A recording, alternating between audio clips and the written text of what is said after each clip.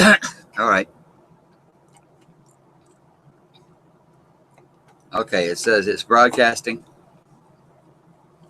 I clicked on invite up at the top, and I'm pretty sure it sent invites out to the circle, but it's still saying can't invite extended circle or go public. So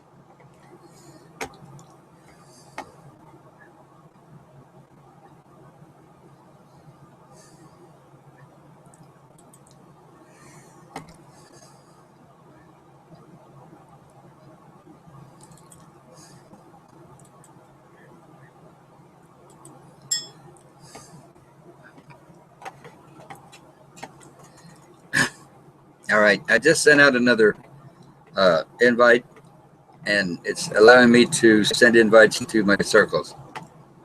So it's the last one that was just posted. Click on that one. That one's working. The others aren't.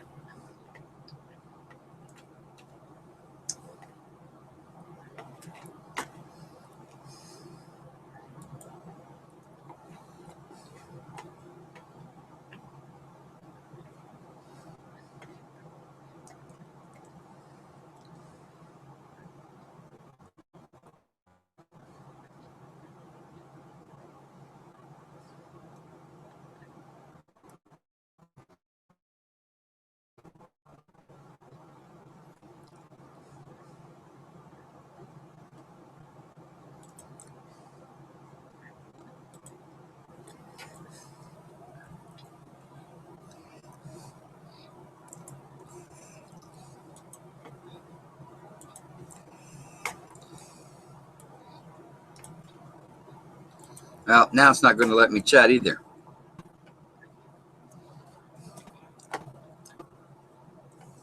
So I'm reading them, and it's no problem, Jen. Come on in so when you can. This is not going to be the only one. I can tell you that. Warren, let me go invite, and I'll put in your channel name. See what happens.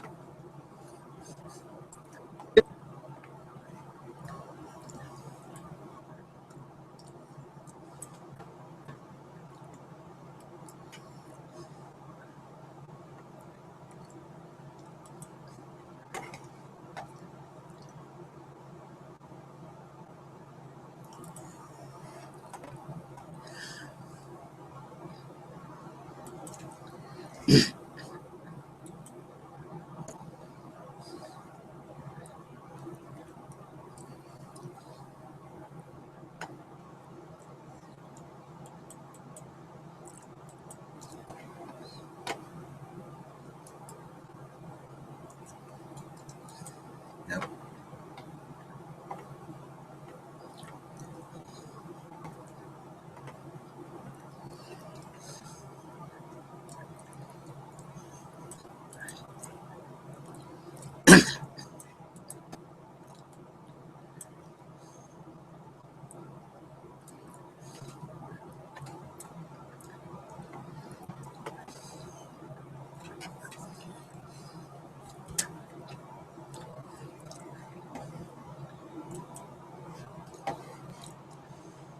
Do you got me on here?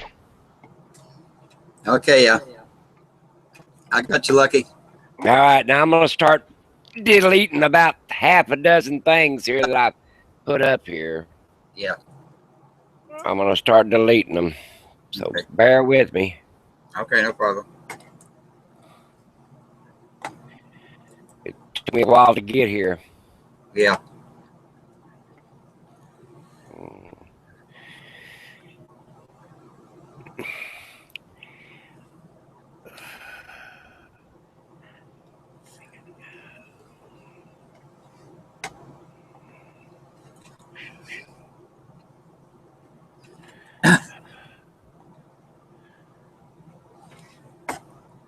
You still there?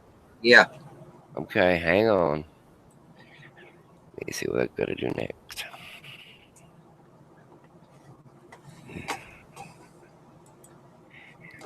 I'm going to post the link in the chat, in the other chat, because it won't let me post anything in the other one. Oh, well, somebody told me you still hear me. I can't see you, but Yeah, I can hear you. Okay, somebody told me last night that you had to go over and invite them again on YouTube instead of Google. Oh, okay. He sent me a what they call a link to whatever he was doing. So, All right, let me try that. Let me get back to where you is at. I don't want to lose, even though I got a back screen running. Back screen running. I don't even know how to get rid of it because I had to hit it on my emails again to get back to where I was at. So, and what I did is I went through 3 emails and got you. Yeah, that's about how many times I've sent.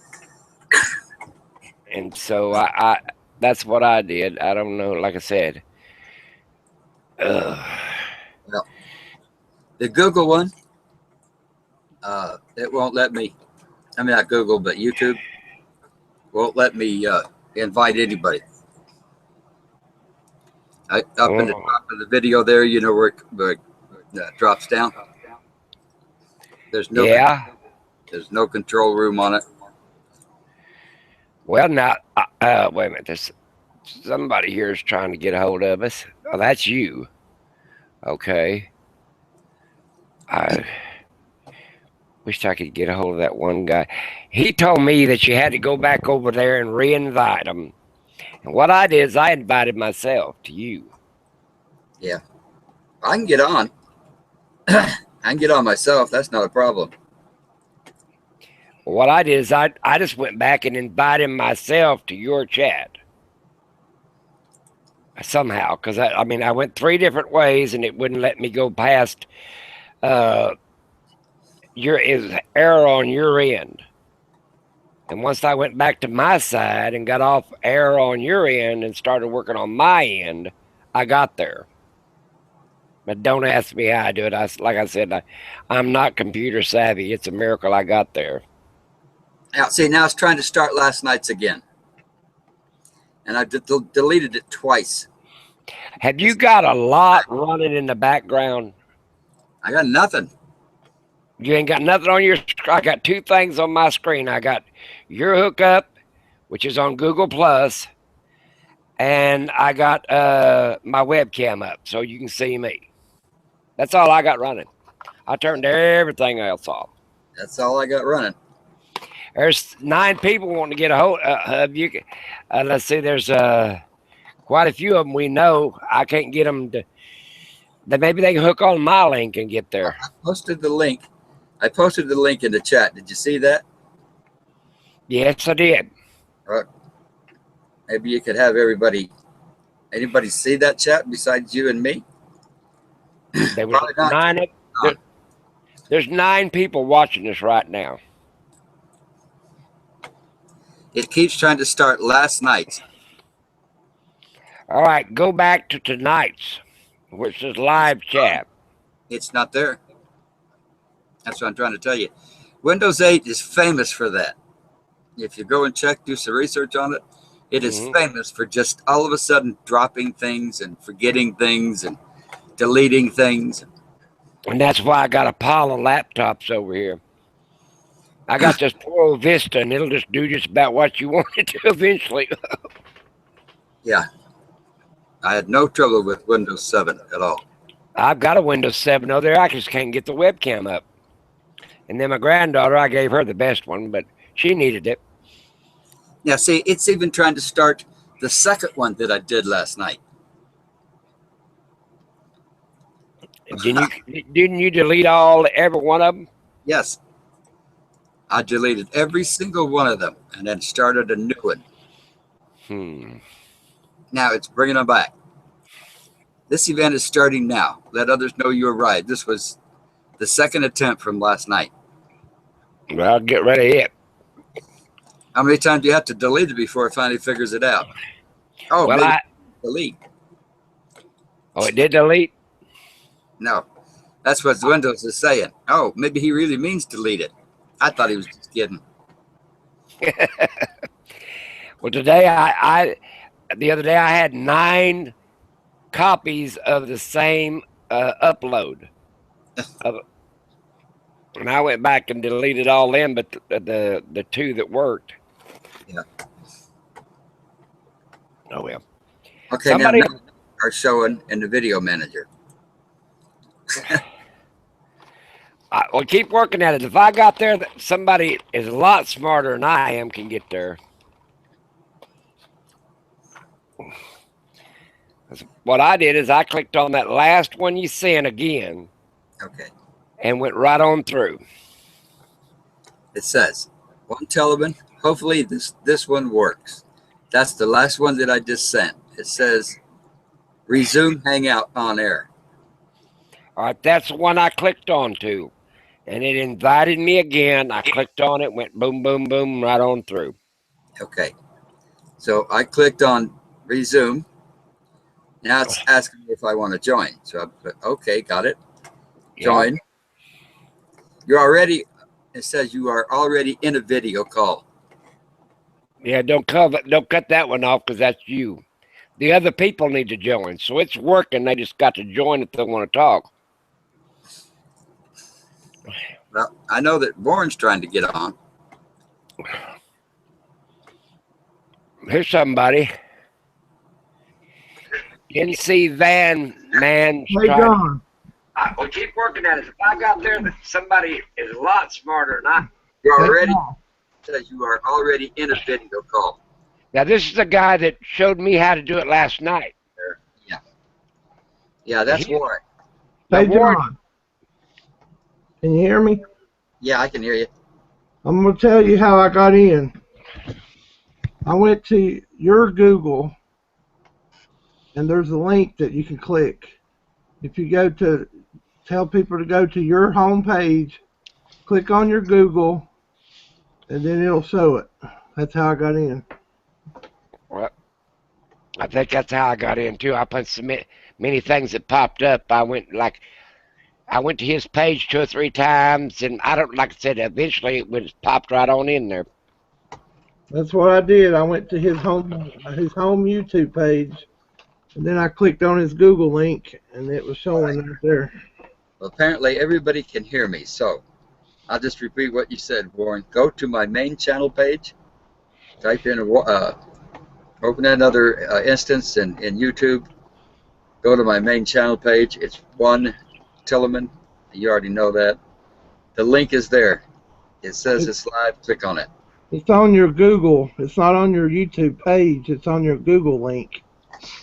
They have to click on your Google link at the top of your YouTube.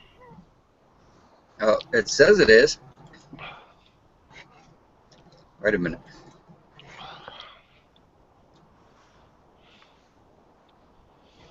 Well, wait till I decide to have a live chat. I'll never figure it out. I think that, I mean, it's pretty straightforward, you know. There's not a whole lot that you have to do with it. You know, start a live event, a new event, make some settings, and click on go live now. And it's supposed to be running at that point. Well, then you got to go back up and click something else to invite your guest. Last I heard about it. Sean, I'm going to send Wayne a link. Is that fine with you? Okay, that's fine. Yeah, no problem. Yeah, on the main page, it says live now channel next to it.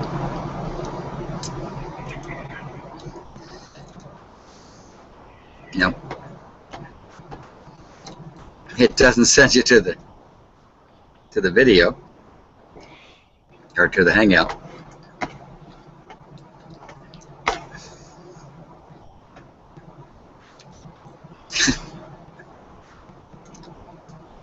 There comes somebody in. Here we go. Back in there. Hey, everybody. Hey, Wayne. Well, you beat me. I didn't have time to send it. I was putting it on your Facebook. Oh, man, I'm quick. If anybody goes to John's Google, they'll see the link if they're on his link. Yeah, that's what I did. As you was talking about it, that's where I was headed. Yeah, that's how I figured it out. Well, you're a pretty smart fella, ain't you? I'm a pretty fart smeller. Yeah, you're a pretty smart fella. I don't know how I got on it. I was first last time, and I'm first this time. I just kept punching buttons, and it worked. That's what I'm doing. I never made my computer mad and it froze. All right, so now if I go and send out invites, it might work, right? Well, it's already on your Google. Oh, All it you is? got to do is tell them to go to Google and click on invite. Anybody watching can see, can hear what you're saying, so they're going to go to your Google. Yeah, I can see even up the top, it's not even letting me go and invite people. Hmm. Hmm. Did we lose somebody? Yeah, Warren left. You know, John, they just don't like you. That's what it is. I think it's Windows 8. Called it names and beat it up. He probably just doesn't want anything to do with me now. Hey, I think your cat had something to do with it. Now, she almost jerked it off the table last night. Or was it the night Yeah, before? she grabbed a hold of it pretty quick, didn't she?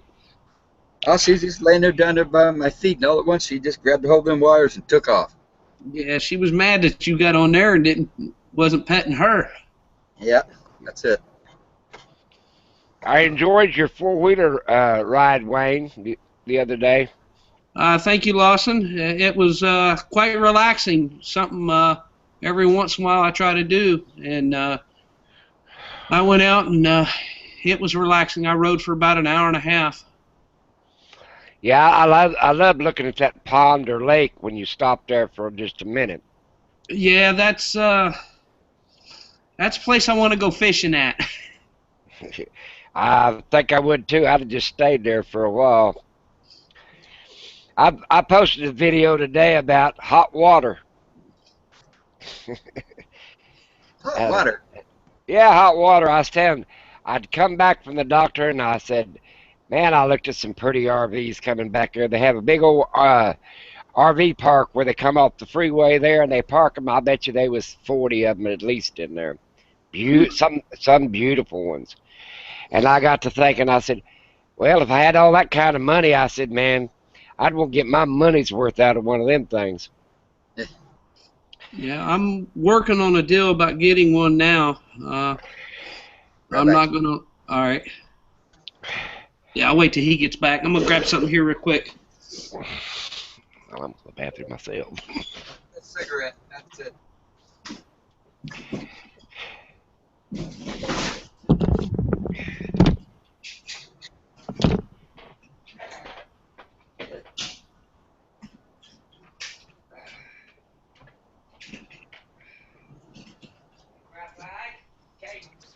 Oh.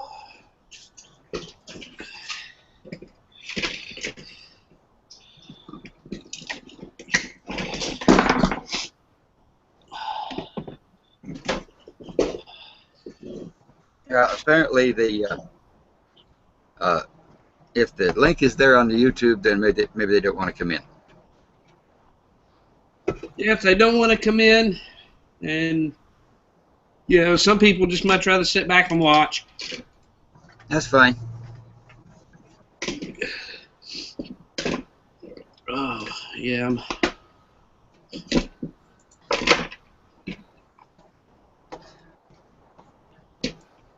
Yeah, I'll wait till Lawson gets back. I'll kind of, talk about this RV that I've been looking at. I'm not going to go into detail about the deals that I'm working with the guy on it because I don't want to jinx it. Yeah. Maybe I shouldn't say anything. It seems like every time I say something about something, comes up. Uh-huh. I know. I understand that very well. Murphy's always listening. Murphy's a real bitch.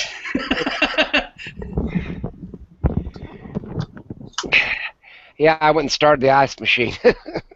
Alrighty. Go from hot water to ice machine. Well, I buy that stuff. My little ice machine looks like a bread maker, and you can take it with you. Uh-huh. And you just pour the water in manually, and it makes 26 pounds of ice in one day. Oh, wow. In a 24-hour period. But it's manual. You just pour the water in it, and it's like a little bread machine. It looks about the size of a bread machine. Oh, I thought you were saying something about redneck. What? I buy stuff that lasts 5 to 10 years, and that's tops. I'm done. Redneck ice machine, anyway. Well, the refrigerators cost too much if you want to buy one with refrigerator in it. I just need the ice. I don't need the refrigerator. I have one of those plastic liners that you put in the back of the pickup truck. You know, it slides in and out. Those black ones, and they kind of roll over the top. Yep. Anyway, when I put the camper in the pickup, I took it out. And I was trying to sell it. And everybody was saying, well, that's, you know, nobody uses those anymore, but they do make really good redneck swimming pools. It'd make a good slide. You seen that movie where that liner falls out of the back of that truck and they're in the desert? Uh-uh. Yeah, they carry that thing for about 500 miles. They're chained to it. I don't know about this. The computer keeps jumping up that security check thing on me. Really? Yeah, I guess it's because it's checking everybody's computer. Oh, okay. I was going to say, Wayne's awful quiet. What's he doing in there? Oh, I'm just messing with this gold stuff over here. Just kind of toying with it, trying to get it done. Well, what happened to the other guy? Did he run away? I don't know. He just left. He didn't say anything. I think he's trying to get everybody else sending them emails, because you can't do email while you're in a live chat. It won't work. Actually, Warren can do that. He's pretty good at doing that kind of stuff. Really? I'm lucky to get it turned on. And I ain't lying, buddy. For a while, I had a stack of them over here. I had a friend that had a second-handed place, and he'd bring me another one, see if I could work it. Finally, I ended up figuring out this Vista one. I like it. Yeah, I take old computers apart for the gold in them. This one probably ain't got nothing but lead in it. Believe it or not, there's more gold in them than what a lot of people realize. So when I retired, I took some of my retirement money and I bought me a great big old computer, just huge. This thing had, all kinds of gizmos in it. And you know what? I should have, if I'd been smart, I just bought me a little old laptop. Yeah, I'm trying to. My old desktop, I built it probably 2 years ago, and it quit working on me a little over a year ago or so. So I started messing with it here recently, and the motherboard's bad on it. But the motherboard's still under warranty, so I got the RMA number, so I'm going to send that back and hopefully get my desktop going. Well, I sort of like these laptops or them little tablets. I bought me one of them little tablets. I'm trying to figure it out. I couldn't. I got to have a keyboard. These tablets and Kindles and all that stuff, that's not for me. A lot of people, they really enjoy them, but not me. I don't like them. Well, I thought it'd be easier to carry around.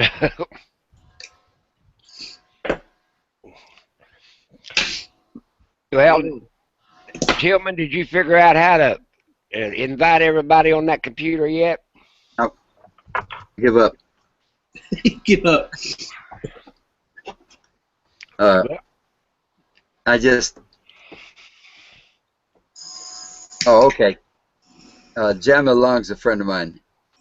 And I just asked her if she was just watching tonight, and she said, yep. So apparently, I think it was Warren that said that the link is there. All they got to do is click on it. Yeah, it's on your Google page. That's how I got in. Okay. Don't ask me how I got in. I punched every button, went back through all my emails and punched again and everything. Here comes somebody back. NC Van, man. There he is. Long's a friend of mine. Sorry, my computer crashed on me. She was just watching tonight. She said, yep. So apparently, I think it was Warren that said that the the link is there. All you got to do is click on it. Yeah. Yeah, it's on your Google page. That's how I got in. Yeah. Now, we Yeah. said that about 2 minutes ago. Something happened there when he came in. Went back to all my emails and punched again and everything. Here comes somebody back. No, it didn't send me no. PNC van, man. It didn't send me nothing. Sorry, my computer kind of told me. What's wrong? What's going on? Sorry about that. I've got the other one He's muted now. got to close some of these windows or something because he's got too much. I got it. All right. I thought I had it closed, but I didn't. Now, Oh, okay. I figured that much out when last time I was on live chat. I had about 15 bars across the bottom and top, and I had to close all that stuff out. I don't know what's going different on yours, John, but it didn't send no alerts out to me. But I found it on your Google page. Well, see, I got his alerts yesterday about Yeah, I got those, but it didn't show you no way to join. Yeah. Well, you're in my circles. I know that. Yeah, I mean, I should have went to your Google yesterday and looked. That's probably why I couldn't get on yesterday. Could be. I don't know. I'll figure it out, though. Well, you got 4 people in here, and your chat box is working, so you're doing pretty good. Hey, the rest of the people, they can figure it out. If I can make it, they can too. Yeah, all they got to do is go to his YouTube, Google, and it's on there. Burned out from last night. Yeah. Somebody's over there making a fortune or something, Wayne is. Nah, not hardly. Oh. Yeah, I put me up a video tonight about if I make it 5 years with one vehicle, I got 2 of them, so I can make it 10 years. There's Joseph. He figured it out. Here comes somebody. Oh, God. Who is it? That's Joseph. Joseph Kalonji. Ah, Joseph. He made it. Finally. How you doing, bud? Hello, All righty. How's everybody doing? Doing good. Doing all right. I'm just sitting here all stressed out. I don't know what the hell I'm doing. Well, you don't have 5 cigarettes in your hand, so you can't be that stressed out. Gotta have it. Yeah, but you ain't smoking 5 at one time. Yeah. Used to do that when I was a kid. There's one good thing about it now. I can get the link now that I'm in the room. Hey, You can do what? So now that I I'm hear you. I was saying now that I'm in the room, I can get the link if I needed to invite somebody that couldn't get in. Yeah.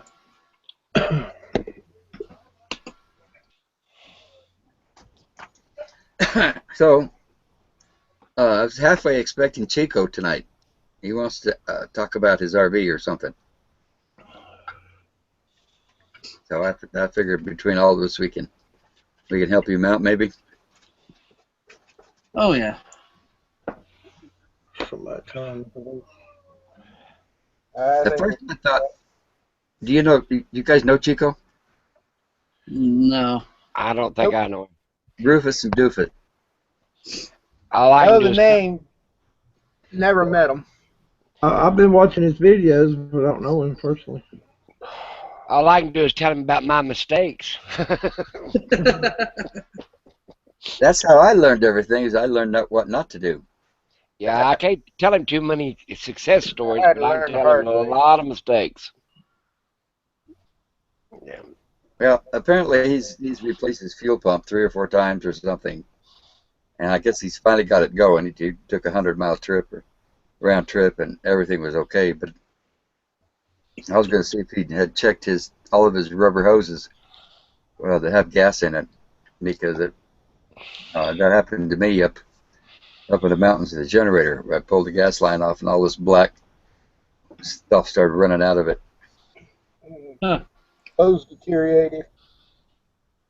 Huh? That hose deteriorated. Yeah. Yeah. Mm. And They were 2 years old to get the rubber hoses were 2 years old.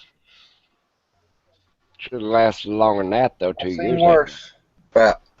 Yeah, It's- but this ethanol gas, if it'll eat up some of the older rubber hoses. That ethanol gas will kill Yeah, it them. makes little balls in them or something. Looks like. Dries them out. Yeah, I've had to replace the rubber parts of the fuel line on mine already. yeah. Well, I don't really go to them filling stations that says it's part ethanol. I just wait till it says 100% gas. Yeah, but you might be walking in some places. Yeah. True. That's the thing of the past. Hell, I ain't gonna walk. I'm gonna call an ambulance. I ain't too good a walker. Lawson, what kind of RV do you have? Hello? I think the best way you're going to get any good gas now is to go to get some Campbell's pork and beans. Yeah, That's probably true. we'll put moonshine in it. Oh yeah, that'll do it. Won't work for me. Biodiesel probably, but I'm not even going to attempt trying that. No, I go straight diesel. I don't want none of that bio stuff. Well, biodiesel, actually, you can save a lot of money, and it runs just as good. I ain't going to attempt it. Well, my bus runs on diesel and that ambulance runs on diesel. I don't know about the rest of it. I won't attempt it. And I ain't I'll no stick with mechanic. off-road diesel. It's if I have to get it delivered to me, I'll get that. It's a little cheaper. They run on pure vegetable oil too. Yeah, but you ever get caught running off that dyed diesel? Oh, boy. That red stuff? You Yeah, the red dye. Really Ooh, good. buddy. don't get caught if you cross over to California. Really? Yeah, California won't allow it. They smell it Yeah. or something? Yeah, a lot of places won't. They'll dip your tank for it. Yeah, they sit over there with their red diesel detector. Well, wouldn't Yeah. that just be for commercial trucks, not RVs? Nope. That's off-road diesel only. Doesn't matter what it's for. Yeah, but would they Yeah. just check a regular If I RV? was to get it, I'd get it over here. I know it's like $1.99 gallon for off-road. That's not too bad, is it? No, it ain't bad at all. Beats, Well, the odds of them pulling beats you the over. 285 it is right now, which still isn't bad, but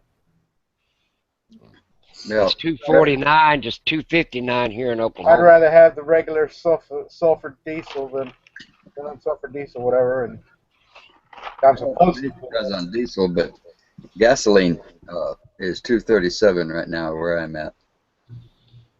But in the valley, it's almost 20 cents cheaper. It's almost $3, back up to $3 a gallon down here. Where's Well, down here at? Florida. Yeah, Florida? that keeps getting higher the further south you go. Yeah, I'm 257 here. Hell, they got so damn much oil down here in Oklahoma, it shakes the ground when they try to put it back. Yeah, I agree with that. I was over at the store this evening and had 2 or 3 earthquakes. Really? Yeah, they only have about in the 4s. I'm looking for a big one of these days, though. Are they doing any fracking there? They do fracking all over Anywhere, Oklahoma. what? Fracking. Frack? Oh, they force water into the ground, and I think that's the way it is, and it brings up the oil I out of the shale. Yeah, that's the only way they do don't it know. here in Oklahoma. We had enough tornadoes. Now they Force decided. water in the ground all the time, and I ain't bringing up nothing.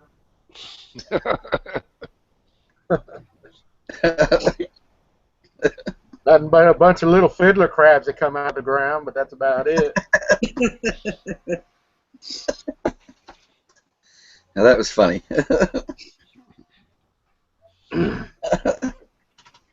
Every time I drain my tanks, every damn little fiddler crab comes out all around there.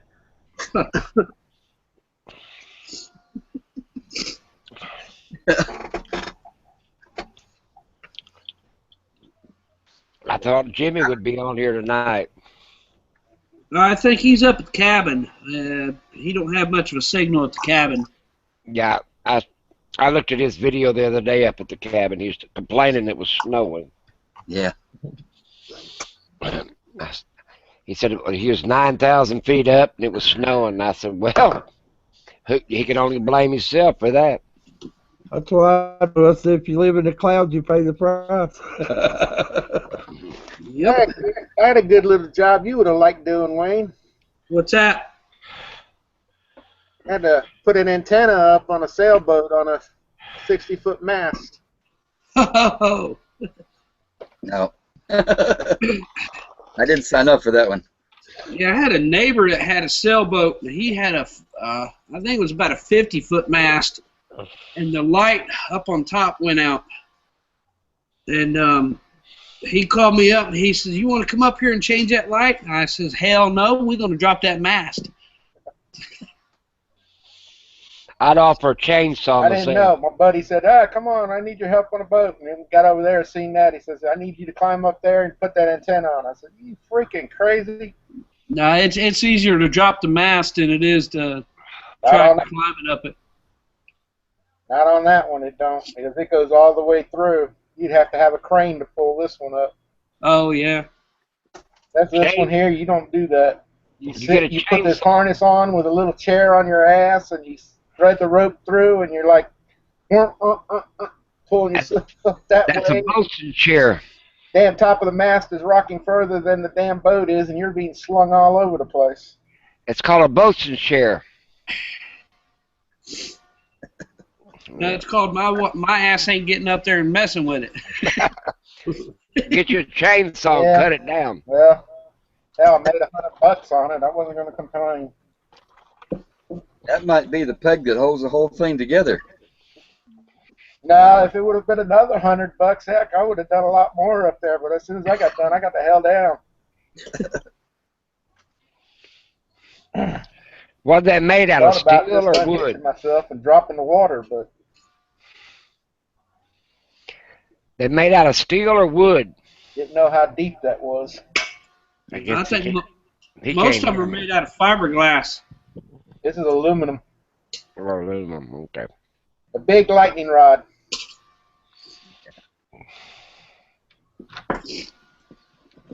I thought about taking my damn GoPro.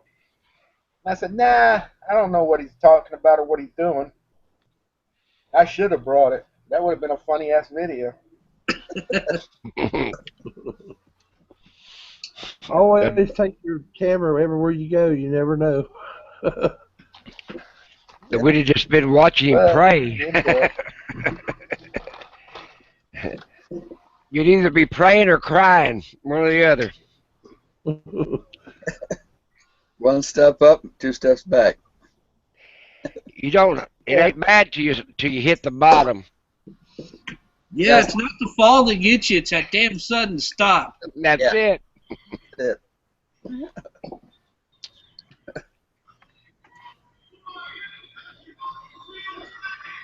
Oh. Now, here's somebody. What is that?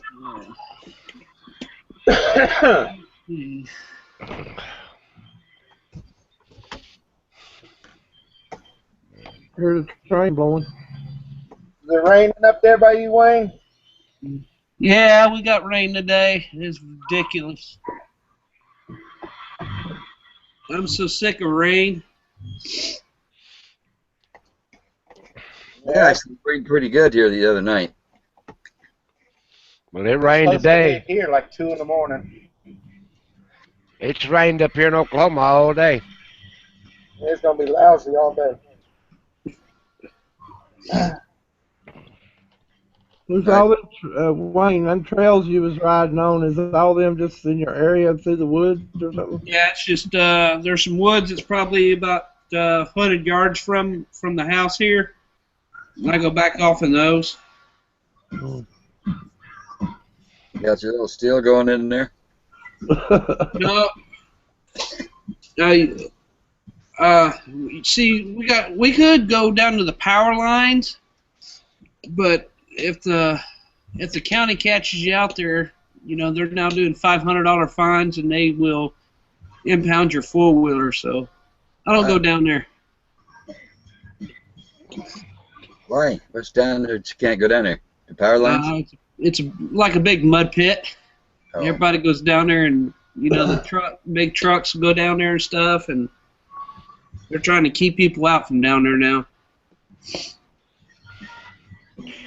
Well, $500, and I'd say, well, they can keep it.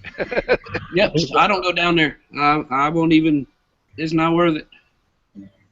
There's a lot of washes in the southern part of Arizona, and when we get the monsoon, they'll flood. And they're finally starting to find people pretty good when they go out there and get stuck. They have to police the fire services to come out and get them, and get a tow truck and pull them out of the water. Yeah, see, a lot of people down here, they go to, they call it bogs and boulders. You know, a lot of people go to that. I'm just not into, you know, I'd much rather just go ride on the trail for a little bit and enjoy it. But I don't know if I could do it a whole weekend, though. I don't think my body could take it.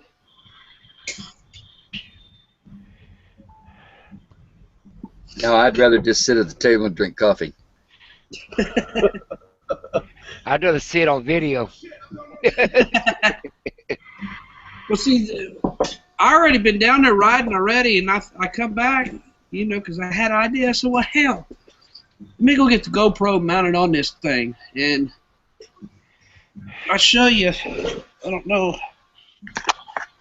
See if I can move the laptop here so you can see it.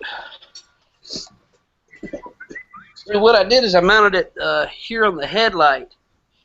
But the thing is, you turn the wheel, the headlight turns. So next time I'm going to try to mount it somewhere different so every time I turn the steering wheel, the camera doesn't go turning.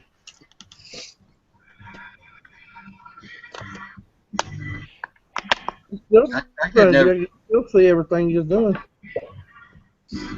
Those guys that ride their motorcycles and put the camera on their cap on their forehead. Yeah. I get car sick when I watch those things. Yeah, you know. Especially when they put them on high speed.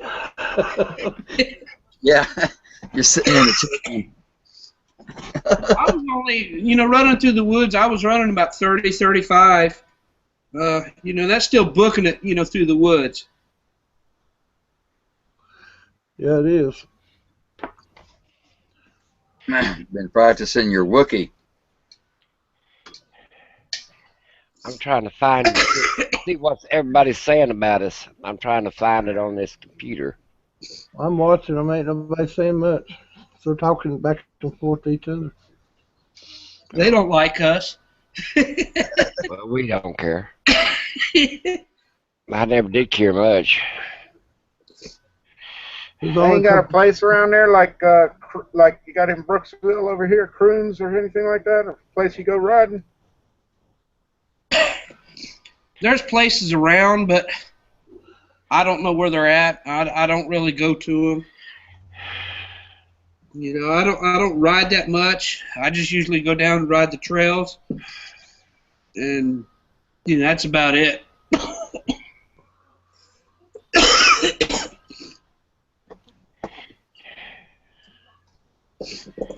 I haven't been on a motorcycle in a very long time. Probably pretty close to 40 years. The last one I rode was the Cushman Eagle. I used to have a Honda Goldwing, but right when my transition over into the RV stuff, I ended up selling it. I got a 150 scooter. Last time I rode it, I couldn't walk for 2 days. It hurt me so bad. Yeah. I'll ride my wheelchair, thank you, just the same. I rode my scooter up on the Blue Ridge Parkway, and I rode about 60 miles or so. I couldn't even move the next day. Things rough. I know that those gold wings were pretty smooth. I've been on a couple of those a long time ago, but all the smaller Hondas, the 305s and all that, your feet vibrate on the pegs. You know, you can't feel them after a while. Yeah, well, see, mine was a 1100 GL. Mine was the Sport Custom. It didn't have the fairing and all the saddlebags and all that stuff on it. That's one reason I liked it. Never seen one like that. Do what? Said I've never seen one like that. Yeah, because you got the Aspencade, you got the Interstate. You know, they all have the fairing and stuff on them. But they made, I think it was more or less like a limited edition or something. I mean, I really don't know. But I was talking to a buddy of mine before I bought it, and I told him what it was, and he says, man, you ought to jump on that. So I ended up buying it. Like a Sportster, Harley Sportster then, more or less. Yeah, something like that, I guess. It had the, what was called the street sweeper pipes. They come out and went, you know, straight down onto the ground, loud as hell. Cool. I'd like to see that. Yeah, I don't have it anymore, though. I wish I did. I heard you say that, but I'd still like to see it. Yeah, I got some pictures. I'll dig some pictures up and put up some pictures. Good idea.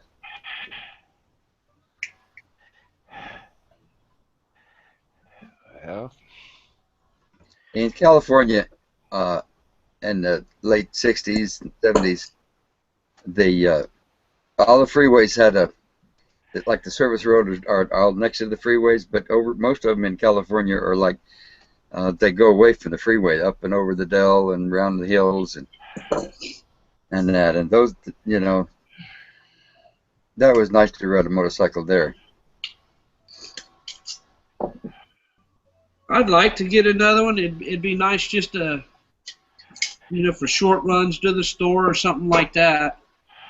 But my wife, she don't like me having one. She says I'm too much of a speed freak. Yeah, well, you know, when you're young, you're pretty flexible, but as you get older, you fall down, you're probably going to get hurt. Yeah, 'cause see, I used to have an 81 Kawasaki 750, and right after I bought it, you know, I got on there and I went on a little back street by where we lived at, and it was still about a half mile away. And my wife said she heard me the whole time I was on the throttle. And I didn't realize that I was sitting there, you know, I took off, man, you know, I got the bike moving. I looked down, and I was doing about 140 on the bike, and it didn't seem like it. Yeah. I'm like, oh, it's time to slow down a little bit. Yeah. Things happen really fast at that speed. Yeah, I don't like going that fast on two wheels. Nah, don't. If you wreck, you're done with. I've done 80 on a bike before it, and I felt like that was real fast. I can't imagine 140. When I was driving, I had a Pete, long-nosed Pete, had a 4 1/4 kitty in it, the industrial one. 15 speed with 350 rears. Man, that thing would fly. A bunch of us to get together there in southern Texas across 10, I guess. 20 or 10. Gone. Huh.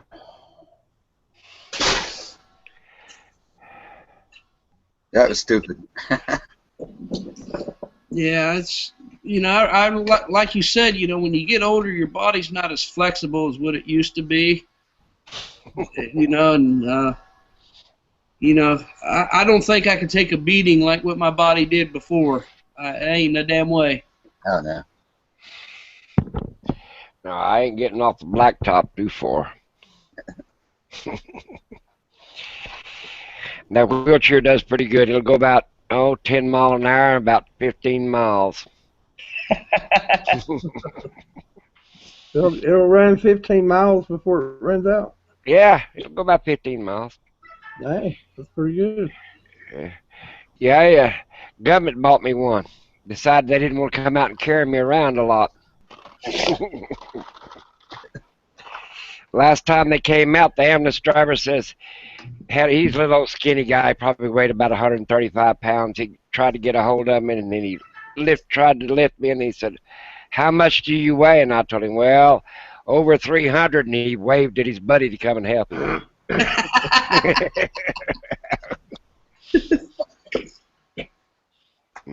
I guess he was like, I don't get paid enough for this crap. Yeah, and I just barely fit on that gurney, too. I mean, they just barely made it.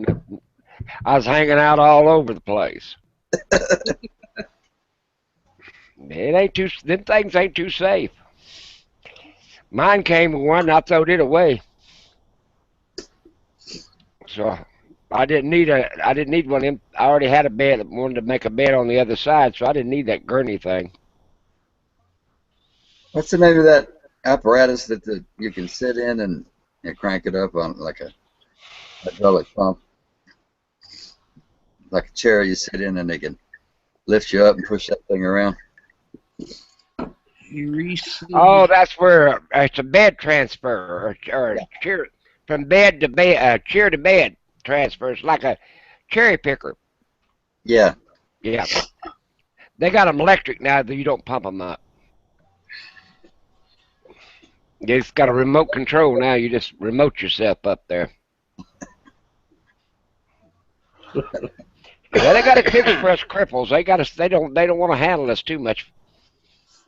No, I don't blame them. No, really. I mean, drop you. Well, they're afraid they're going to catch our old age. Lawsuit. Yeah, no, they're afraid they're going to get old themselves, so they don't want nothing to do with us. I took my brother-in-law to the doctor the other day, and he said, "Well, he's past 80, Like, okay, well, what's that got to do with his diagnosis? That doctor didn't want to work too hard because he's past 80. Yeah. That's kind of been in the news a few times over the last couple of years. Once you get 65, your health care quality is diminished. And they can't blame it on that Obamacare either. I don't believe that they don't want us living much past 65. That's exactly it. Because there's not enough Social Security to pay us all. Whose fault's that? The ones that didn't pay in Social Security. Come on. Now look here. Look at all this money we got. Let's give it to somebody. Well, yeah, they did. See, let's not start that. Now, a long time ago, they had a bunch of money in Social Security, and I forget which one. I think it was Reagan or one of them wanted to figure out how to get into it for general fund for the state of California. Yeah. And he gave it to all of them Medi-Cal patients or something like that. He let welfare get in there and use the money. Yeah. And that's what happened to our Social Security. Because I was like, he started it, but everybody else they just keep it. Oh yeah, what they should have done is just wrote you a check and with what you put in over a 50, 60-year period and a bullet to go with it. If you blowed that, use the bullet. But some of us have been pretty rich. Because I know they took enough off me over the years. I will never get all of mine back. Never. Nah. And then they had that extra tax, which was Medicare, Cal, or something for the state, so they could pay their welfare patients, their welfare people. Yeah, they taxed you about 4 different ways, I'm going to tell you. But you know how they are. They love to tax in America. Yeah. That's why everybody... The Rome. Well, I'll tell you why. That's why a lot of people decided to get RVs, or they don't trust. I mean, they don't trust people like they used to. Uh, that's what I decided to do. I said I'd get a couple of ways to get out of town in case I have to. Yeah. I worked for the water and wastewater industry, and we had a survival booklet and a big chest in case of a disaster, and pull out our gear, blah blah blah. And in that, it said within an hour they'll shut down all the main roads going out of town to reserve the materials and the resources in that area. Really? Yeah. So it made me think. That's when I decided, after I read that book, I became a prepper. That'll do it. Yep, that'll do it. When they figure out the dirt. I had a friend of mine when they had that bombing down here in Oklahoma City. They said we couldn't leave our post and all this big long speech and all this stuff. And I said, Mister, when it hits, you think you're getting your next check? And I said, I'm gonna be going home to my family. I said, I don't know about you. Of course, we didn't leave over that one incident, but if it really kept on bombing or whatever, I'd have left. I mean, what are you gonna stay for? Make sure the people taking over's got water. I'm not really. I'm not really a hardcore prepper. Yeah, the government's trying to take over now, and that's getting ridiculous. I'm just preparing to die. Nah, I don't want to die early. Not that early. But your best friend will turn on you. Claiming like martial law and some cockamamie cooked up junk. Well, I'm going to tell you something. If the internet goes down, it stays down over 3 or 4 hours, 5 or 6 hours, you better leave town. Because the servers are all in Switzerland. They go up to a satellite and bounce back down to Earth. So something's happened to a neutral country that could care less about America. And that right there tells you that's scary. I never heard of that. Yeah, all the big servers are in Switzerland. They bounce them off of the satellite, and we get, that's how come they can just transfer us all over the world. You could be talking to somebody in London, England, on the internet, and Australia, and wherever you want to talk to them at. I can tell you that if the internet went down for more than 2 days, I'd be having nosebleeds. And well, I just leave. And I'd leave this laptop, set it over there, and put it on solar and let it come on and off as many times as it wanted to, but I'd be leaving. Because I just don't, like I said, nowadays, your best bet is to get out of the town. Now, I like where he's got that four-wheeler in all them woods.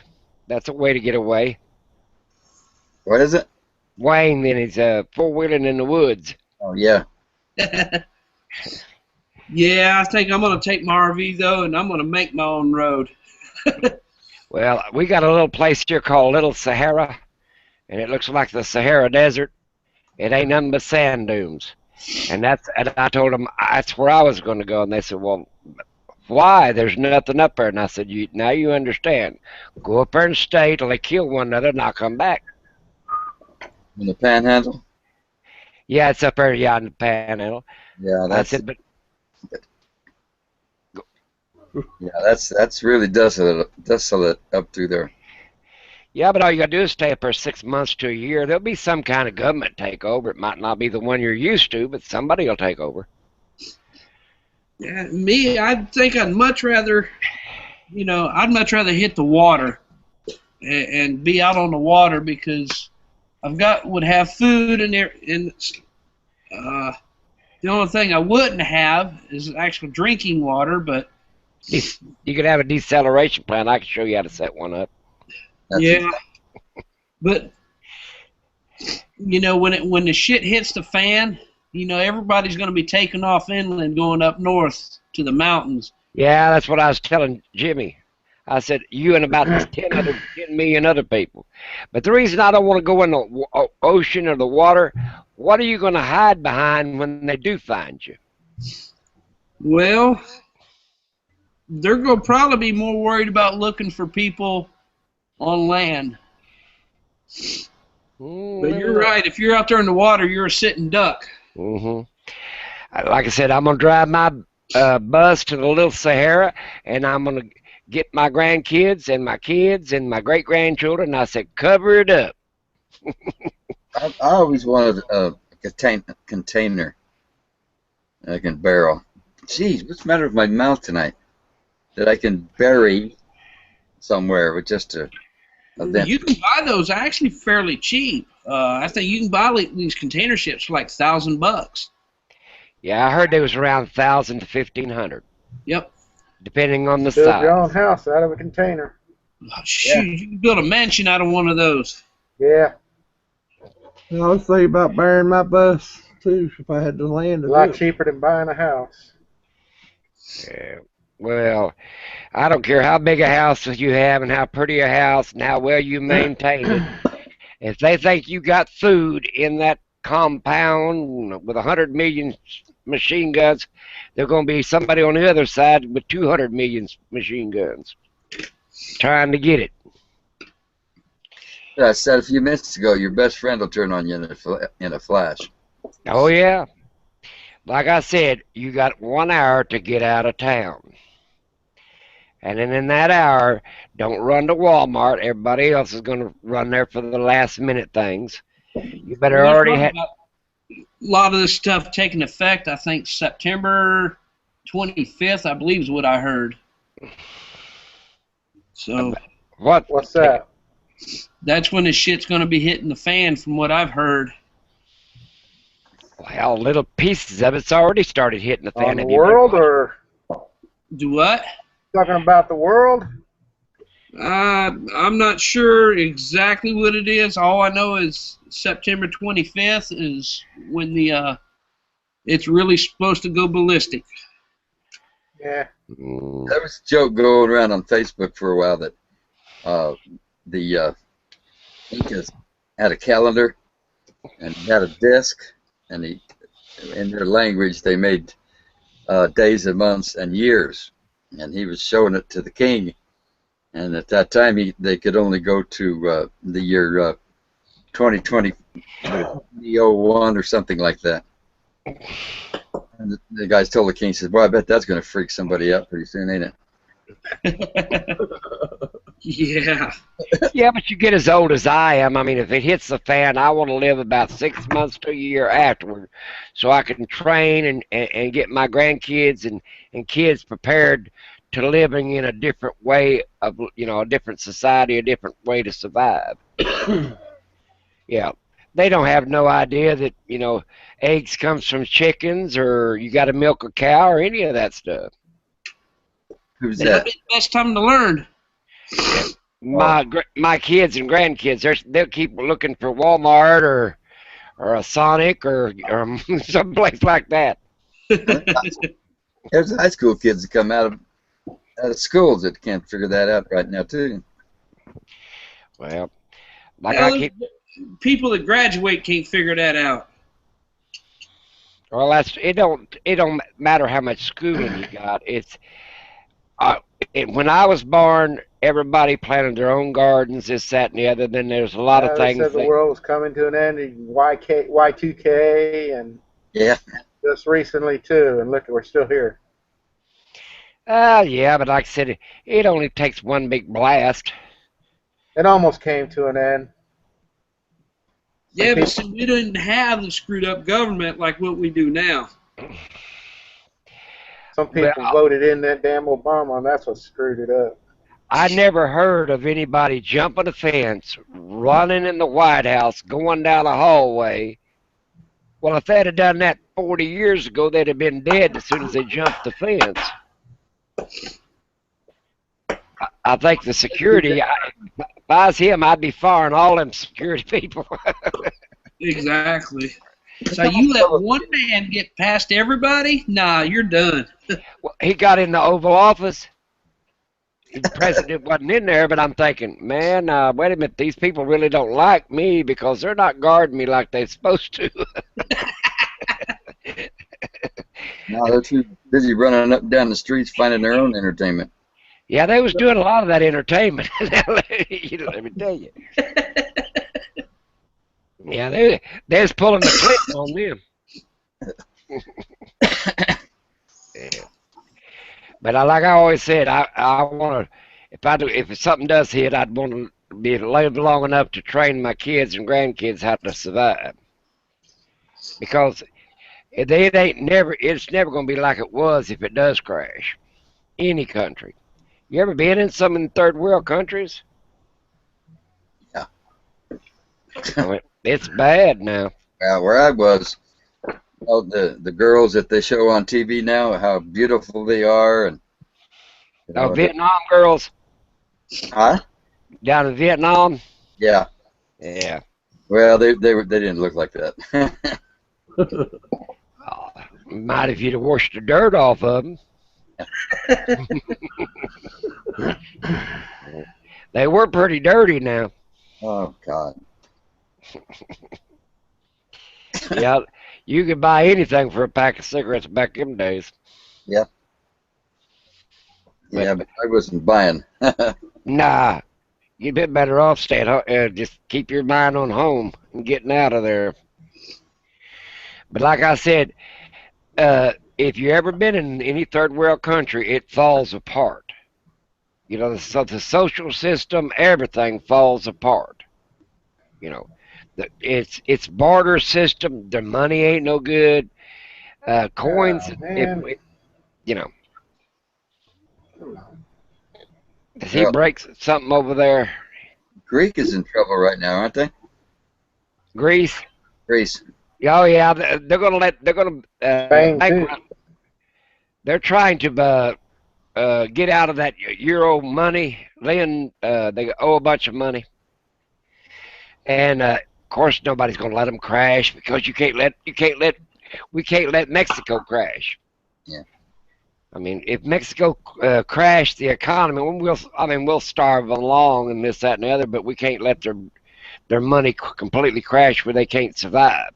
You know, let them go bankrupt, let's say. Because anybody step in then and pay off their note, they sort of own that country. Like you'd buy a house, well, you can buy a country. I think China owes that. Yeah. Well, Yeah, China's got done that already. Yeah, China's got a pretty good hold on America already. So does Japan. Go up there in Montana. Most of them cows are already earmarked for Japan. They're not made for United States consumption. They're made for Japanese consumption. Really? Yeah, if you get to checking in some of this stuff, you think, that's where some of this stuff's going. What do they do? They give us back lead paint, right? Yeah, they give us back the stuff that he's working on trying to dig that little piece of gold out of there. That computer box. Yeah. Wayne, you traded an American cow for that box. Well,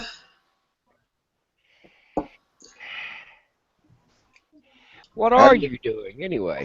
How do you say quit kicking the bucket over in Japan, in Japanese? I have no idea. He's going to cut his finger, and he's going to be speaking or some kind of foreign language here in a minute. no, I tell you what hurts the worst is using this little pick tool and stabbing your damn finger. That hurts like a bitch. Well, have you made $1.50 yet? No, I haven't. I haven't actually processed any of it yet. Guys, I'm gonna get going. Y'all have a good night. You too. All right, take it easy. See you. Hey, thanks for stopping by. Anytime, Tillman. Take care. See you, Joseph. Yep. Well, I don't know what's going to happen in the next few years, but I really lived long enough anyway, probably. I'm not going to just lay down and die, though. I'm going to say, well, oh, well. Yeah, I watched my mother get really, really old. I don't want to be that way. My grandmother lived till she was 104, and about 2 weeks before she died, she said she was sick. First time she ever seen a doctor, and apparently he didn't do her no good 'cause she died 2 weeks later. My dad lived till he's 97. Mom passed when she's 98. Yeah. Well, a lot of them keep their health to, just the last few days or last few weeks. Yeah. Yeah. Which is nice, Just give up. What? How do you justify that? You live 100 years, and then all of a sudden, you just get sick and die. Well, I think there's a time limit on your muscles and your cells in your body and stuff. I think it just like runs out of push. Yeah, I understand that, but just you live to be 100. Why can't you live to be 101? The way Mom did it was she just quit drinking water. I don't know. The way this world's going, do you want to live that damn long? Nope. Yeah, I don't want to live. Past 100, my grandma looked awful skinny, though. Yep, I'd rather keep my fat around a little bit longer than that. Yep, one time now I was pretty heavy. Now I've got down now. I went and weighed today at the doctor's office. I'm down to 290. That ain't bad. No. Very good. I'm still 360. Well, see, I was way up there too at one time. Now that stage 4 cancer will make you lose 100 pounds real fast. Yeah. So I lost that 100 pounds real fast. Never did get it back. But like I said, there's a lot of things out there that's worth. Oh, who was that? Oh, I got an email message. My dings. Dings. Nah. I don't know how to get to that other channel where you watch what they say about you. They still think I bought somebody's old camper or something. What? Oh, I look like somebody that bought that Nomadic Fanatics camper off of him. Yeah, they said you have a very close resemblance to him. Hey, if I bought that sucker, I'd cut it up in little bitty pieces and start selling it for souvenirs.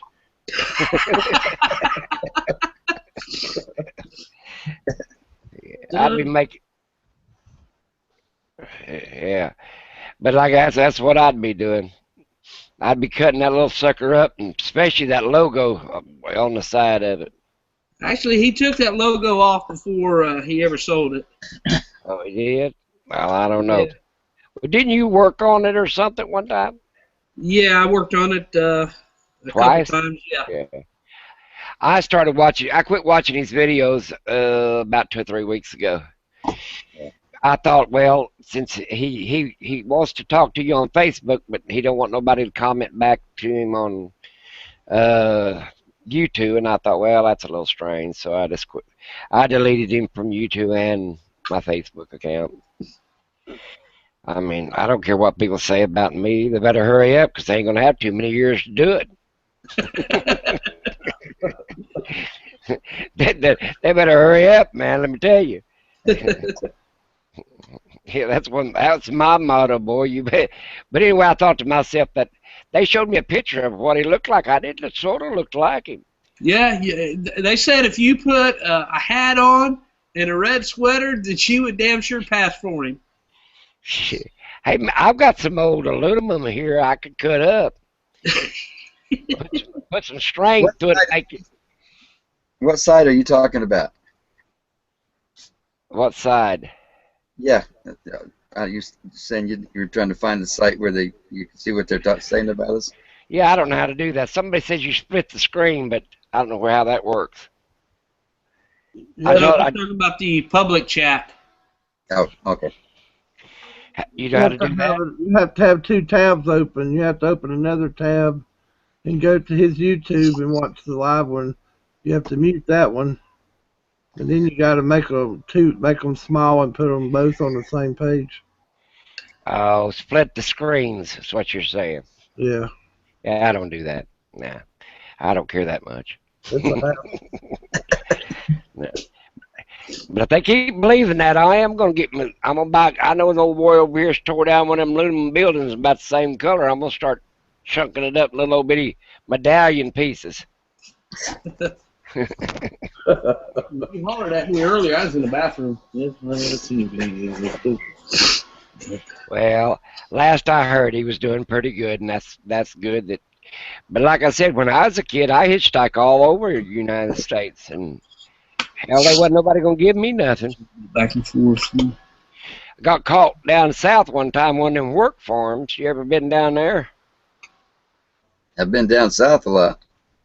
Well, years and years ago, when they had like work farms, and you worked for the person that owned the farm, and he had a store and cabin, Thing up on here. and he paid you up in what he called script, which was his money, and that's the way it went down south. So like I said, I've hitchhiked all over the United States. Amazing. And like I said, I got around pretty good. Don't have a lot of memory in his back because of stuff up. Time in Louisiana. Let's see about the Mac. I had lots of memory. I just love to listen to those people talk. Down south? Yeah, Louisiana, New Orleans, and all around. Cajuns. Yeah, I went down there, Louisiana, one time, and there's some old guy and his family lived up back in the bayous, and I wasn't but about, I don't know, 14, 15 years old. And they was planning on me just living with them and marrying me off to one of them old gals. Now, some of them gals are good-looking little girls. But I thought, I don't know where I want to live in these bayou country the rest of my life. So I packed up one day and left out. What was that Elvis Presley song? Poke Salad Annie. That's it. Yeah, I remember. But like I said, I'd been all over. Like I said, my parents we had a dairy back here, and then they used to take us in the summertime and we'd pick cotton, chopped cotton, whole peanuts, and bale broom corn, and he could make more money with us kids out on the road more or less than and hire somebody to take care of the cows and stuff while we were gone. So well, that's what he did with us all summer. When we came back, he had plenty of money. But back in them days, kids worked. So, did you work for the president's family? President's family? What president? we was lucky to get a candy bar on Sunday for all of our hard work. Carter. President Carter. Yeah, the peanuts? Nah, this is way before we ever thought about him. My God. Yeah, hell, back in them days, peanuts was cheap. They fed them mostly to hogs. Yeah, they only raised the price when Carter got in there. Then he made a law that only a few families could grow peanuts that have a government contract, and that was the bottom fell out of growers, and then the price of them went outrageous. Anybody got any of that Billy Bear left? No, well, they didn't make no money off it either, did he? No. Yeah, they sure didn't make nothing off old Billy Bear. If you got a can that hasn't been opened, boy, it's worth a fortune, a small one. Oh, it is? Yeah. Oh, hell, you could get a printer nowadays to make a can of beer. It's really not worth anything, but, to a collector, it's worth. Yeah. Like I said, I don't. Drink an old stale Billy Bear. The only antique I ever saved was myself. I figured I was worth a few bucks. I just saved myself. Yeah. How many people did you send the invite out to? 100 people probably. How many people's watching us now? 14. Yeah, well, I guess they got tired of us talking about the way things used to be. That's what we talk about. That's what we like to hear you talk about. Well, I'm gonna tell you what, it wasn't nothing like it is today. I don't know. And I don't think that's why I know it ain't gonna get back like it was. Most people had big families. Well, there's 14 in our family. I mean, you either worked or you went hungry. There wasn't no sense. There wasn't nobody. No, it was just everybody had big families like that. Yeah. And nowadays, oh my God, you have 3, you got a herd. But you can't run a farm on just 3 people. No. Yeah. That was the idea, I guess. Well, that's when modernization came along, and they decided, well, they could have automatic milkers and this, that, and the other that took the place of everybody. Yeah. It's just like Walmart. You go in there, and they think they want you to go over to this machine and put your food through there and stick your money in this hole, and it'll pay for itself. I just stand there and look at it and said, well, I'll wait for a cashier, thank you. Yeah. Yeah, that self-checkout, that's for when you're in a hurry. I'm going to tell you something else that you don't know. If you took a marker in there and wrote, when you buy something, let's say it's $1.39, write it on it, take it up there, look at it before you hand it to them, and you'd be surprised how many errors that the machine makes to its benefit. Oh, yeah. It ain't much. It's 2 or 3 pennies here, 2 or 3 pennies there. Yes. And, I got charged 3 times for, I think it was some Oreo cookies, and only had 1 package. I said, what are you charging? A cookie at a time? But you'd be surprised how off that computer is. That's right. I know firsthand about that. And sometimes you'll be missing a bag. Well, it don't take much if everybody is off 4 or 5 pennies here, nickel 60 cents here, whatever. That don't take but 100 customers, and look how fast it added up.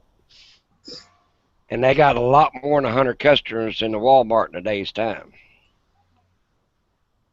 I know, and it seems like when you're in a hurry, there's everyone gets in front of you. It's like, oh, I need a price check. I need a price check. And I'm like, oh, man, I just got a loaf of bread. I want to get my bread and get the hell out of here. Yeah. Well, the first time I tried to check yourself out, I had to get them to come over and help me. You just wanted to flirt with that gal that was running it. Yep, I couldn't figure it out to save my life. I had to holler, hey, I need help over here. She had to leave her register to come over and help me out. Well, that my mother would have flipped over in her grave to see one of them scanners go across there.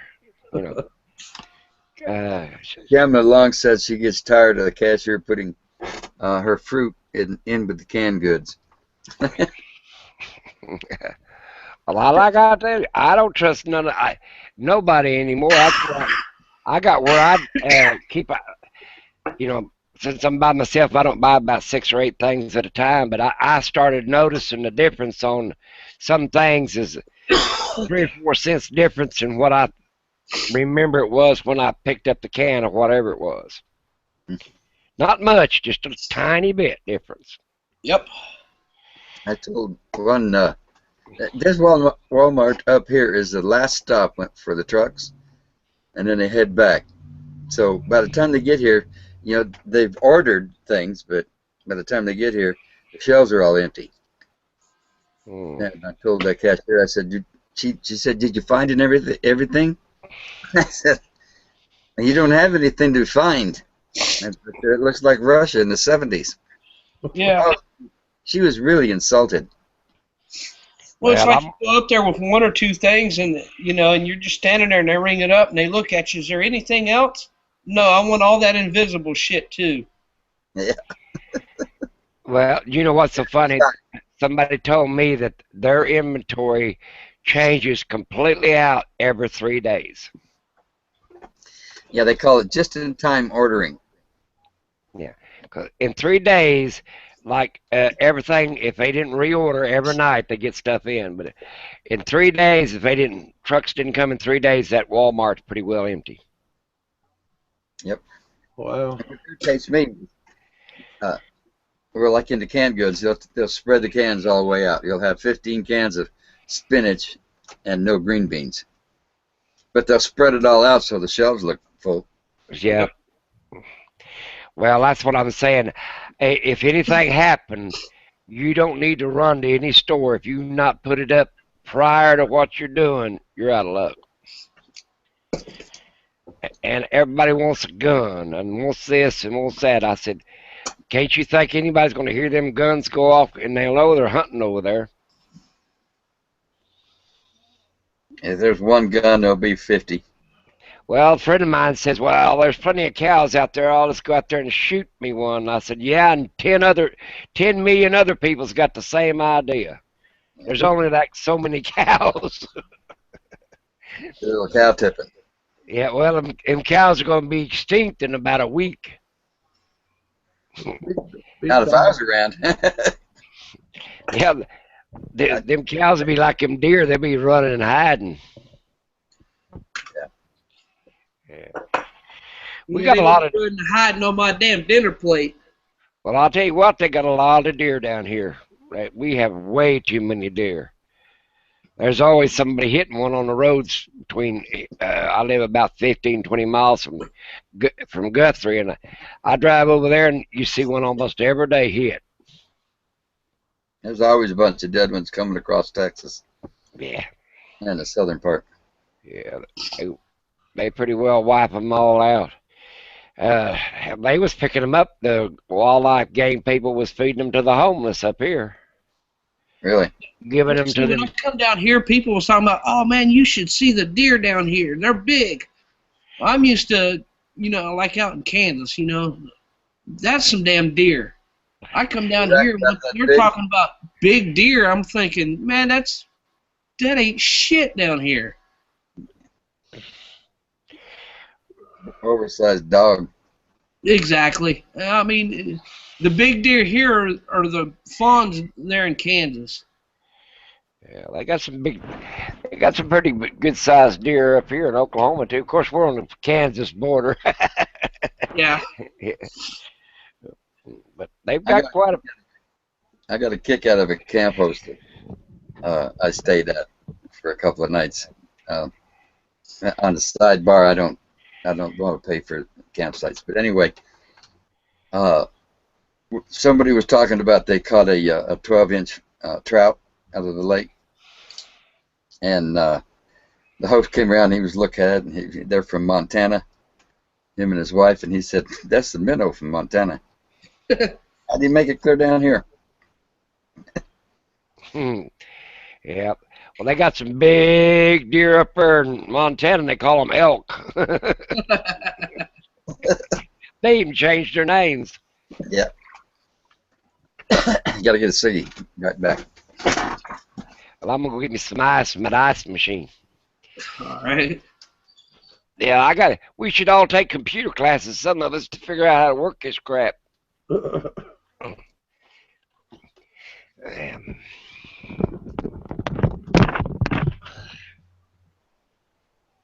Off grid, did you go out and get you any deer when you was out there?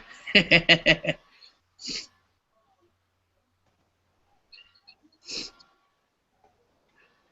know me and the wife, we used to drive around there in Kansas at night, and with cornfields, out in all the dirt roads, you could slowly turn with your headlights on high, and you could see deer all over the place out there. We enjoyed doing that. He just said a few minutes ago he was working on getting in here. Is people have trouble getting in? I don't know. If you're wanting to get in, go over to Tillman's YouTube page, click on the About, and then on the About thing, you'll see where his Google Plus page is. Click on his Google Plus page, and then the link will be on his Google Plus page to join.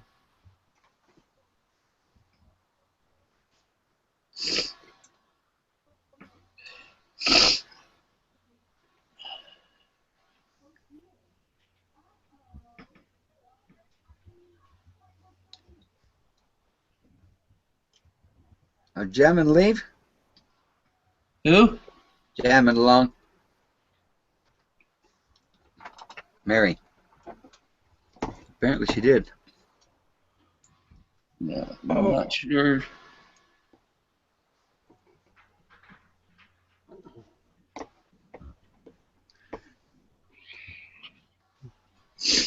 Yeah. Either that or she's just not saying anything. Yeah, I've been I'll get on some Hangouts, I'll get in the YouTube part, and I'll just sit back and I'll watch. I won't say a word. I just sit back and watch and see how they go.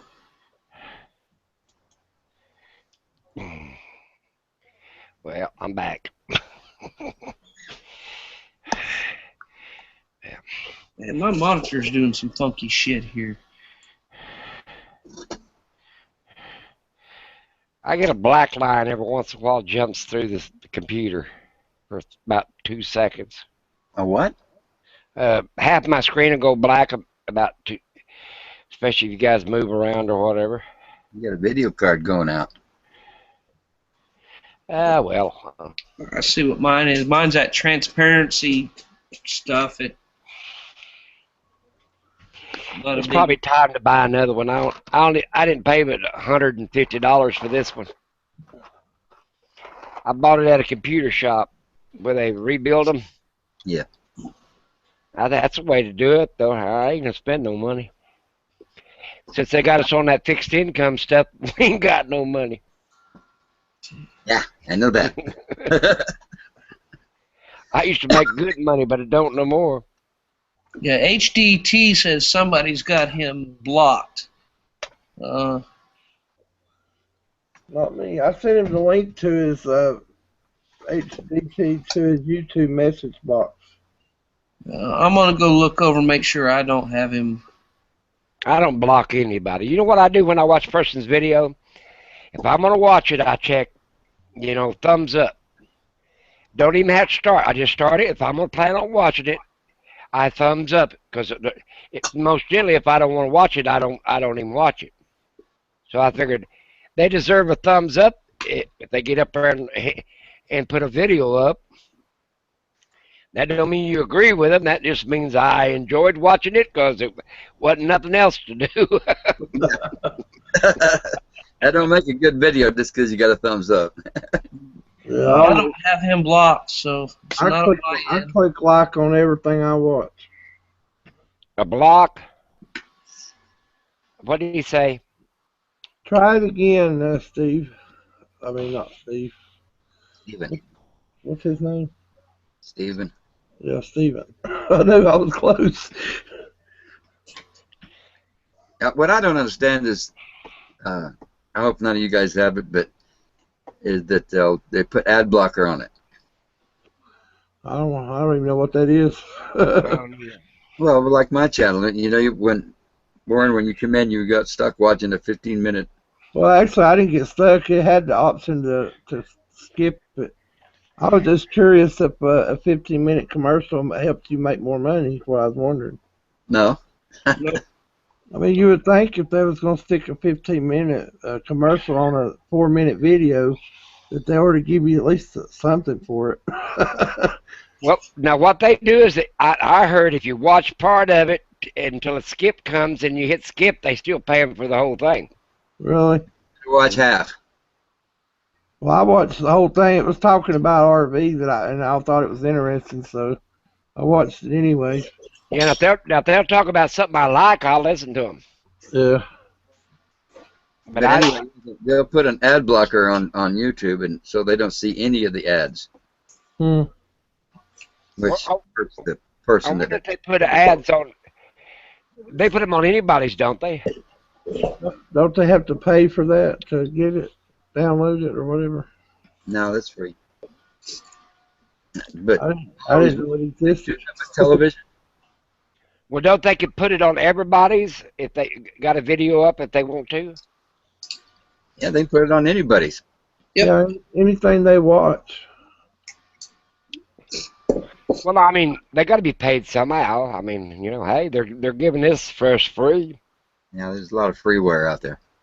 Yeah, I mean, if they want to put something attached with one of mine, I don't care. I mean, who cares? I do. Because you're making money. pick No, up aluminum cans. get a job. Too old for a job. My dog, man, I guess he got tired of me. On them bottom, I'm one of them bottom feeders, you know. Oh, I don't care what them. Somebody told me that they paid somebody for watching a video, and they get so many from YouTube checks. Somebody was talking. I was watching a guy, and he said he couldn't wait for he got his check from YouTube. I'm thinking because he made so many videos or whatever, and I'm saying they actually paid. They pay you to put this stuff up here. Yeah. Yeah, Eric's making a lot of money, but look at his views. Well, he lost me as a viewer, and I just couldn't understand. It was about paying for. He wanted people to pay for internet service or something like that because he was complaining about it. I mean, he didn't come out and ask, but that was what the whole video was about. But I'm thinking, hey, I got to pay for mine, and I'm on a fixed income. Oh, if that's what that was about, then I didn't even see it. Well, I canceled him after that, and I did like it. He showed a bunch of stuff, and everybody griped about him washing in a Walmart parking lot. I thought to myself, you should have seen me back in the '60s when I took my family to Florida to pick oranges one time. I said I had a baby that had diarrhea and was all trying to sleep in the back seat, and I woke up and this baby had that diarrhea, left it with me. I had it from the top of my head all down my back, in my hair, and I went out in a mud puddle. That was the only thing that was watery in my white skivvies and washed up. And I'm thinking, well, when you got to do something, you got to do something. Yeah. I wasn't wearing that feces all the way to Florida. But I mean, back in the day, they didn't pay no attention to people. I mean, we were like gypsies, and we wasn't the only one moving around like that to make money and feed kids and all this other stuff. And you'd see people swimming in ponds, farmers' ponds, rivers, creeks. They didn't run out there and go naked. They'd be in their underwear or their long johns. You know what I'm saying? I mean, nobody thought nothing of it. Right. As long as you're clean, it's better than smelling somebody. Everybody thought it was bad doing it in the parking lot. Well, he had a rubber tube around him. I mean, unless you're peeking over the top of it or underneath it, you wouldn't have known anything. I see you made it in, Stephen. Yeah, finally. My God. Talking about that now. Warren, I can never find, and I still haven't found. I clicked on, kind of had to go around the horn to click on John's other link, but I can never find those frickin' messages in YouTube. Where in the hell are they? You have to click about, and when you click about, you go to the left, and there's a thing on there that says messages on it. Okay. I Man, ain't got no hair left. I don't have no hair anyway. Crying out loud. Man. Wind blow it off? What's that? Did your wind blow it off? I told somebody that when I was about 5 years old. I didn't know what I was saying, but I still remember it. Yeah, it's all this damn lousy ass sand blowing around here in Texas. It kind of, what do you call it, sandblasted it off. When my wife passed away, I had a granddaughter that said, What happened to Nanny? Did her battery run out? And that's the only way that poor little thing could understand that somebody died is their battery run out. Oh, dear. Yeah. I mean, because she'd been, nowadays they got babies, they give them one of them flat tops or whatever to play with, and when the battery runs out, that's what she thought happened to Nanny, or the battery ran out. Well, kids have their own little unique way of understanding things. Well, that's what I said. Yeah, that's what happened to Nanny. Her battery ran out. Anyway, how's everybody doing? Warren, Doing good. Rocky, John, Wayne. Doing all right. John Wayne. Wait a minute. John Wayne. I'm still doing it. A little play on words that I didn't realize I did. Wayne needs to widen that screen so we can see what he's beating on down there on that table. Well, I hope it ain't what I think. Well, it can't be that. He'd be screaming his goddamn head off if it was. No, some of these parts get small. I use vice grips. And I heat the solder up and I tap it on the table to knock the solder off. That's what I say all the time. Give me the vice grips, man. Okay, hey, John.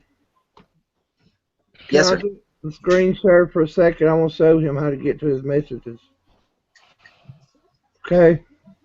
You got to do what? Let her rip, Warren. Huh?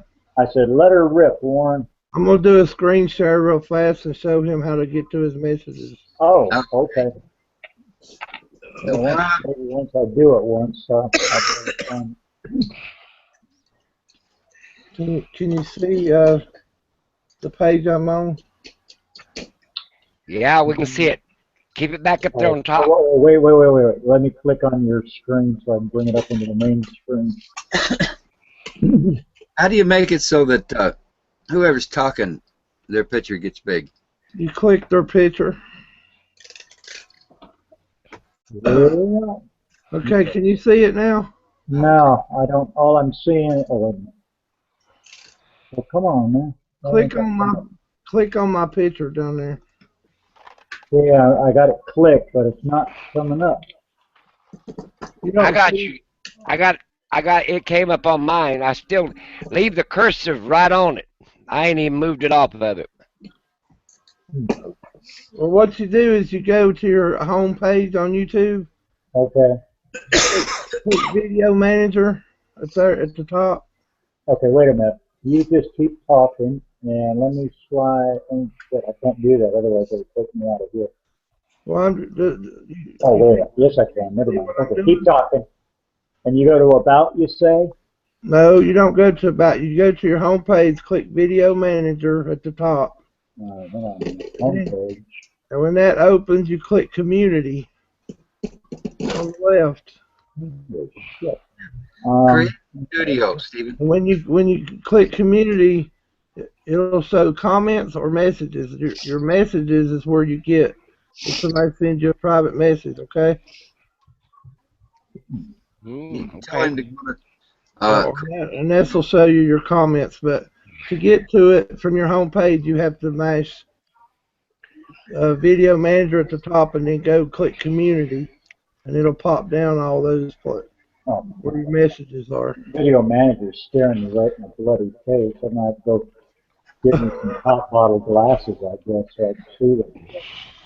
You figure it out? I'm working on it. This thing is a little slow right now because I got too many windows. Well, I figured that much. That was a help. Well, just go to your home page. Click. Okay. Community drop-down box, and then the messages are at the top of the list right there in the comments. Yeah, the messages is where you'll get if somebody sends you a private message. Okay. All right. Now we got private messages going now. Yeah. Well, that was the reason I wanted to show him is because there was a friend of mine that had a friend send him a message like 7 months ago, and he didn't know of it. It was a friend he grew up with. He'd found it like 7 months later, and then when he tried to contact him, he found out his friend had died, and it just destroyed him. Oh, that's sad. And that's the reason I wanted to show you it, because you said you couldn't find your messages. Yeah, I mean, I found them a time or two, but it's only because, well, like John sent me a message once a while back, and of course all I had, and it showed up in my. Well, no damn wonder you never answered me. I didn't know about those messages for a long time either. I found it only because by clicking on, because I also get a message in my email. And so I clicked on there, and that automatically took me to my message page. Yeah. But I didn't know how to get to it from. Now you can send people messages. Yeah, ain't that neat? But I sent you your message back, John, as you were. I know you did. Remember. I know you did. Now I can hear you guys, so I'm trying to figure out how the hell to get back to you now. How about that? Go to the bottom of your page and click, and you highlight over your browser. Oh, yeah. Bottom, and you'll see the other one. All these windows I have open. Yeah, I closed all them. I found that out a long time ago. That makes you guys' voices 3 minutes behind, like in Japanese movies. Oh, yeah. Well, that wore me out. Hell, I'm ready for bed now. I'm waiting to see all that gold he gets out of that stuff. Yeah, I got a little ways to go before I get it done. Oh, come on. What's going on here? Now beat it up more. Get out of there. Jeez. Man, that's getting to be a lot like work here now. I'm supposed to be retired. What the hell is it? I only have 2 windows open, but I finally figured out how to get to the chat so I can see what's going on. And then I can go back to the live page. I never could figure out how to get it to the chat. It was too many close this, close that. Well, I just found it by accident, so. Well, the first time I turned this thing on, I had the chat, the first chat I ever got into, I had chat on one side, and on the other side, I had people talking, you know, typing stuff, and you could read it on one side. Yeah. I ain't found that since. Yeah, that's the window where you're outside of the room, and you can see everybody else, the ones that are outside watching. Yeah, but I never did know how to get back to that, where I had it half on one side and half on the other. The only way I can get back to it now is if I go to John's page and click on the Hangout that he's having right now that says live. Does it split the screen for you? No, you got to do that yourself. Oh, man. You just got to minimize one and shrink the other one down, put them side by side. Well, so the YouTube page is not the chat that you guys are talking about? Yeah, I think that's what they're talking about, the public chat. Yeah. You can find outside that people that ain't in this box we're watching, they're outside making comments about us, what we're saying. Yeah, that's what I was looking for. Yeah. Well, that way, I think you click, like you said, you go click on and bring up another window and scoot it over and put them side by side. Mm-hmm. Which is pretty easy if you want to try it. I guess it'll hit this and it gets smaller. Yep. You're talking about off-grid 40 talking and MX? Yeah. Oh, okay. Just so there's not one that they're like completely outside where they're just bad-mouthing us. Oh, well, let them give them something to do. Actually, people are being nice to us tonight. Yeah, what's up Well, with that's because most of us are old. That's like Rodney Dangerfield just used to say, "What a crowd! What a crowd!" You get as old as we are, they don't want to give us too much hassle. They don't worry about our blood pressure because they're afraid we'll fall over. I told one kid one time, I said, you know what? I checked with the legal system. You know, it takes 15 years on death row I said, before they execute. And I said, you know what? They gave me 15 years more, I'd be kissing their hands or their feet. He figured it out real fast, and I didn't have much to be worried about too much. No, that's for sure, isn't it? Yeah, if they're going to give me 15 years, buddy, I wouldn't give me too much of a trouble. Let me see. I told one bill collector a while back, threatened me with, taking me to jail, sending me to jail. I said, Yeah. please do that. A bed and 3 meals a day. What did he say? Well, I'm gonna tell you one better than that. They don't want people that's as old as I am and as much wrong with me, because that way the state has to take it out of their budget, and they're not too fond about taking it out of their budget. Right. You know. And that I found out that's when they want to put you in a nursing home and do the real nice stuff with you. Yeah, I'm not going to a nursing home. My old lady already knows that. Put me on a boat, give me a pistol, send me out in the ocean. I ain't staying in a nursing home. Yeah. Well, I know one thing. What I've seen when my wife was sick and passing away, what I seen in a nursing home was a crying shame. Yeah, my wife used to work in a nursing home, so yeah, we know a lot of the crap that went on in them. Yeah. Let's see. I'm trying to find him live now. I'm trying to split that screen. Oh, I see him. Okay.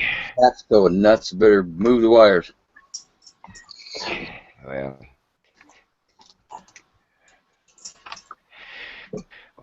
I better get a bigger computer.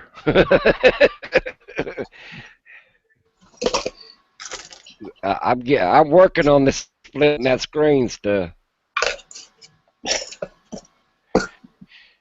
I just about getting it. Oh, hey, share. All I got is whoppers over here.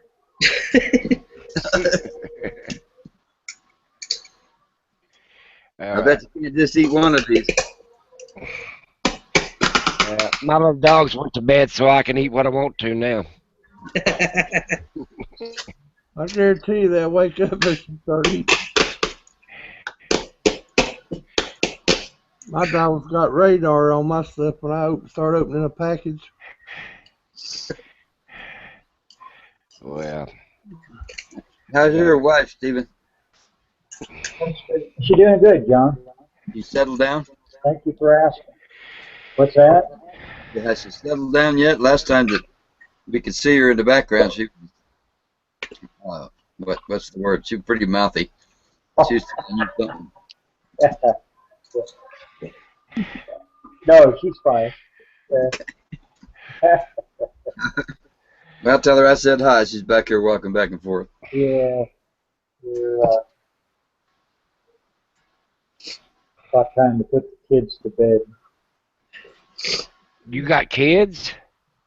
The four-legged type. Oh.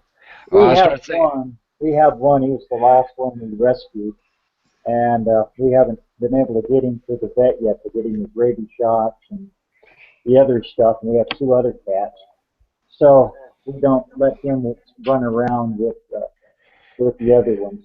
So we have to put him to bed, close the other two off in the bedrooms, let him run the house for a little while and get his exercise, and then about this time at night, I'm a little behind schedule, but he runs from 6 to 11. And then behind me, you can see that lattice door behind me. Yeah. Mm-hmm.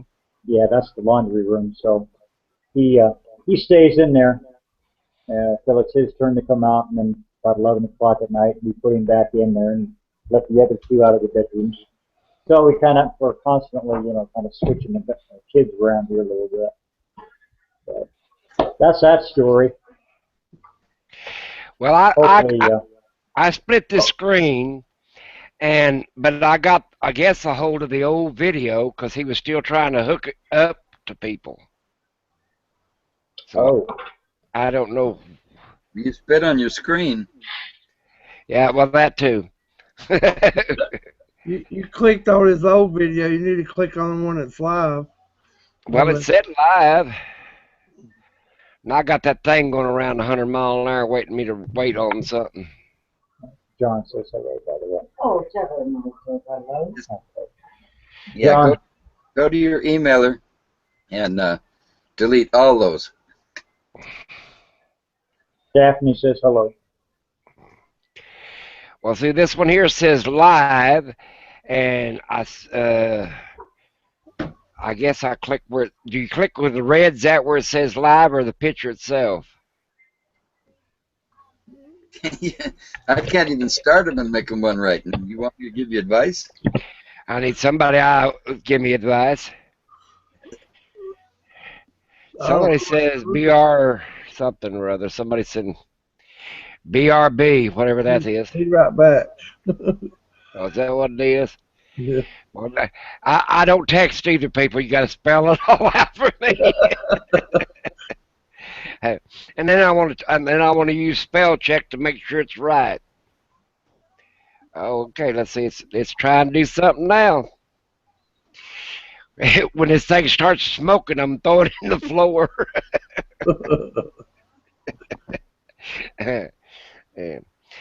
Who's that? I'm a wet tuber. Who? Oh no. He or she says we need to some protesting and name calling. No. Okay, I'll call you in all a name. Now, what's your names? So I can remember. That was part of the conversation about those being nice in the chat tonight. Well, that's what I can't get. Why would you want to, if you was going to stalk somebody and be hateful and mean, if I spent all that energy, I'd put it out there where it would do some good. Yeah. Yeah. Well, I never did get nobody. I just got. If he started that, that'd sure liven up the chat. That's for sure. Well, that'd be a good. I'm gonna go down here and see what they said about us. But all I get down here at the bottom is, I just get videos that Tillman likes to watch. That's what I get. I don't get nobody talking about us. Typing. I know, I'm closing that out. That's too much work. You're evidently on the wrong page. Apparently, I can't do two things at one time. Now that I got it back big again, I can see what somebody's smoking something. It's a vapor cigarette. Yeah, I bought my kids some of them, and they still ain't quit smoking. I ain't either. I just see this when I'm in the house. I thought you're supposed to use. They said there's something wrong. I heard about on the doctors today about vapor cigarettes. Yeah, it's just as bad for you, or worse, actually. Well, they said now you're having higher chance of catching pneumonia with that. Right. You do, because vapor is water, and it gets into your lungs, and after a while, it's bad for you. Yeah. But I definitely couldn't have that either. My biggest fault is eating too much candy. The vapor makes me. I have a harder time with the vapor than I do regular cigarettes. Yeah, me too. What happened to them Reese candy bars that I seen a while ago? Did you finish them Whoppers off already? I got 2 or 3 boxes in Whoppers. I got a snowball. You want to trade for a Whoppers? Here, I don't have. Hey, one of these days they'll have that transporter up. I believe that one of these days that's what's going to happen. Oh, I like them Whoppers. I ain't had none of them in a long time. They're pretty good, but don't eat too many of them. They sort of give you upset stomach after the first couple of boxes. First couple of boxes. Yeah, well. I got these straight from E.T. Reese's Pieces. Somebody tell them that somebody asked if you had kids. Do I have? Oh, Tillman have kids? Yeah. God, you have any kids? I got 3 that I know of. I tried to give mine up for adoption. Nobody to have them. They're over 50. They don't like them kids over 50. It's hard to get them adopted off at that age. Yeah. Well, my youngest one is 42. Yeah. Well, that's what I said. You can't get them adopted that old. They check out and see how much they're in debt. They don't want them. Now I don't know why kids get in more debt than we did when we grew up, but they want everything we got and that much more, and they end up, a lot of them can't even handle the bills. It's just eating them up in bills, and that's about the truth of it. Never taught any value of money. Well, we gave them everything. I mean, I sent them to school, made sure they had good educations. Every time they hollered they was in trouble, I'd bail them out. You know what I'm saying? Yeah. Left me broke, but they did all right. But Well, they don't really teach you how to get along in life in school anymore either. Well, no, they have no common sense. Yeah. You get them, they'll buy a 5-bedroom, bought a 5-bedroom house, big ranch house, and it's got extra barn, corrals, 10 acres, the whole yah. And I asked him out the other day, I said, are you going to live long enough to pay for that? I mean, he's already bought it, he passed 50, you know what I'm saying? Yeah. With a 40-year note, you're 90 years old and you get that thing all done. And I thought to myself, they ain't nothing I'm going to spend 90 years be 90 years old waiting to get it paid for. I've never had a house of my own. I never will at this point. You just rented it? Yep. I let my kids sell me all down to just 1 or 2 things, and then I ended up with a house and the little shop thing where I put my Volkswagen in. I bought that place to put my Volkswagen in, and I kept it. It's been in there most of its life. I was always too wild, I guess. Settle down, but I worked hard. Oh yeah, I mean, just because a lot of people didn't decide to buy a house or are still paying on the house, don't mean they didn't work. Right. Yeah, you can work all your life and still never get accomplished on a lot of things because it's either one thing or another. There's always something put you back in debt. Well, raising 3 kids was just hard enough. Well, I raised 3 kids, and I mean, it was hard. I know exactly what you're talking about. 2 girls and a boy. That's what I got. Yeah. And he was the baby, and he thought everything was supposed to just be handed to him. Yeah.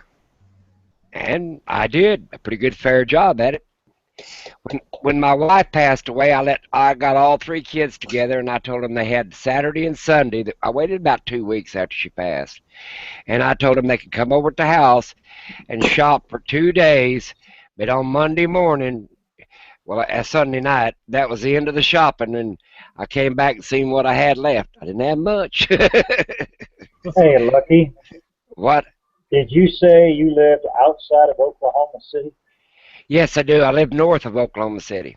He lives north of Oklahoma City. My wife's asking more about. She used to live in Oklahoma City. I live many up by, years ago. you know where Guthrie is, and up by Crescent and Dover and out in there. You know where Guthrie and Dover? Yeah, I know where Guthrie is. Yeah, she knows where all that is. Okay, that's where I live. I live 12 miles west of Guthrie and about out by Crescent, and then out west again. Oh, okay. Yeah, you know where Kingfisher is and Crescent in between there. Okay. I lived in Bartlesville for just a little short while. You lived where, John? Bartlesville. Bartersville? Yeah, it's up on the north end, sir. Almost close, okay. very close to the border. Right. Oh, Bartersville, Oklahoma. Yeah, I've been there once. Yeah, I spent a month one day in Oklahoma City. You did. A month, one day.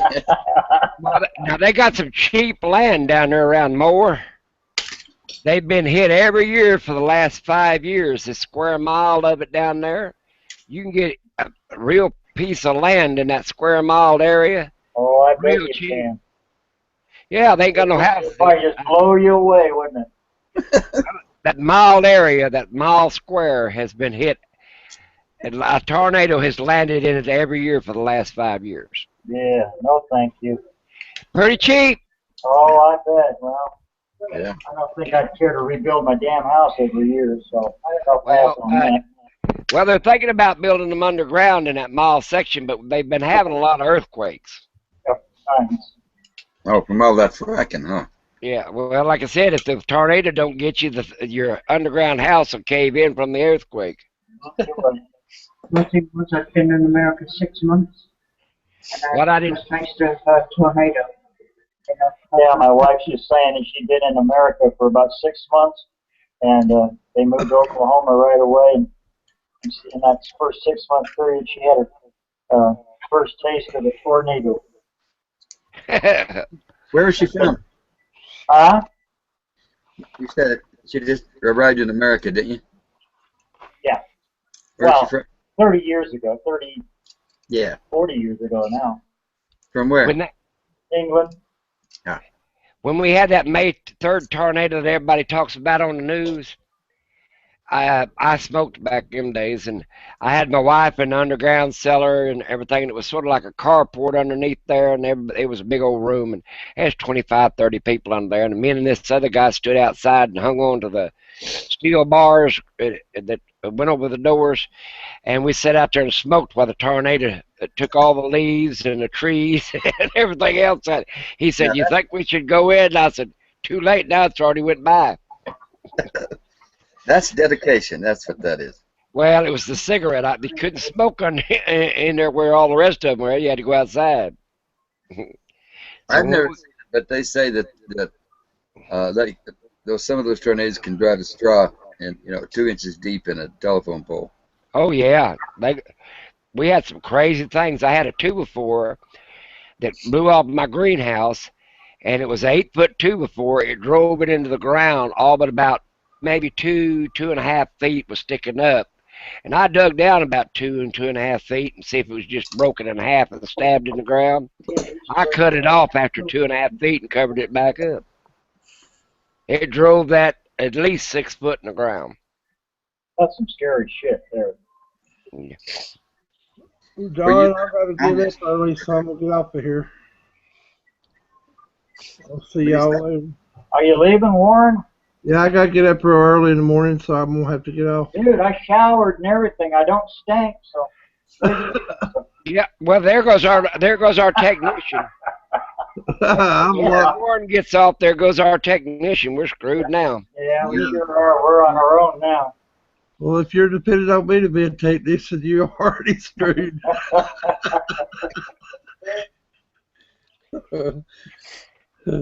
All right, Warren. Well, thanks for stopping by. I appreciate it. Good to see you, Warren. I'll talk to y'all again later. All righty. Have a good evening, bud. Have a good one. Alrighty. Take it easy, Warren. Well, like I said, I thought there'd be more people on this thing. We're gonna have to send out your email. What you need to do, though, John, is start 2 hours prior to that to get it up, and then invite everybody. Are we still live? Yeah, I think so. Yeah. Okay, I won't say it. Well, go ahead and say it. We don't care. That barge that hit that bridge there east of Oklahoma City, what was the name of it? A river. Brought the bridge down, killed a bunch of people. Oh, that was that on the Red River? Was it in Oklahoma? Yeah. Hmm. Oh, that had been down there by Arkansas border or somewhere down. Yeah, that was the Arkansas River where the Arkansas comes across in Oklahoma for just a short miles. It's pretty close to Salisaw. Yeah, Salisaw's still well down in there. Yeah, and like I said, it's been my wife's grandmother lived in Kyoto down there. Where they have all them locks, you know, come up from to Tulsa, goes from the Gulf all the way up to Tulsa.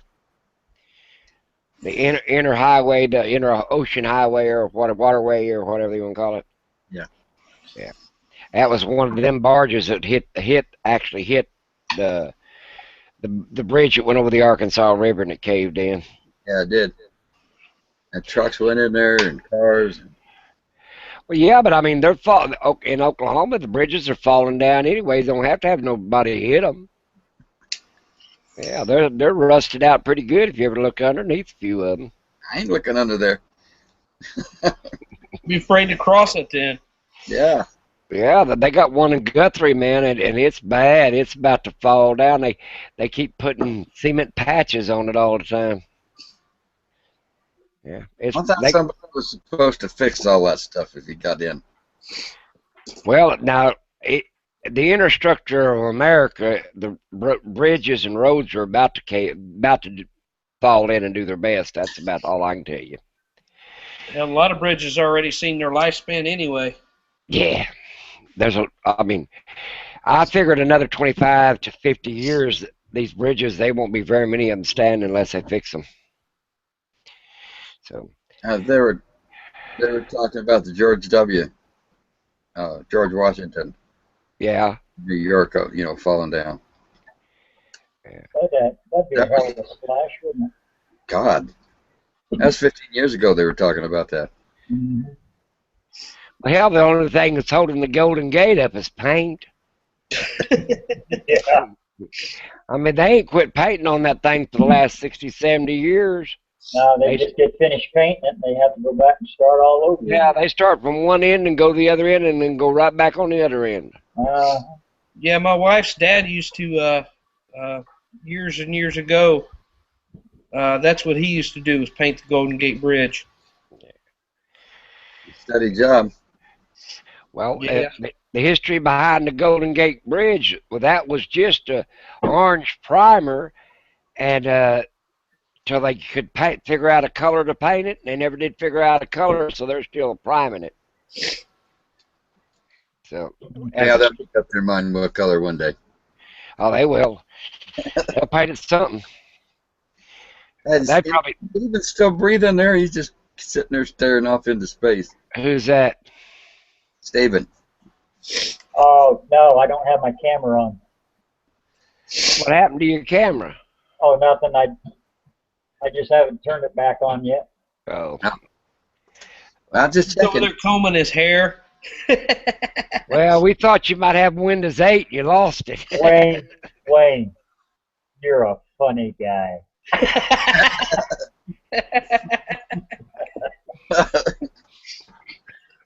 I love a man with a sense of humor. Hell, that's less you have to pay the barber. That's right. Of course, he's still going to charge me the same, so I might as well have a full head of hair. Well, you tell him to work on commission. Oh. Or work on the square inch. Then you get a bunch of buddies that ain't got very much hair and that have a full head of hair time they get up there. Well, I won't have to go to a barber anymore. I'll have to go to one of those beauty salons where they do the waxing. Waxing. I think I'm going to try that out. Put some wax up there and just rip it off. Well, I think Aaron wants to talk about RVs. Is there a question, Aaron?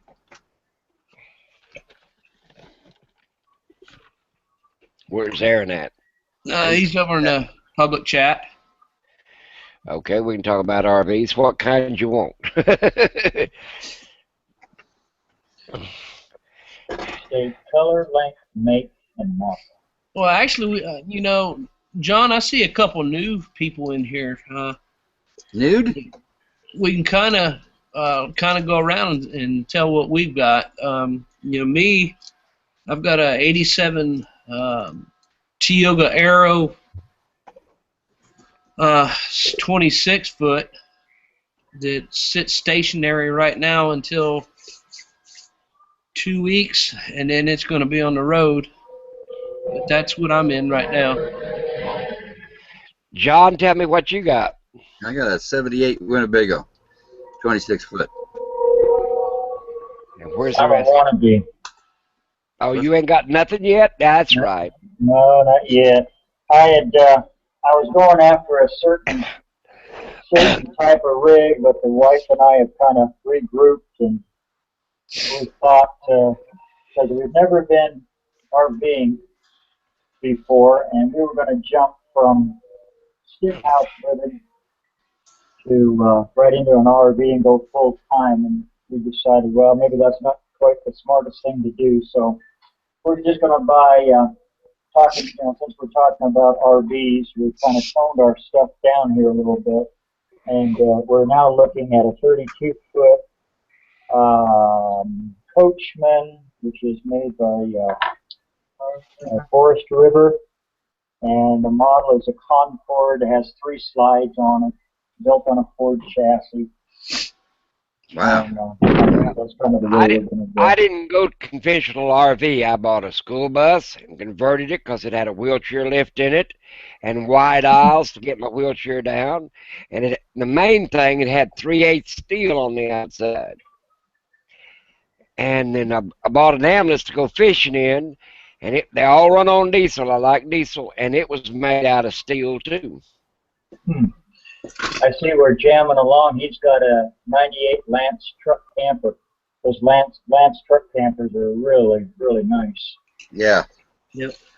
She's done a couple of videos from inside that, and it is really nice. Yeah. My stepson had one, and but it was the older model, but dumbass sold it. And actually, I think he gave it away. He sold it, but he gave it away. But anyway.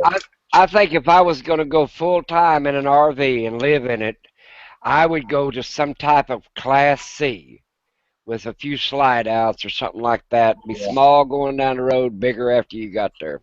Right.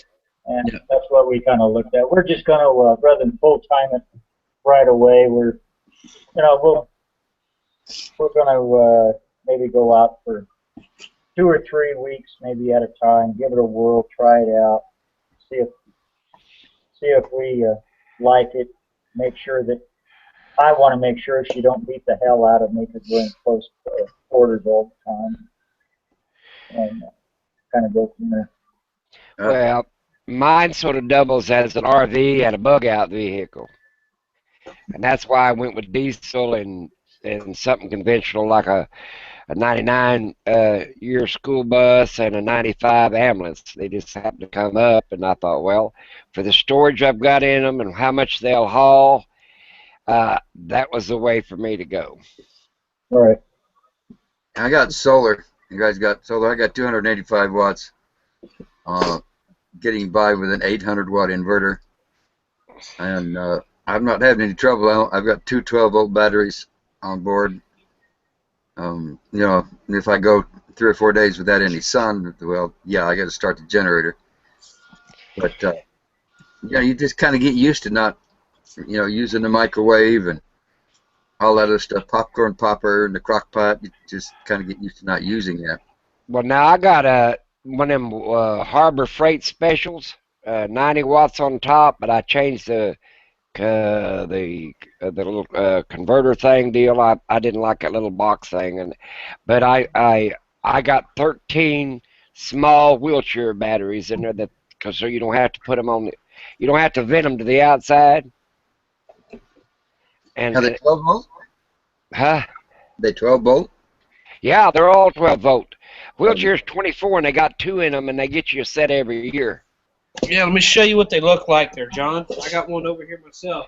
They look like a lawnmower battery, I think. Like it's pretty about the same size. How many amp hours are on them? I don't know. I just got ended up with 13 of them. They're 35 amp hours, John. I got one right here. Okay. Yeah, that looks just like it. Yep. Yep. You get a set every year as long as you got a wheelchair. Wow. Will you need it or not? Let's see. That's 35 times 13. Who can do the math quickly? I don't know. I got a calculator here to me. I had 14 of them, but one was bad. John's making me do work now, damn it. But now I put Wayne, two. was that deep cycle? They are. They're AGM batteries. Okay. Yeah, they'd be deep cycle. They wouldn't need to have any starting amps on them. Right. Yeah. That's That's 455 amp hours. Wow. But I went with them because they was ready available. Let's put it that way. yeah. See, I'm trying to get some telecom batteries. It's just it costs so much to ship. Telecom batteries is ridiculous. So I'm trying to find a cheaper way to get some shipped from Michigan down here. It's Telecom batteries are really nice. yeah, it's the exact same ones of what Eric has in his. Man, they seem to do so much more and take up a whole lot less space. How many amp hours? They're 100 amp hours, I think. That's a gift to buy for a while.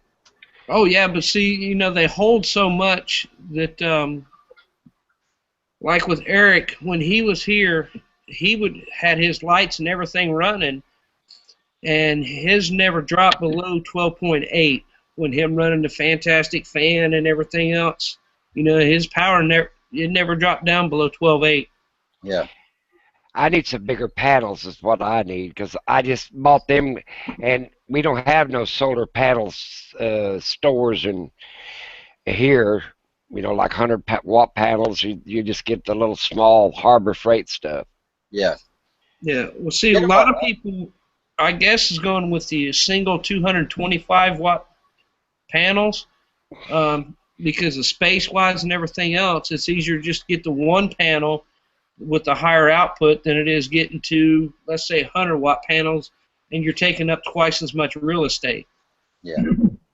Well, if I could get a hold of them, I'd end up filling that 30-foot bus along each side of it, the length of 30 feet. Mine are 48 Boy, I volt. hope you don't ever have to go over a DOT scale. Why would they complain? That'd be a lot of weight. I don't know. I think they would complain with all the food that I got on board more than that. I'll give them a cantaloupe. They'll leave you alone. No. I put food in 2-liter pop bottles. You know what and then I put 8 of them in a rack, and then I stack them racks up. I've been storing food for years and years and years. When it does hit, I'm going to eat for at least 5 or 10 of them. By the way, we got Richard over here in the public chat. I wanted to tell him happy birthday. Hey, happy birthday, Rich. Happy birthday. Happy birthday, brother. Tell him to get online. Well, anyway, they're 285 watts, the panel that I have, but they're 48 volt. They're more of a grid tie. Yeah. And then I've got a charge controller that can handle that. And the reason I did that, in theory, you have 12 volts and 48 volts. They'll be like this. Mm-hmm. As the sun goes down, they both come down at approximately the same, what's the word? That come down in voltage about the same. Mm-hmm. But the 48 volt is going to be still putting in when the 12 volt is done. Done dropped out. Yeah. Well, now I bought some generators. I sort of like the generator idea. You put gas in it, it runs. Then you can run your air conditioner and, you know. Somebody said that you're supposed to get quiet generators. Well, I don't care if somebody hears mine. I mean, like I said, I'm deaf on one side of my head and can't hear it hardly on the other side. That way you won't have no neighbors. I like that idea. Yeah, but the thing is, a generator, even a quiet one, if you're in a situation where you want to be like stealthy, you know, you really don't want a generator humming along, kind of drawing attention. No.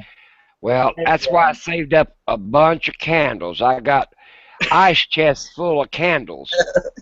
Hey, Well, the candles ain't going to make you no ice.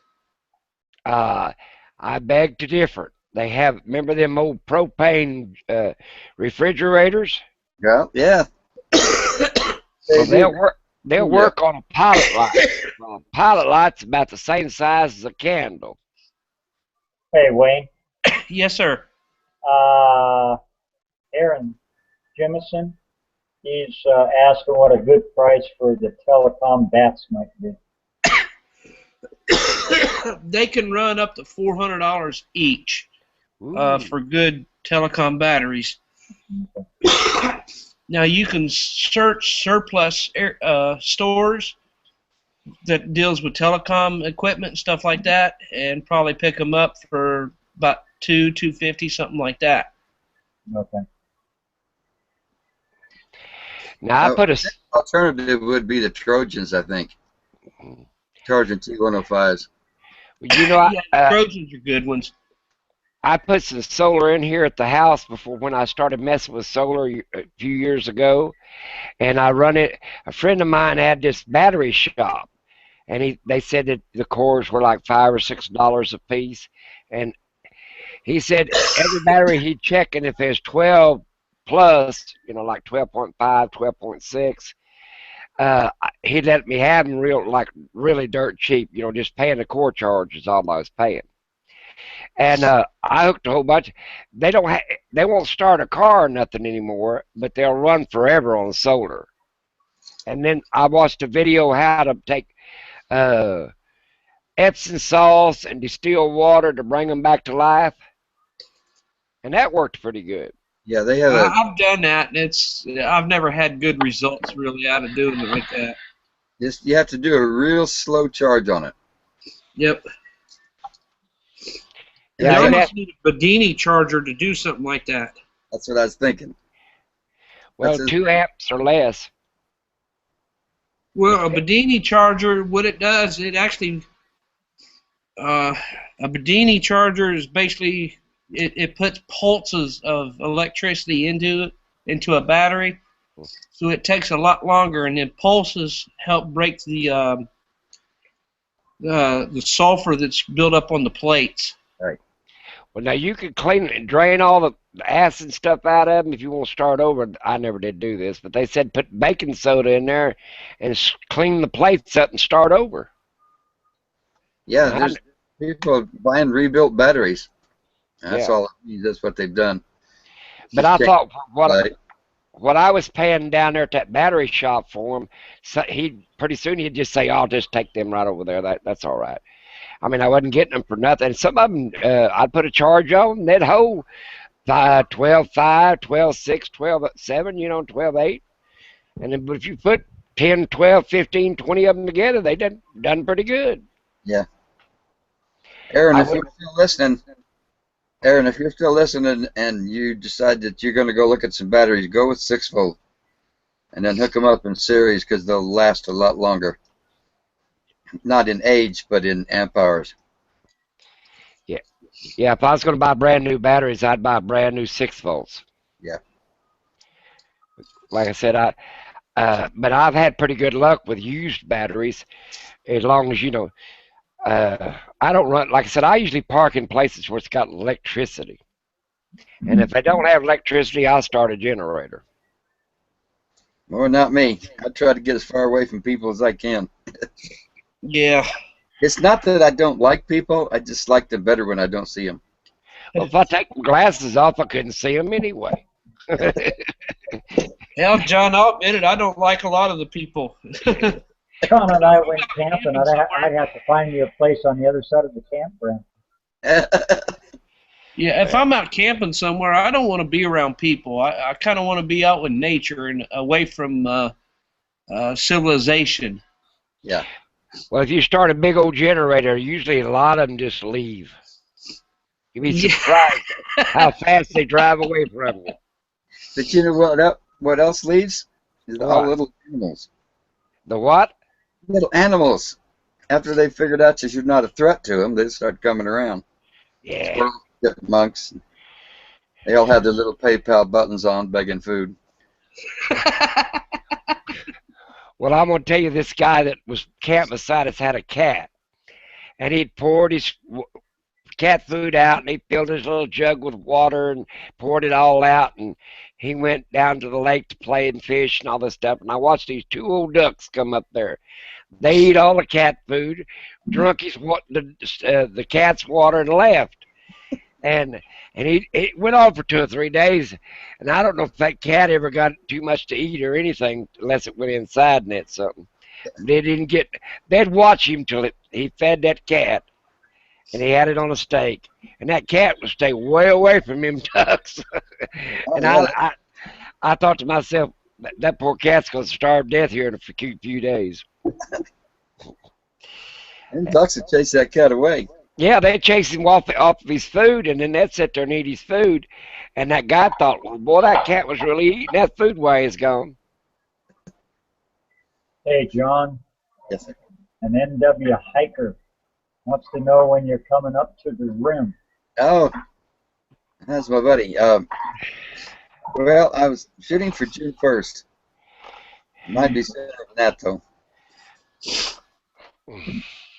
What is the rim? Huh? What is the rim, or where is the rim? Oh, it's in the northern part of Arizona. Oh, okay. Just north of the middle. You go from, well, around 3,800 feet right now, and then from there you go to, from here to 8,000 feet and about 87 miles. Okay. Damn. So, yeah, it's up. It's up there a ways. That ain't the highest spot, though. Yeah, there's another place. You're right under the cell towers. It's 9,000 feet. I used to like going to Roosevelt Lake when I lived in Springport. That's where I go in the wintertime. Yeah, that's a nice lake. What's the little town where the prisons? Oh, Florence. I lived in Florence for about a year. We used to go down to Roosevelt quite a bit. Yeah. I'm 14 miles from Roosevelt. Oh, okay. But, yeah, I take the camper out there. I don't move the motorhome much in the wintertime. You've been around this. That's when you take your long trips, isn't it? Yeah. During the summer, you go up north. Yeah. Don't blame you, get out of that summer heat. Being 40 years old, I don't want to take it too far away either. Right. Yeah, it's my home. That's what I live in, so you know, I don't want to.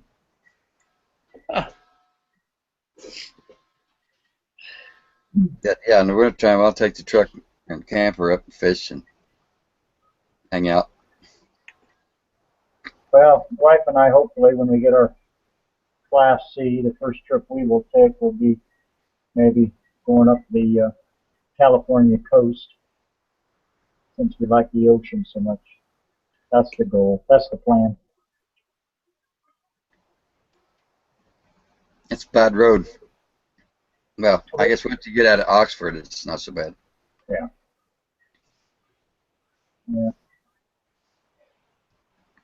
I liked 101. Yeah, is it 101? Yeah. I like that road. Yeah. Yeah, it gets a little hairy here and there, but you can't beat the scenery. Beautiful. What are you laughing at, Wayne? I got an email here. It says, I hope this message finds you doing well. I'm a TV producer and would love to speak with you regarding a concept I'm working on. When you have a chance, please give me a call, blah, blah, blah. Looking forward to hearing from you. Randy. Huh. Sound like a proposition? I'm going to look up the area code here. What's he trying to do? Is he looking for a spin-off of Happily Houseless? I don't know. I'm looking up the area code. It sounds like a Michigan area code. What's he want? Want me to contact him about some ideas or something. Oh, well, good luck. Well, That's you all never know. There's an opportunity around every corner, so you never know. Well, yeah, like I that's said, up. It's out in California. oh, good. Hey, you might have something going there. Who knows? Yep, it's up Glendale, San Fernando, Burbank, and northern Los Angeles. Shoot, you might be shooting out there in one of the nice RV parks in Southern California with some RV babes. Yeah. That'll go over real well with the wife, won't it? Wham bam. Well, I tell you what. After my wife passed away, it wasn't 4 days that I live around the lake out here, and every woman there's 104 houses out here, and half of them are widow women, and I had pies, cakes, and had so much stuff on my back front porch there that I just told them quit bringing stuff. Now, there's nothing better than a fresh baked apple pie and ice cream. Yeah. Absolutely. Well, I I'll tell you what. milk that for a while. Well, yeah, but you become a widower, and in Oklahoma, there's like I said, there's about 25 women in my age group to every man. Oh dear. So I mean, it's pretty bad, especially around these retired lakes and places like that. It's like a little Florida, where all the retirees go. Hmm. Well, no wonder he's not. It's down to a decision. Yeah, That's what's keeping you young looking. All them women around you. That's well, what it is. I'm gonna tell you what. I decided I didn't want to start over. I earned my freedom after 46 years. So I decided I didn't want to start over. I married the first one for love, the second one for lust, and the third one didn't have any money. And you're probably with the third one, still with the third one? No. No. I've been single for a long time. No, like I said, I didn't have 46 years left to spend on somebody, and my wife was pretty controlling. Yeah. She didn't let me go nowhere, do nothing, or anything else.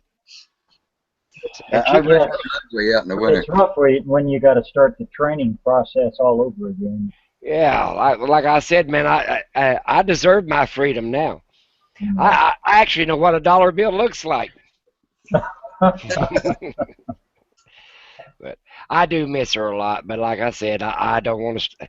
I wouldn't want to start over with somebody. Like I said, as long as they stayed in their house and I stayed in mine, might be all right. Yeah. But when they start moving in stuff, you're in trouble. That's right.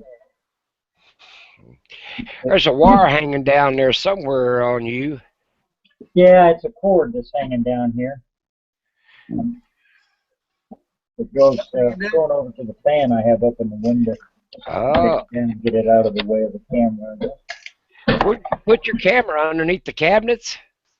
Yeah, I'd moved from I had to get up for a few minutes, so I moved the computer over to the kitchen cabinet.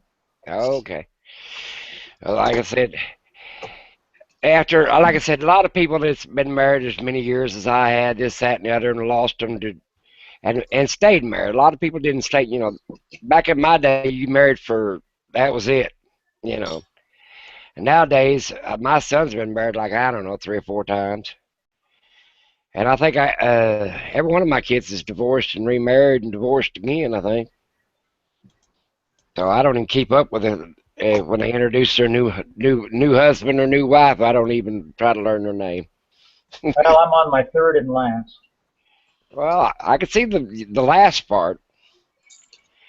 I mean, if it works, it works, and if it ain't going to work, I wouldn't stay over 15 minutes. Well, the one I'm with now, my first wife, that was a mistake. But, the one I'm with now, I'm not actually married to her. Oh, yeah, you are. Yeah, something about that wedding cake. I think, every time I don't, I've been married once, but there's something about the wedding cake. I think it ruins it. The wedding cake? What ruins it? That's it? The wedding cake, Wayne? Really? Yeah, I think it's something in the wedding cake. I got married when I was 16, and she was a year and 11 months older than I was. But like I said, I'd been on my own since I was about 10, 11 years old. And she was walked to school in high school. So, like I said, she was pretty naive. And but I stayed with her 46 years till she passed. I had a girlfriend in high school that we should have been married, I think. But we got into an argument over something really stupid, high school, and we split up.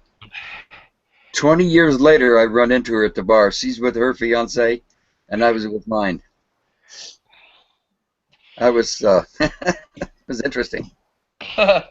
Both of the fiancés drug us both out. Yeah, my old lady couldn't understand why, John. Right? I said I couldn't understand why that happened. Yeah. Me and my wife had been married for a while, and we'd had 2 kids, and I told her one night, I said, it was one evening, I said, honey, I'm not feeling good. You need to go to the drugstore and go get some prophylactics. And she didn't know what that meant. So she went to the drugstore, and I said, now just ask the druggist, she'll know what to do. Boy, did I catch it when she come back. I seen her coming up that walkway. She was hot. My grandpa sent my mother to the store to get some non-skid, and that's what she went in and asked for at the store. I need some non-skid. Yeah, she asked for them prophylactics, and I thought I knew that I was going to catch it when she got back.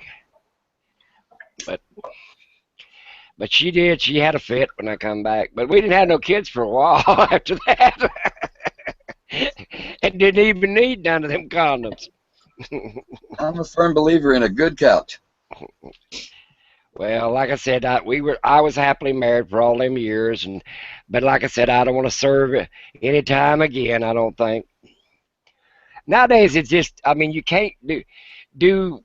We didn't, like back in them days, we went a couple of vacations, and that was about it. Busy raising our kids. Now I want to go everywhere that I didn't get to go for them few years there. But like I said, I know where I want to go, but I'm not stuck in one spot either.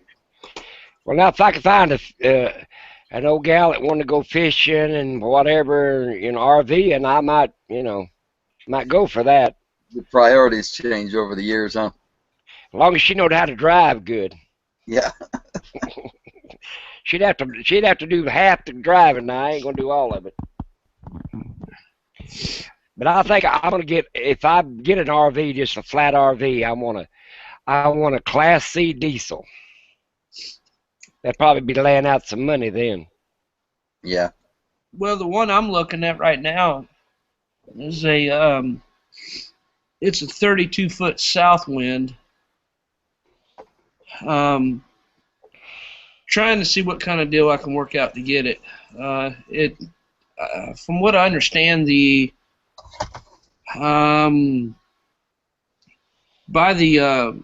ventilation fan had caught on fire, so it needs a little bit of work just on the interior right there where the ventilation fan caught on fire. Yeah. But I'm trying to see what kind of deal I can get on it. It's got a 454 in it. Gas? Yeah. Oh my goodness. I'd like to have a diesel because I could always make biodiesel and save a lot of money. Well, a 454 gas engine burns a lot of gas, especially if you're pulling a lot of weight. Yeah, I got a 460 in mine, and just what little bit I let it run and stuff. Oh, I know it eats the hell out of gas. Well, like I said, I found out them diesels, like that old school bus, I know it's hauling 5-6 ton down the road easy. Yeah. Because and it don't act like it bothers it a bit. Of course, now I don't drive it about 50, 55. I got it up to 85 one time, and I thought, I ain't never going to get it. I just want to see how fast it'd go. And the governor cuts off about 85 or something on it. but it got up to 85, That's plenty fast. and I drive about 50, 55. So it had plenty of pull and plenty of power. And I don't think you can overload one of them. Unless you're putting lead in there or something. Well, this Winnebago weighs in at 6,780. Well, like I said, I found a guy that one time bought a school bus and skinned it, took everything off of it, and reskinned the outside of it. You couldn't tell it wasn't a motor home. You know what I'm saying? Yeah. Gentlemen, I'm going to jump in here and say good evening to everybody. Alrighty. Thanks for the invite, John. I was just late finding it. I was busy doing some stuff on the computer, and I didn't see my email till later. So, anywho. No problem. I'm glad you could make it, Stephen. Yeah, you're getting to be a real pro at this, John. Yeah, right. No, seriously.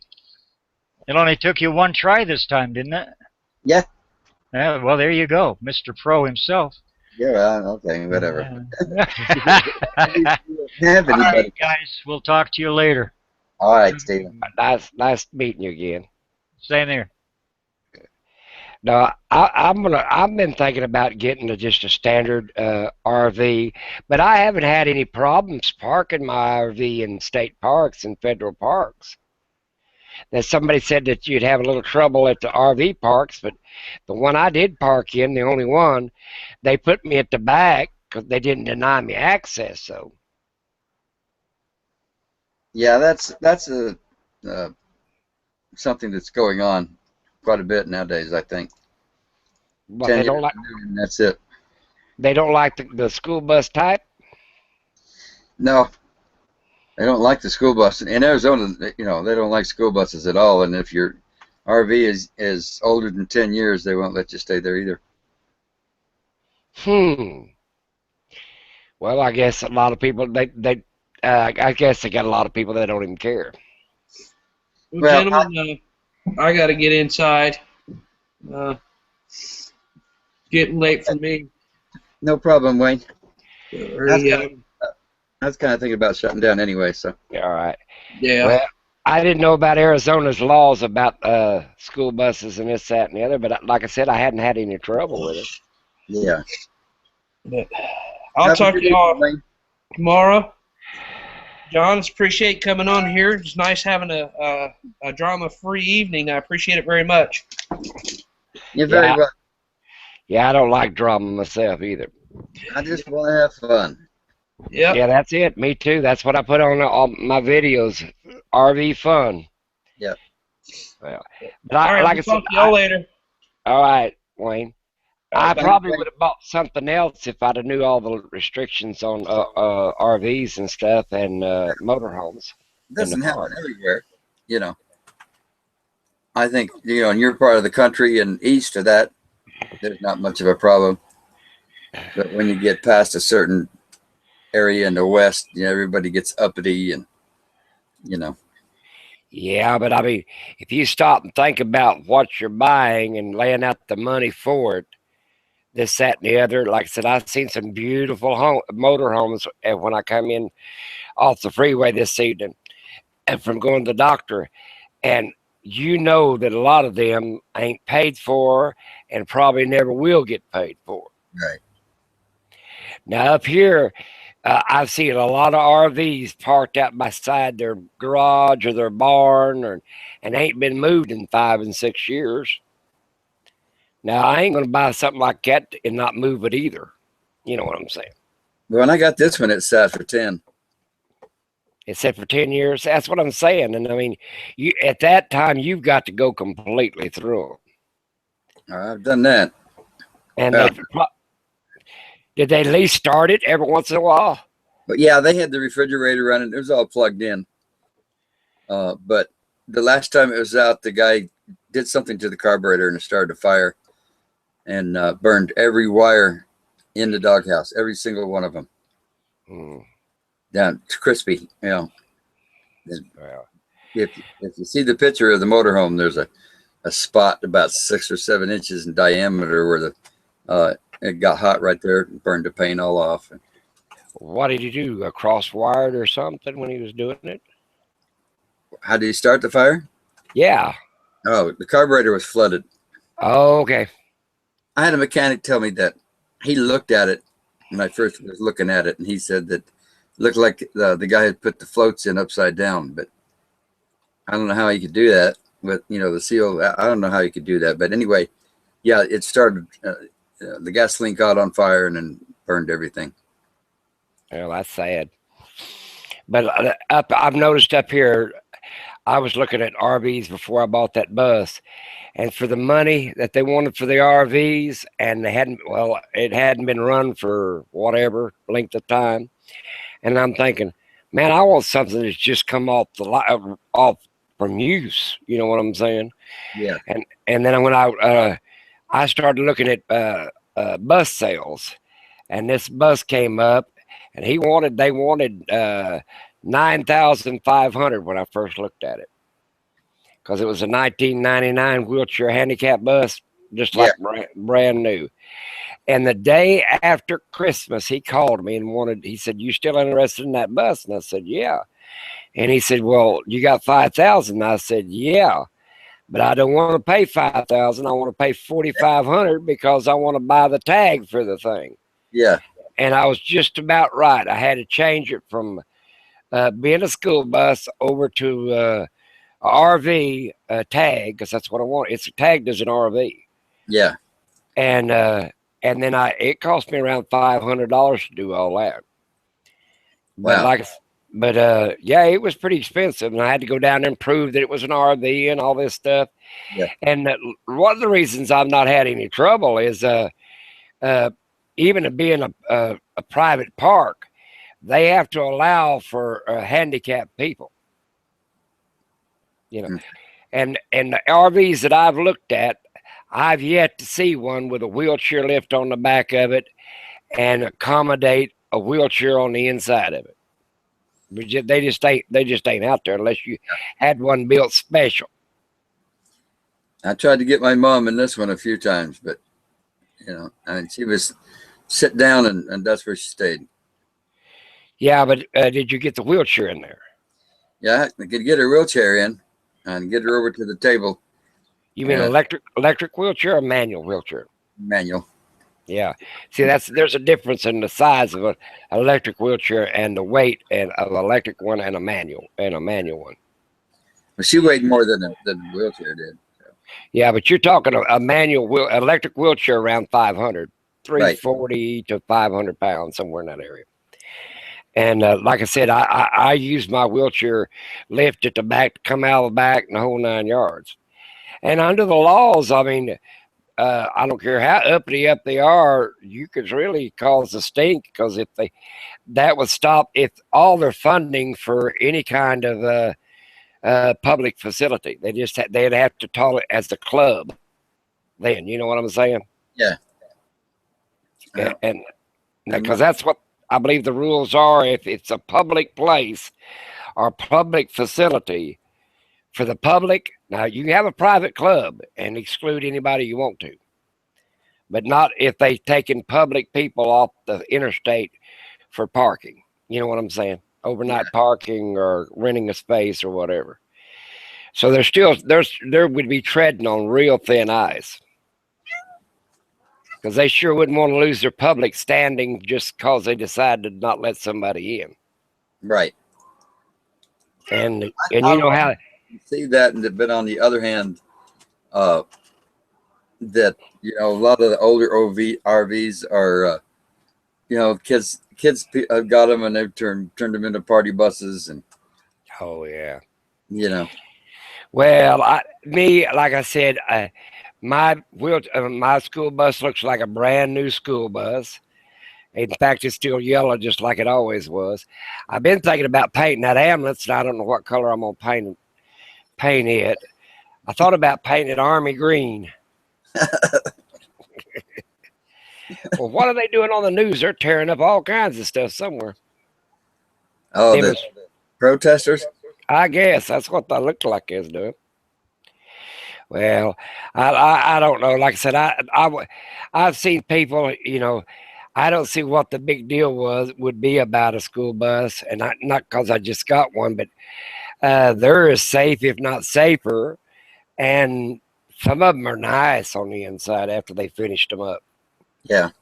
Oh yeah, they start from scratch. You got a lot to work with. Yeah, like I said, I like the idea. It's got 3/8 steel on the outside of it. Yeah.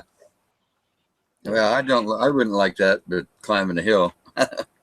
Yeah, but I mean, I don't go very fast, and it's got that big old diesel motor in it, and I've not had no trouble climbing any hills out here, and we got quite a bit of hills in Oklahoma. Yeah. But we got Tiger Mountain. You know where that's at? No. Going over towards Sally Saw and Stillwell from Oklahoma City. Okay. I know the area. Interstate. If you go down Interstate 40, you got to go climb Tiger Mountain. I can't place it. Well, that's what they call it. And it ain't real, like a real high place, but it's pretty hilly and pretty, you know, pretty long graded. Let's put it that way. Yeah, there you go. It ain't like it's a Continental Divide or nothing, but it's still, like I said, I've seen a lot of trucks pull down on it if they're fully loaded and stuff. Yeah. But like I said, I stay on the secondary roads. I hardly ever want to get on the freeway with it. I have drove freeway, but I like to go the secondary roads. I went. If I get up around 65 or 70, I get a little tail wagging the dog thing, you know. Back in, it doesn't really stay, but you know, the wind catches it or something. Huh? You said the wind catches it, or it just does that even when there ain't no wind? Right. Yeah. Well, it's mostly the wind will do it. Well, like I said, that school bus don't get pushed around by the wind. And like I said, I've loaded enough this year. Now this year I unloaded the food because of the winter, but I usually keep enough food in there to last almost 6 months to a year. So for 1 or 2 people, we're talking dried goods. Yeah. And you know how much that's got to weigh. Yeah, sure. And I unloaded, let's see, I used them Coke racks for canned goods. I think I unloaded 12 of them full of canned goods out, you know. So I carried quite a bit of weight. Yeah. I hear the little cat. She's hollering about something. Yeah. What do you want? What do you want? She's trying to tell me something. She's probably wanting fed. Yeah, she's got a bowl full of food. Yeah, well, my little dog, he come by me a while ago and looked at me. But like I said, where are you having the trouble getting on your chat? I think I heard, you know that guy we talked to with the red hat? Warren, yeah. Yeah, he's got a video out. And I don't think he's took it down yet. How to start a live chat. That's what I watched last night when I finally got on. Okay. And then you click it back over and start live chat. I downloaded his video so I could do, if I decided to do it by myself. Yeah.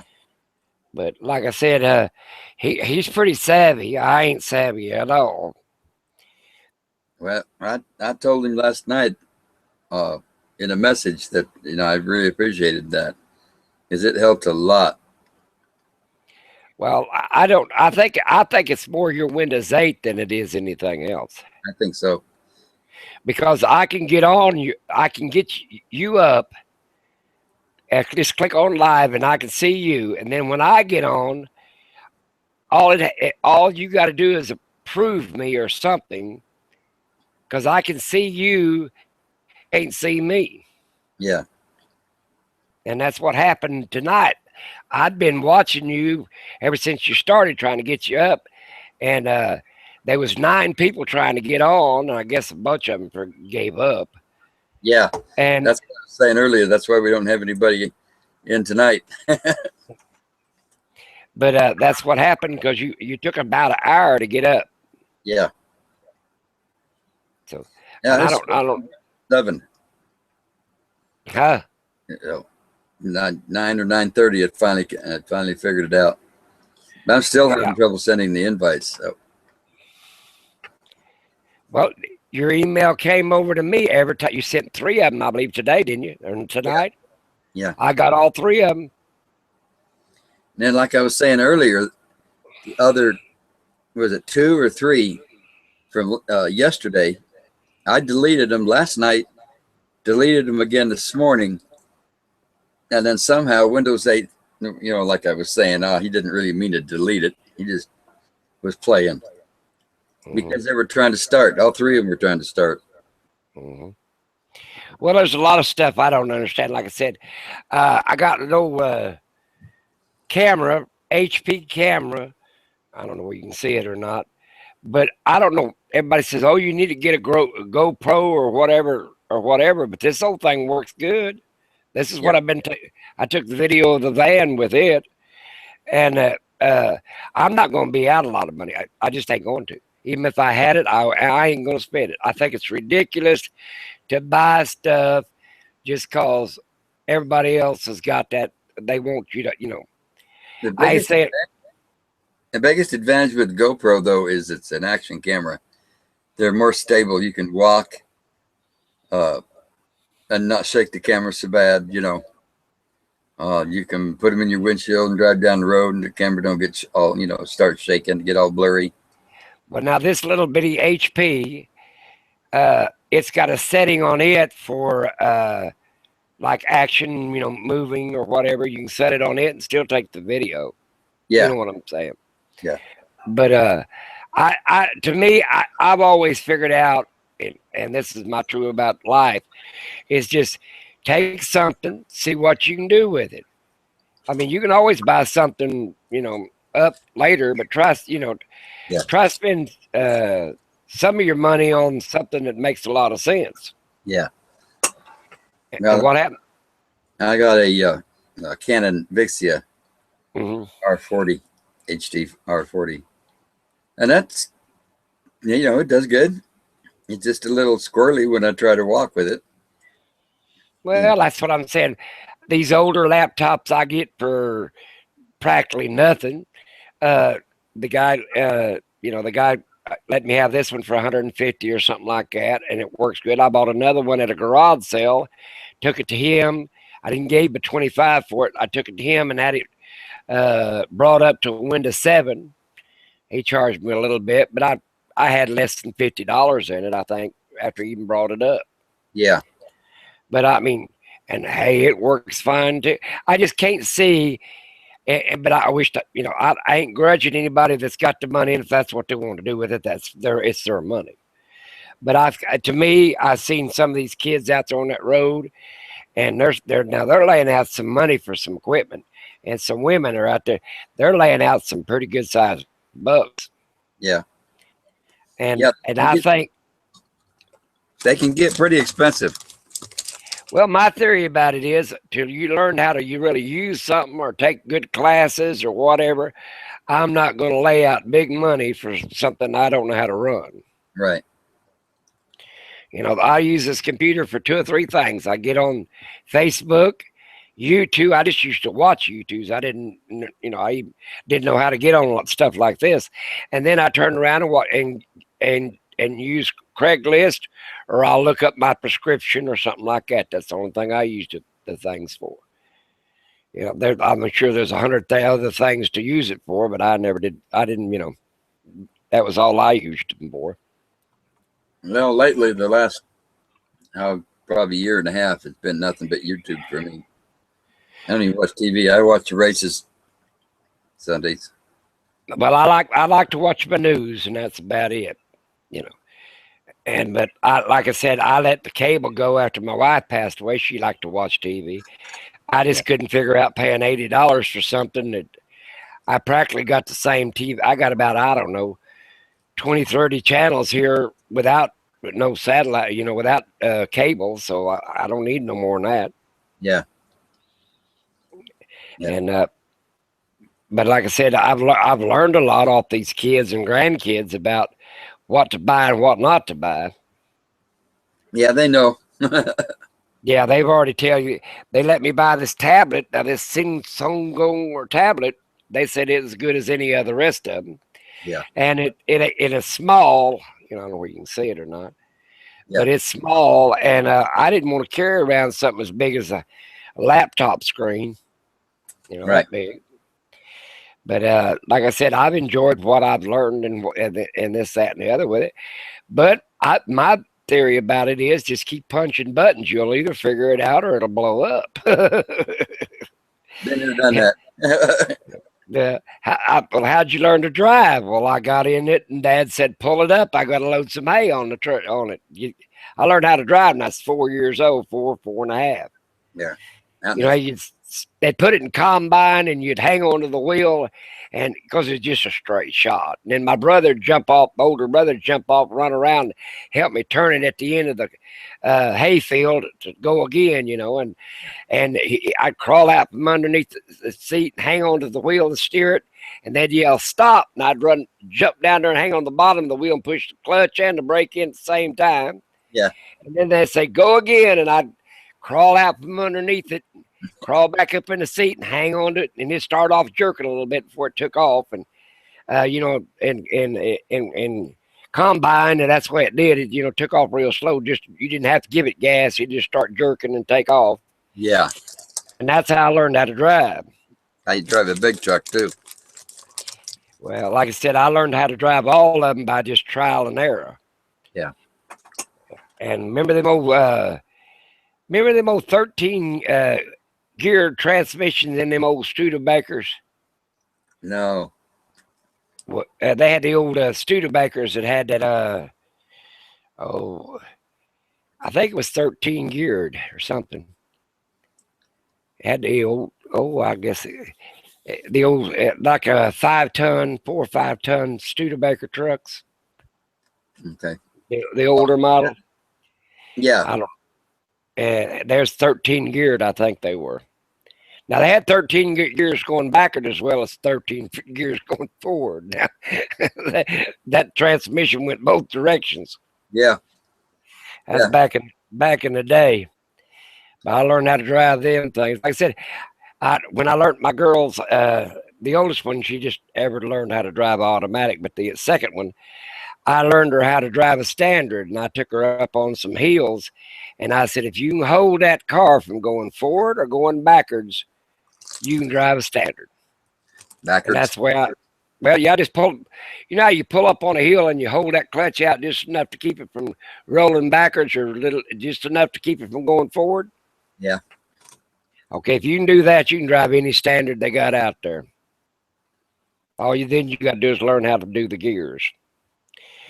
Now that's how I learned my kids to drive standard vehicle.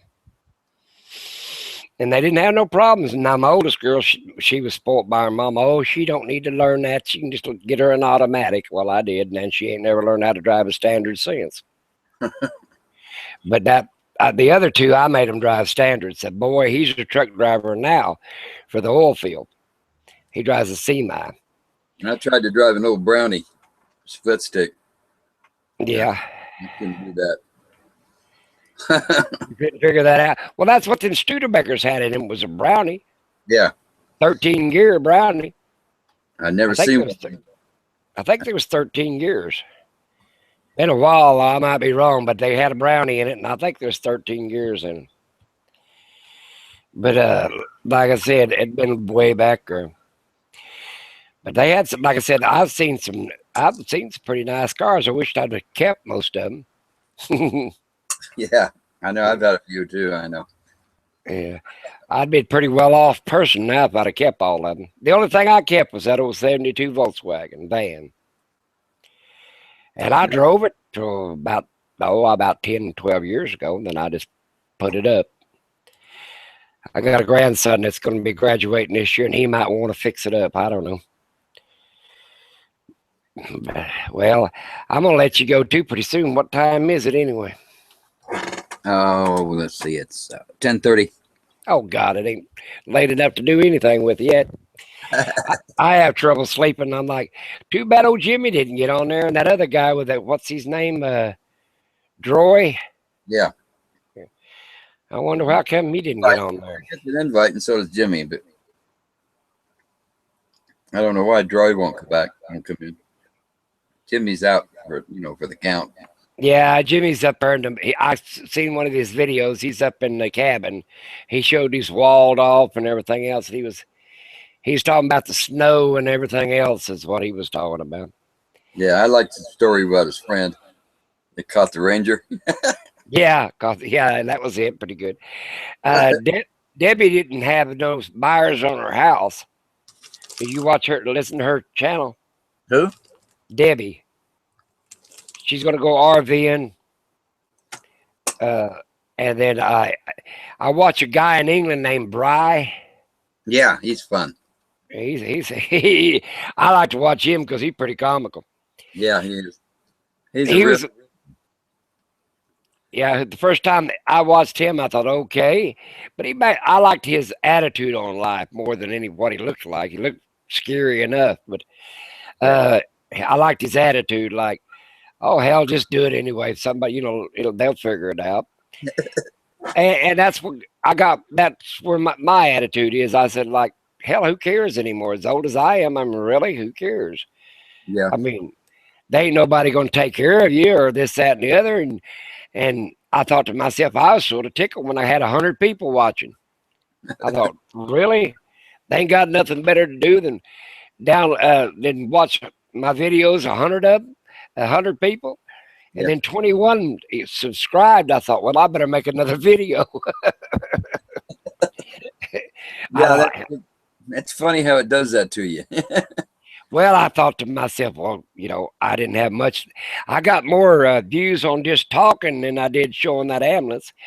One guy wrote on that deal, I guess he was, I don't know where it was, a good news or bad news. He said, told me to keep rubbing a 4-leaf clover on it. And I was like, okay, is that a good compliment or a bad one? I didn't buy it for its good looks. Yeah. If you seen where I go fishing, you won't drive that RV down there. I can guarantee you won't put it down in there. And this old ambulance is made out of steel and whatever. And like I said, some of them, have you ever seen what a blackjack does to cars? Yeah. You know what blackjacks are, don't you? The wheel locks. Yeah, no, the blackjack trees. Oh, okay. Yeah, they're some of the roughest brush in the world to drive down through. And I thought, well, hell, it's made out of steel. Didn't cost me much. I'm driving it down there. Hell, it's 2 foot off the ground. It's on a 1-ton chassis. I mean, but that's what I'm saying. I mean, I didn't buy it to park in Beverly Hills parking lot. Right. No, some people are wanting to see that, get the tour and that. No. Well, I don't care what people think. Because I got a video out today, and I put it out today. You just got to satisfy yourself. Well, I got styrofoam on the ceiling, and then in the wintertime, it's styrofoam all over the walls, and the aluminum back styrofoam sheets. Mm-hmm. So the flashlight would light this whole place up. Well, as long as you satisfied yourself. That's what I was getting at, people. Now, if you want $1 million RV, now some of these ones I seen tonight, they'd be close at least $500,000. Yeah. I mean, they were nice, but that's what you're driving. Something that you don't want to scratch on it. I mean, and I'm going to live in it for 30, 40 years. Or at least want it to go 10 or 15. Yeah. If I paid that kind of money, that sucker better last me 2 or 3 more lifetimes. A friend of mine knows somebody that sells them. His favorite thing to say is the fastest way to lose $50,000 is buy a $100,000 motorhome. Oh, I wouldn't doubt that at all.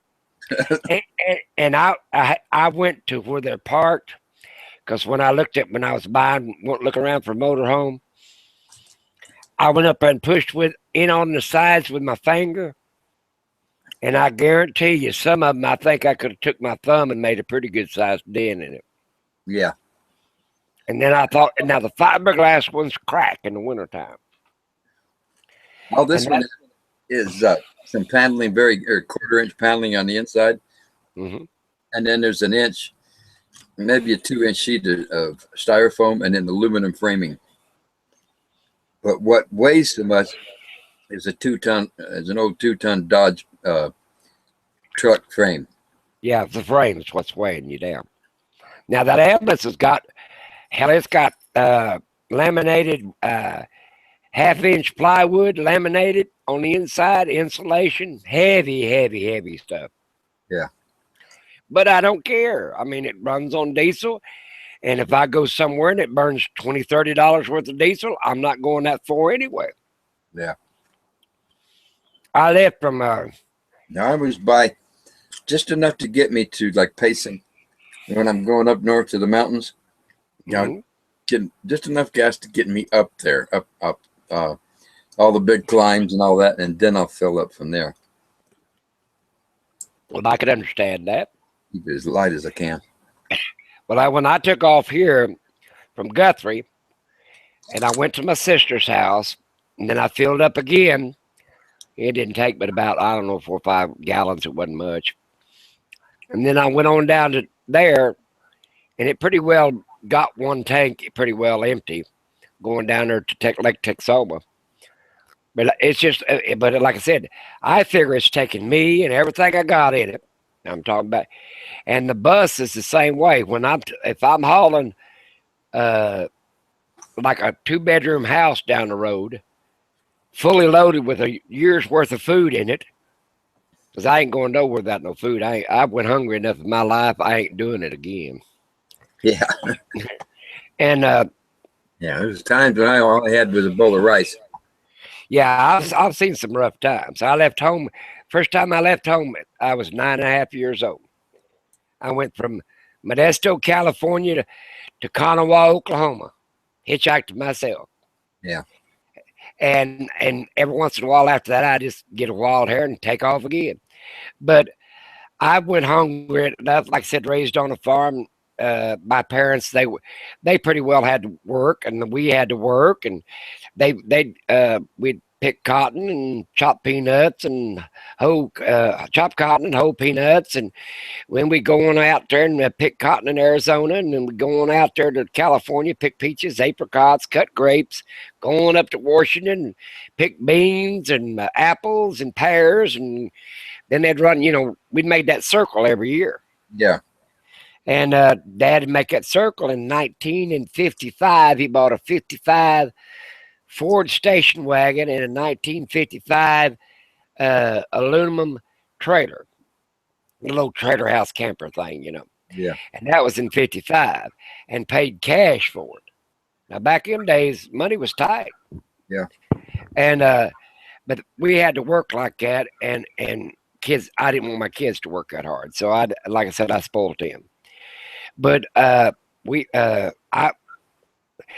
our time was up or whatever, I just leave home, just get up and decide I want to go somewhere. And Dad and Mom never did say too much to us. Whatever we wanted to do, let us go. Yeah. And I'd run around. My brother, just older than me, he's about 9 months, 12 months, somewhere in that area. He stayed home all the time. He's too scared to go anywhere. Yeah. And sometimes he'd get out there and hitchhike around, but most generally stayed pretty well at the house. Yeah, you don't want to hitchhiking nowadays.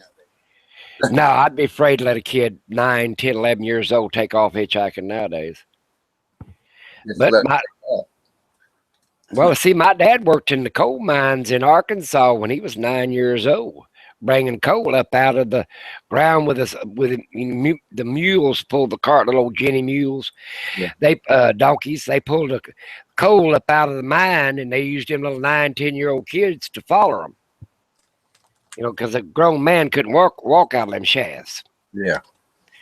But like I said, he worked hard all his life, and so did my mom. So it was just people don't work like that anymore. They ain't going to either. Yeah. All of my family was farmers, ranchers, or railroad. Yeah, well, I can understand that, but they all worked. That was a line of work they had to do.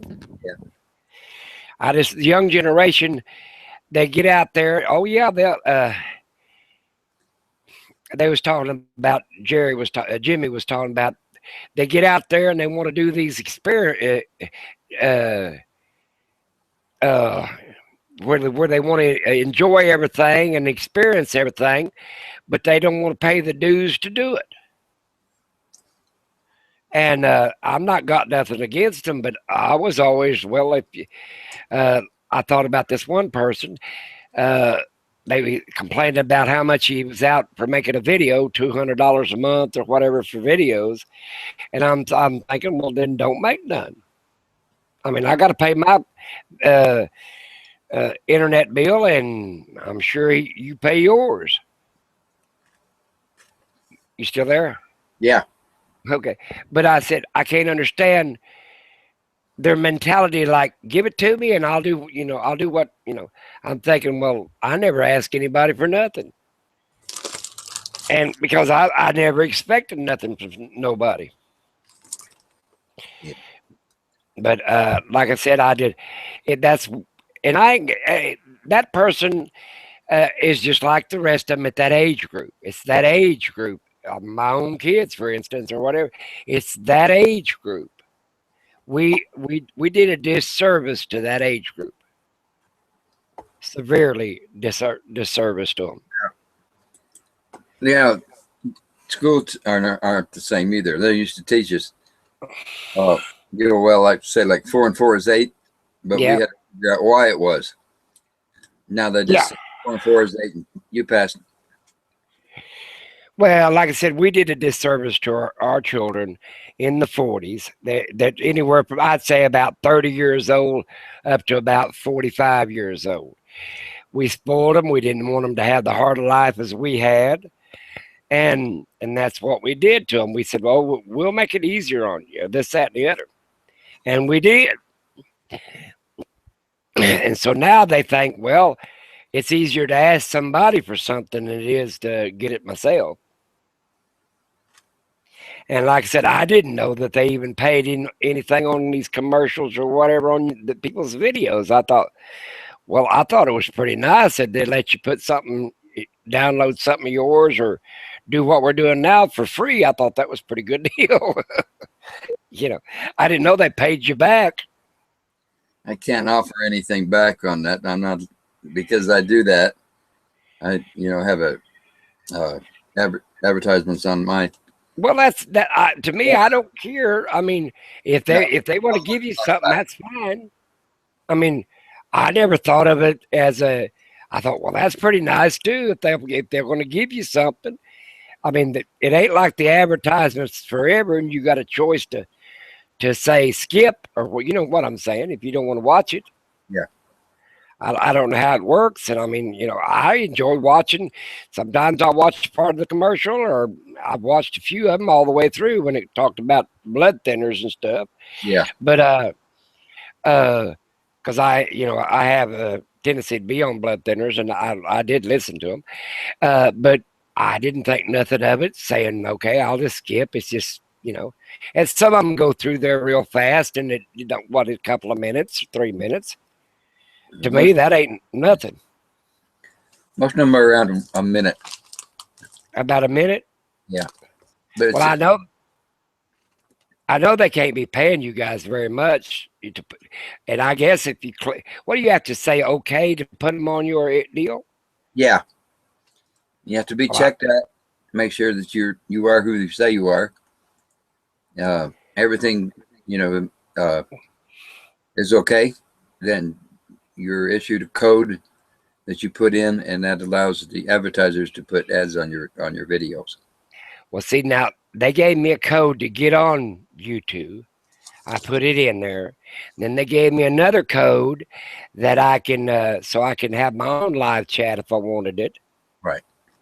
And if they wanted to put advertisement, I don't even care if they paid me, really. I mean, I didn't do this because I expected anything. Why I did this is I sat at home most of the time, big old house, and I got nothing else to do. Right. And I thought, my theory about it, I'll just do something like this or whatever and enjoy it. I mean, to me, it's about me from now on. I mean, and I don't want to sound selfish or cold or anything else. I've lived my life. I've had a good marriage. I've raised my kids. I've helped with even with the grandkids and the great grandchildren. Now it's time for me. What little bit I got left, and I don't want to be selfish, but I want to spend some time doing something that I want to do. That's right. And then I decided, well, I'll get on this and find people that likes to do some of the stuff I like. And like I said, when I deleted some people if they got nasty. Yeah. I said I don't have to hear that, and I never say nothing bad about any of them. My theory is that if it bothers you, you have a choice to, like Facebook, just don't subscribe anymore. Yeah. Or just like I did Facebook, I just decided unfriend you. I'm done. Yeah. And that way you're not hurting their feelings really, and I don't know what they're doing in their lives, and that way I can't really comment to somebody else after a certain date. When I decided to unfriend them or unsubscribe to them, I don't want to keep up with their lives because they're going in a different direction or doing something different than I'm doing. Right. But I have nothing against them if that's what they want to do to make money or so on and so forth. It's just something I would not even entertain because I ain't got time to mess with it anyway. But, you know. We're just not allowed to talk about it. What? We're just not allowed to talk about it. Well, I give you yay because I mean, if you enjoy it, go for it. Yeah. I mean, I don't care. I mean, I'm a person live and let live. Let them go, you know, because to me, I couldn't make a business out of any of this stuff because I might quit tomorrow and never hear me again. You know, it's one of them things. You know, I mean, and there's a lot of people. I believe there's a lot of people that does YouTube. They make 1 or 2 videos. It gets it out of their system, and then they're done. You know, or it wasn't what they thought it was or whatever. You know what I'm saying? I thoroughly enjoy it. Well, I tell you what, there's a little old girl that I forget her post, but she was engaged to a person that followed the Muslim faith, and I think he really done a bunch of mean stuff to her, and she'd been awful sick and this, that, and the other. And it's I follow her post pretty good, and I try to give her encouragement. See, I don't like that down, you know, because everybody's different in the world. You know, you might not want to drive a $1 million Winnebago, and the next guy, that's the only thing he wants. You know what I'm saying? So it's like different things for different people. I understand that, but she decided to get her. She's in England, I believe it is, or Australia, for one of them, and she's going to make herself a home in that her van, and that's what she's got to live in and go across country and whatever. That's just like Debbie's going to use her pickup and buy her a pull-along trailer. She's up in her 60s. And you'll find a lot of us people our age, they've got an income, you know what I'm saying, and I ain't the greatest in the world, but we got some type of income that we can do a little bit of traveling and not have to worry about making something on the way or working for a park for you to stay in the park or any of that other stuff. You know what I'm saying? Yeah. And like I said, I don't blame anybody that wants to. When I was down at Sulphur down here, it's a federal park. Old boy down there, he travels across country, and he said he was going to stay 2 or 3 months there in Sulphur. He was the guy that checked you in and checked you out, elderly person in our age group. He was in his 60s. And yeah, if him and his wife want to do that, that's fine. I mean, I thought about doing some work camping. Yeah, that's what he called it. Yeah, I decided I ain't going to do that. I don't want to be stuck. If I'm out, I want to be able to go and come when I please. Well, see, he signed up for 3 months. Yeah. That's what the man did. And But he'd been doing this stuff for 10 years, he had told me, and he was pretty well wanting to retire somewhere down in that area. Yeah. And he went ahead and took that contract for 3 months. Now, see, I wouldn't want to take a contract because I might not be there the next day. Yeah, like I said, I might wake up one morning and say, I don't like it here, I'm moving. But like I said, I was really naive about YouTube and everything else, and I didn't care where people was paid for ads or anything else, or I didn't care about the donate buttons, and I didn't care about what they called e-begging or any of the other stuff. I didn't care. If it got on my nerves, I didn't watch it. That just blew up all of a sudden. Well, I think it's all right. I mean, I like people that, like, we have here in Oklahoma, we have up at Tulsa, we have a cancer hospital for the kids that's got cancer. St. Jude's, you ever heard of it? Yeah. Sure. And I think that's a good idea. There's I one in Henderson, Nevada, too. Yeah, but what I'm saying, stuff like that is a good idea. There's people out there that needs help take abused children in or abused animals in and stuff like that. Hey, I ain't got nothing, there's nothing, And if you want to just start a fund for yourself, I don't care about that either. I think a person that's intelligent enough will figure out, now, wait a minute, there's a difference. I'm done donating. And, because if they watch their logs or whatever, they'll figure out, well, maybe I'd have done it different or this, that, and the other. You know what I'm saying?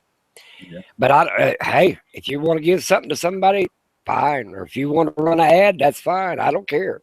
I'm not, what time I got left, I'm going to tie myself up with that point of view or something. You know what I'm saying? I ain't going to let it bother me, I can't change a lot of stuff, and so therefore I ain't gonna let it bother me. Well, I'm going to use a buzzword on you. Huh? How do you feel about public broadcasting system? Well, I watch TV all my life, and we've always had a commercial. So that's public broadcasting, last I checked. And usually that gave me time to get up and make a sandwich or go to the bathroom. I'm talking about PBS. They survive completely on donations. Yes, they do. And I've donated to them. And like I said, I like some of their broadcasting. In fact, you ain't going to get it nowhere else. And yeah, I have nothing wrong with that. Nothing at all. That's what I'm saying. If you want to watch something, and you could use anybody, if you like their programming and you want to send them 20, 30 bucks because you like where they're going and what they're showing you or what they're talking about, that's fine. I don't care. Yeah. But I mean, to me, I made a mistake of letting them get in my Facebook, and I've made my mind up from now on that it's going to be very few that I'll let have my Facebook page. You know what I'm saying? Yeah, I don't even hardly anymore. I'm mainly going to keep that for family that wants to get a hold of me and contact me. Yeah. And now, for as YouTube, now I've got some people that's on YouTube that I have gave my Facebook account to, and then some of them I did, and then I decided I didn't want to anymore. I didn't like what they posted, or I didn't like what they talked about, and a lot of my family gets on my own Facebook. They got my passwords and stuff, and they check policy what Paul's looking at and doing. You know what I'm saying? Yeah. And like I said, they warned me about, oh, Paul, don't give no more to them people, or don't donate no more to them people. You know what I'm saying? Yeah. And I'm older and I've got grown kids, and they sort of keep an eye on what I'm doing. I don't know whether they want what little bit of money I got left, or they're just really, really serious about taking care of me. But no, I have no. If a person wants an advertisement on the front of theirs, he didn't ask me about mine, I don't care one way or the other. Yeah. But because I'm not the one waiting for the. I ain't the 100 people watching it. Let's put it that way. Yeah. But I didn't. Oh, every 30 days or so, they'll do a marathon begging, e-begging. Where? Who? Public broadcasting, PBS. Mm. They'll hire a whole bunch of people, and they'll volunteer, and they'll set up big phone banks. And that's Oh, what I've they seen this. They do it here in Oklahoma about once a year. Have Huh? them about once a year or so here. They'll have it on television. Yeah. And they'll have the marathons on the television and have different old timey singers or actors or whatever come on. Yeah, they do that. I mean, hey, they got to do what they got to do to show their programs. But I don't believe they come out enough as some of these other. It's like the Kardashians. What have they ever really done? Yeah. You know, I mean, I haven't found anything that they've done. They wrote, they didn't invent anything. They didn't, you know, I don't know what they've done. To this day, I still don't know what they've done. Now they're not actresses or actors. Yeah, but they make money hand over fist somehow. So, like I said, I don't know how they made themselves famous. Let's put it that way. Yeah. And a lot of people on YouTube have made themselves famous, which where they sing or whatever they do, and that's fine. Are there a? I think Jimmy could be somebody that would be pretty popular. We used to have speakers way back in the day that what was the name of them? I can't even think of him now. He'd get on there and talk, like the 700 Club, you know, guy that talk and talk and talk. Yeah. But I think Jimmy could do that because I think he's got the personality for it. Yeah. And he pretty well can get away with saying a lot of stuff because, you know, stuff I wouldn't even want to come up with and say. But I mean, I like watching him. He and I got into it once or twice, but we're good. We're friends. We're good friends now. Oh, I like I said, when I watch somebody, I always push thumbs up because if I watched them for they're like 10 minutes or 15 minutes, I don't like to watch any video over 10 minutes. I don't. When it gets into that, I watched one today about that girl in there. She was 35 minutes long. Now, to me, that's a little bit too long. Why you watch an hour-long program? Why is 30 minutes too long on YouTube? I don't know what it is. I'm playing the devil's advocate here. Well, to me, it is. To me, I like about a 10-minute, under 10 minutes. Because now, if they want to, I could show you anything in about 10 minutes. I mean, I can't. She began. It's just like one of these programs we're doing right now. They'll end up doing saying the same things 2 or 3 times, or they ramble on, or whatever. I'm guilty of that. Well, about 10 minutes is about long as a lot of people's attention span is anymore, because they want to see what it was all about. Open in the middle and then the closing it, and it takes about 10 minutes. Yeah. But to me, I don't hardly ever want to watch a 30-minute one. Unless I do it in 2 or 3 pieces. I'll watch 10 minutes of it or something and then put it on pause and go do something. Yeah. Or finish cooking my breakfast or something and come back. That's what I did to hers. You know, but which is fine. I mean, you know, I do that on television if it stopped. I do that on movies. But I really rather watch 10-minute intervals about different subjects. You know what I'm saying? Yeah. How long have you been doing YouTube? About a year and a half. Well, I ain't been doing it that long. About a month, so maybe 2 months. Near Eric. I was Eric's third subscriber, and then shortly after that, I started my own because I liked what he was doing. Who was this? Eric, Nomadic Fanatic. Oh, Fanatic. I watched him for a lot when I first started, over and over and over again, and then I don't know why. Well, I do know why, but I made a mistake about putting him on my Facebook, and I shouldn't have done that. I should have just kept him as a YouTube watcher. You know what I'm saying? Yeah. And which I might go back and watch him, but I don't think I'm gonna put anybody. I got 1 or 2 people on it right now, and that's about it. Yeah. And they're not in there for. They're a different platform, I think, is what I'm gonna try to say. You know what I'm saying? I don't have any problem with Eric. I like his content, most of it. If I don't like it, I just turn it off. I'm not going to, make a big deal out of it. Well,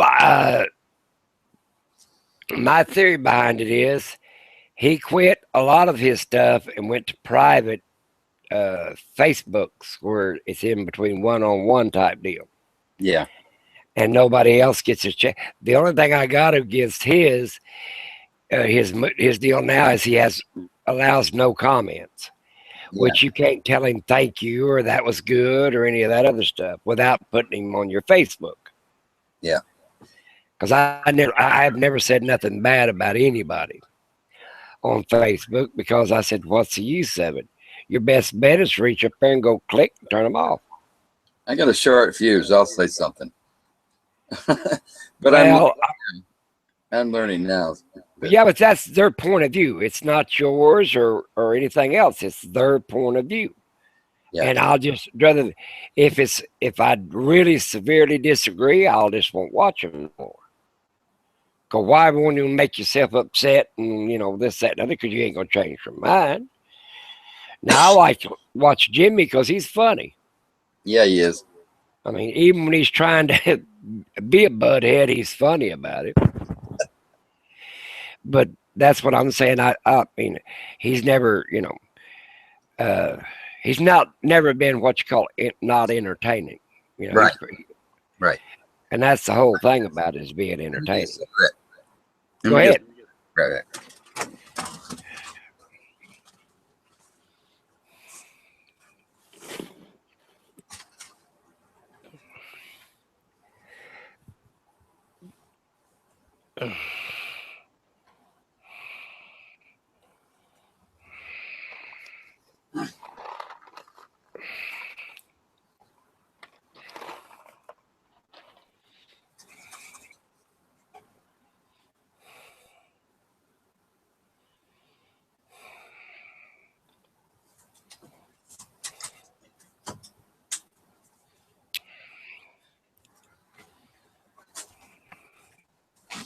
Yeah, if you listen to what Jimmy's saying, you'll learn a lot, I think. Well, now Wayne one time got into it with somebody. I think it was Nomadic Fanatic or something on television once, or on the YouTube. With you? Yeah. Okay. And I just turned it off because it was something I didn't want to watch. You know what I'm saying? Yeah. I mean, I'm not saying I don't know what it was about. I didn't go that far into it. It just started getting, to me, out of hand, so I just turned it off. Yeah. I mean, that's why I said, what's the big deal anymore? Can't you know how to hit the off button? That was my theory about it. Just turn it off. If they're going to talk about something that's interesting to me, RVing or putting food. See, back in my day, everybody put food up for the winter. That was, and it ain't, to me, I don't know why they called it prepping. I called it surviving the winter. Yeah. But nowadays I can see the need to put up more than just winter. Yeah. And I ain't putting up for myself. I couldn't eat all this damn food in 10 years if I never went back to the store. What I'm putting up is for my grandkids and this, that, and the other. Because I'm going to tell you, they're not going to put it up. Hang on a second. I'm looking at the chat.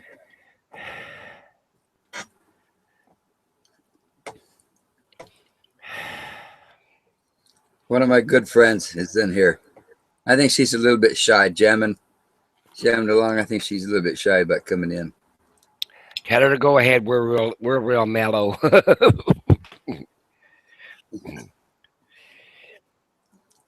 Oh, Yeah, she's right. Yeah, she's voicing her opinion right now. good. I hope it's nice. But no, I want to be uplifting to people. That's just like that little girl over there in Australia or England or whichever one she's in. I'll never see that little girl, but I don't like the idea that she thinks that she's at her wit's end. You know what I'm saying? Smile, take one day at a time, keep on going. There's plenty of people out there want to beat you down again. From the sound of it, she'd been sick all of her life, this, that, and the other. Now she's got a little bit of freedom and a little bit of health back up under her feet. Well, just keep going. Don't just let somebody just keep pushing you down. Just keep going. And I did listen to her old 30 minutes. I did it in 3 intervals, and then I sent a little message on the end of that. And I bet she didn't even read it. oh, I bet she did too. I think she sat back, said thank you, and something else on it. But no, I want to be encouraging about whatever. Like I said, if somebody wants to buy a $1 million rig, let them go if that's what they want. I've seen some beautiful rigs, and then I've seen some old boys that just that's all they had, and they was proud of it. Be proud of it for them. Somebody on my channel asked me about what was the question? I don't remember what the question was, but when I was answering it, he wanted to sell his house and buy an RV. That just rubbed me the wrong. It didn't make me mad. And it was paid for, completely paid for, and he wanted to sell it so he could buy an RV. Well, my house is completely paid for, and I thought to myself, I might have to come back in this house. You know what I'm saying? That's what I said. Don't sell that house. Or I'll have to go to a nursing home. Take my pick. That's what I said. Don't sell that house. You might get out, get an RV, and you're out there for 3-4 weeks or 6 months, and you decide you don't want to do it anymore. Now what? Well, now Debbie's doing the same thing. She's selling her house in Florida, and it's really nice. It's right there about Lake Ponce, some lake. And she's going to go RVing, but if that's what she wants to do. Well, that's what I told him. It's, if you want to do something like that, get an older one. You don't have to pay so much for it. Well, what I did is I'm going to take short trips. Now, I might not leave Oklahoma, and I might leave Oklahoma, and I might make it to Texas or Arizona or where, New Mexico or somewhere. But I'll be, happy wherever I go, but I'm going to have to come back and check on my house at least once, unless I can get my daughter to move in here, but at least 1 week out of the month. Yeah. Because I want my bills to be paid when I come back, this, that, and the other. You know what I'm saying? And I have to see my doctor once a month. Yeah. So I'm limited to weekends and 3 weeks at the most. To me, a long RV trip is 3 weeks. And that's it. My daughter has to come and get, even if I leave the RV wherever it's at, let's say at a state federal park, she can come in the weekend, pick me up, and take me back. You know what I'm saying? I'll stay 2 or 3 days up here, maybe a week, and then go back. But another man on that made a comment to the comment that I made to the guy. He said that maybe, some people are just not into working on them. Maybe they just want to buy a new one so they don't have to worry about it. Something happens, insurance will pay for it, Well, yeah, but I've had catalytic converters go out of a brand new Mustang. Just fell out on the ground, basically blew a hole in it, we might as well say. Yeah. And the warranties just ain't up underneath them. If you want to know anything you buy, the warranty is just not there up underneath it. Even a replacement warranty is that you have to buy the stuff first before they replace the money. Yeah. So you got to look into whatever you buy if that's what you want. But to me, I'm just satisfied with just anything that don't cause me no trouble, and I don't really, I don't want it to be ratty and the door fall off when I drive down the road, because that's my safety part. But I don't care if it ain't got the best paint job in the world, as long as it's got good running gear. Yeah. When I was 16 years old, I told my father that I wanted a car. What could I do to get one? He says, go get a job. I understand that. and I washed dishes until 10 o'clock or 11 o'clock every night in an Italian restaurant, real greasy one. And we didn't have electric dishwashers. It was wash with a washer. Yeah, I know. Worshy. My first car I got was an old Rambler Nash. Oh, really? And I bought it for $25. It needed a transmission. And I bought the transmission at a junkyard, I think, for 10 or 15, 12 bucks, between 10 and 15 bucks. I think it was around $12, something like that. And it was a good transmission.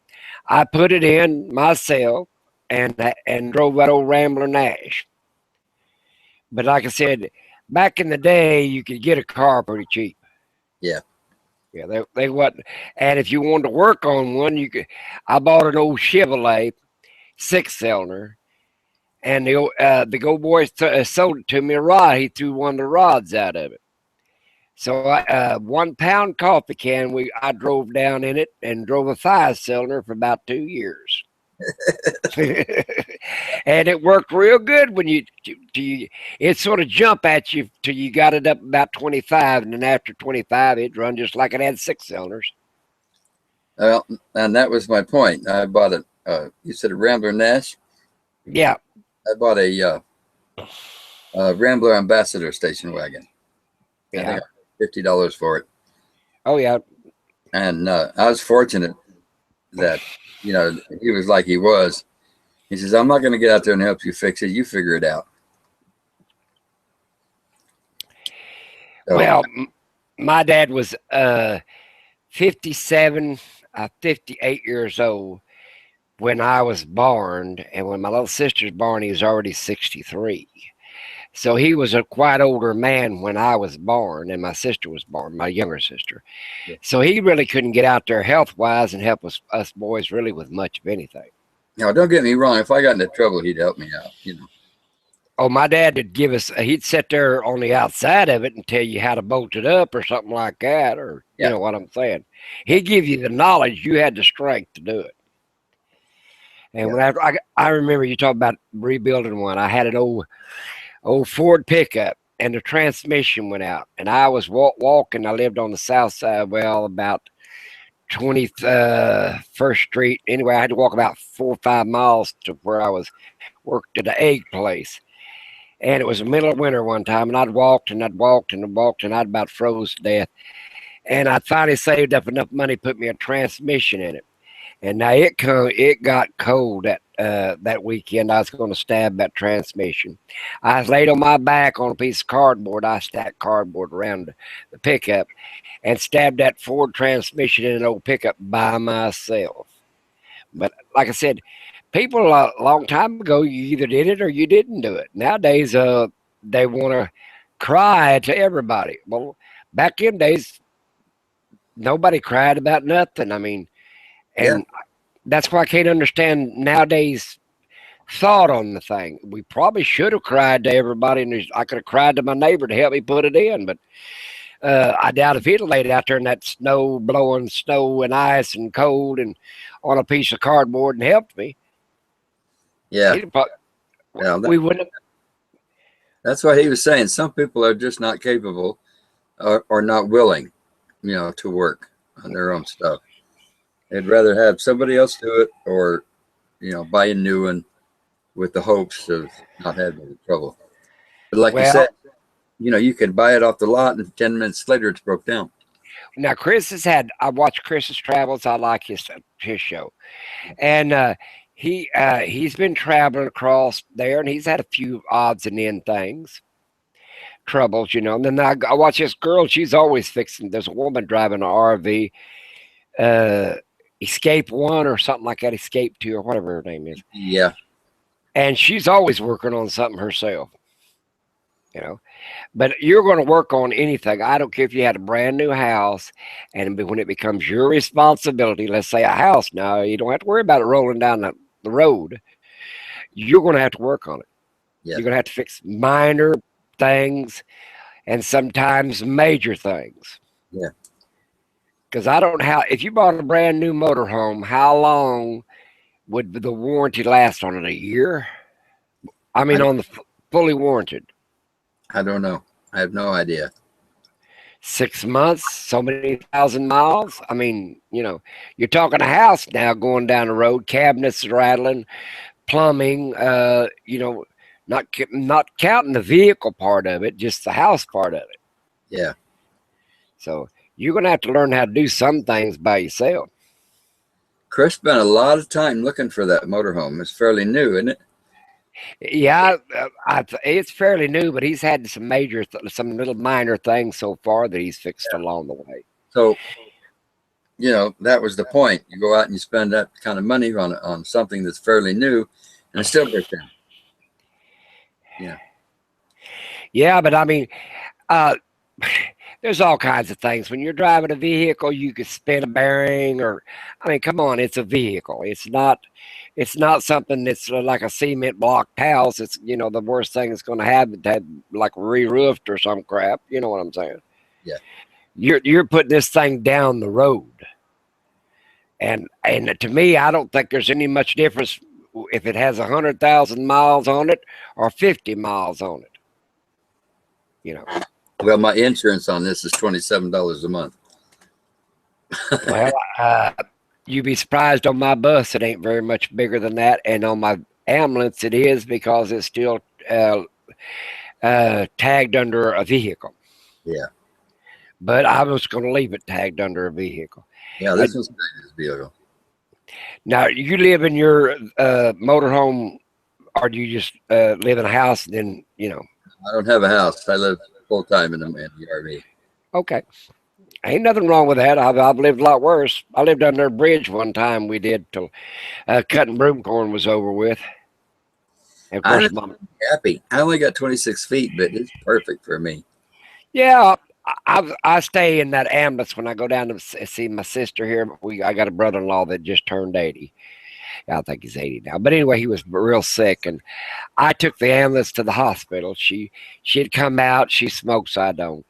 And I told her, well, I come out about 3 o'clock in the morning for a cigarette. And I said, well, you wake me up, because I don't want you standing outside this hospital, you know, at 3 o'clock in the morning. Yeah. And I pretty well stayed with her. And then I'd been going and staying with her. I'd been staying in my ambulance, because, and then they've been staying in the house. But I just, you know, I made me more room, and I had my little dog, and, you know, I like the privacy, but I don't mind. They had a big old yard, and I just plugged in at their well, and I was good to go. Had electric and water and everything, you know. Yeah. But I like the idea of I helped her with him. You know, he's got a full-time catheter in. I mean, he's a mess to handle. But, you know, like I said, I've known him for all my life, more or less. I've known him for 52 years, let's say. That's how long we're 53. That's how long they've been married.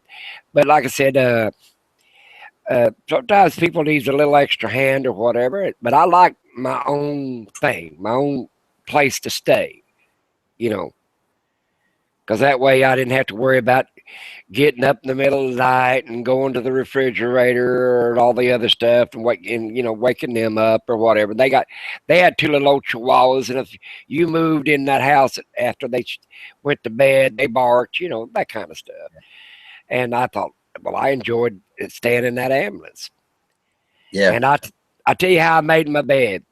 It had a bench on one side, and I put a leaf on it. And I thought to myself, well, the cushion comes off the back, and then the cushion on the floor, on the bottom of it, made cushions, but they were hard.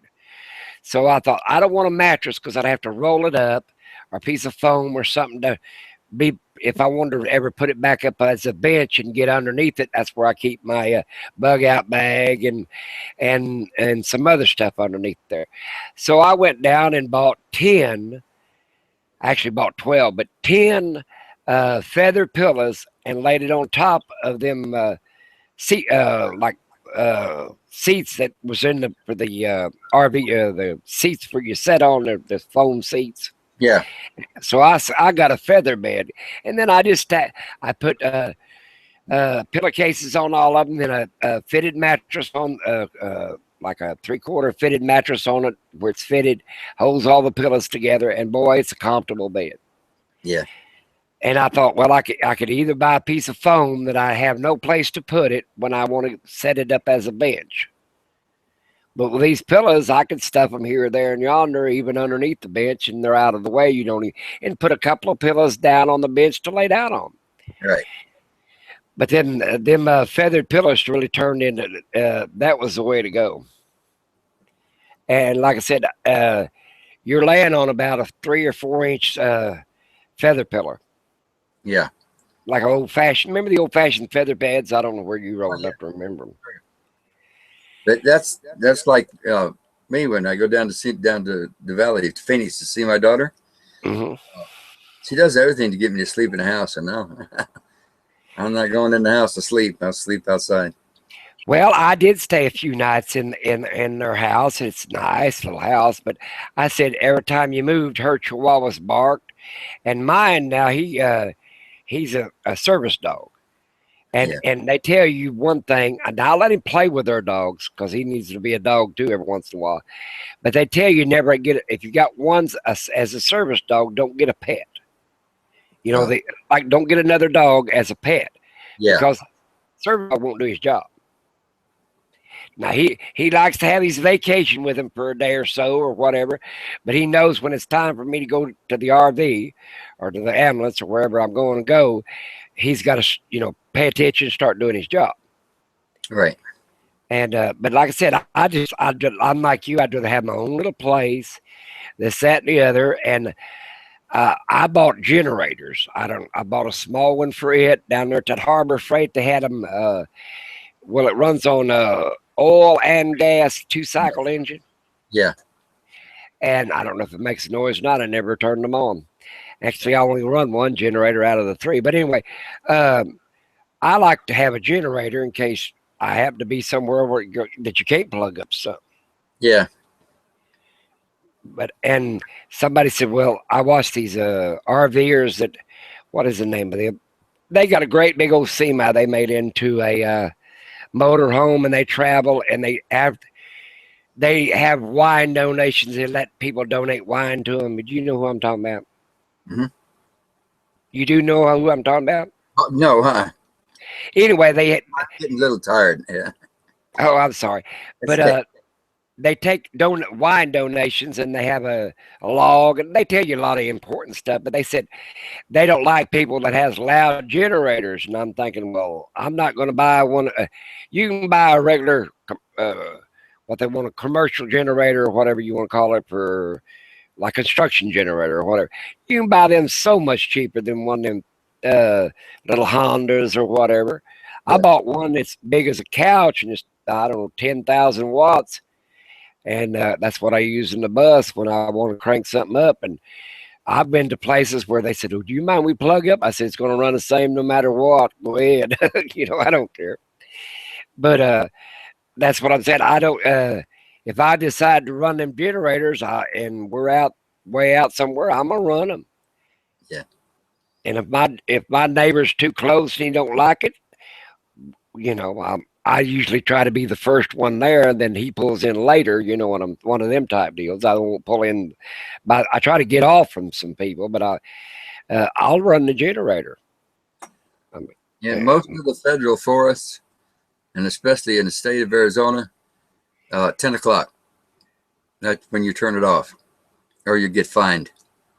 Well, I could live with that. By 10 o'clock, it should be cool enough to go to sleep. And I usually turn it. Well, I usually turn them off after I get finished supper, because I told you I had convection ovens and electric stoves and stuff like that. Yeah. And then now my refrigerator runs on. It will run on electric, but I got a converter for it, and I run it during the night on my batteries. Yeah. And then if I have to, I can start the diesel up, and it'll sit there and idle. Engine them batteries back up. Yeah. But that's one thing about a diesel motor. You can sit there and let them idle all day long, and they might burn about 5 gallons of diesel. Yeah. But they don't get hot or nothing. They'll just sit there and idle. Yeah. And now if you was running a gas rig, you couldn't let it sit there and idle for 10, 12, 15 hours. Right. You'd be out of gas. Well, you might be out of gas, but you might burn that motor up. Yeah, could be. And I use that, all propane. If I can use propane, I'll use it. The well, fridge, stove, the oven, everything. well, now I didn't buy a three-way refrigerator. I probably should have, but I just bought a little old Walmart refrigerator. I bought my air conditioners. I bought everything that I got in there out of Walmart. Yeah. Because that way, if something breaks, it ain't going to hurt my feelings to set it outside by the dumpster and walk in Walmart and get one just like it and come back and put it in. Yeah. Yeah.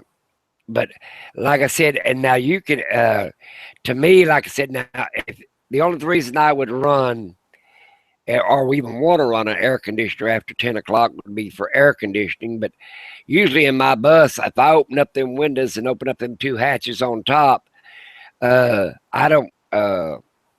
wouldn't get hot unless it's really, really hot at 10 o'clock at night. Well, But where I go in the summer, but it's still over 100 degrees at 10 o'clock at night in Phoenix every night. well, then I don't think I want to go camping. Not at that. There's a couple of months in the winter I don't get out, and there's a couple of months in the summer I don't get out. Yeah. But now if I was forced to have to or want to have to be full time, if I didn't have a home that's paid for and whatever, I would get something that would be acceptable in all the little parks, you know what I'm saying, Right. traveling down the road.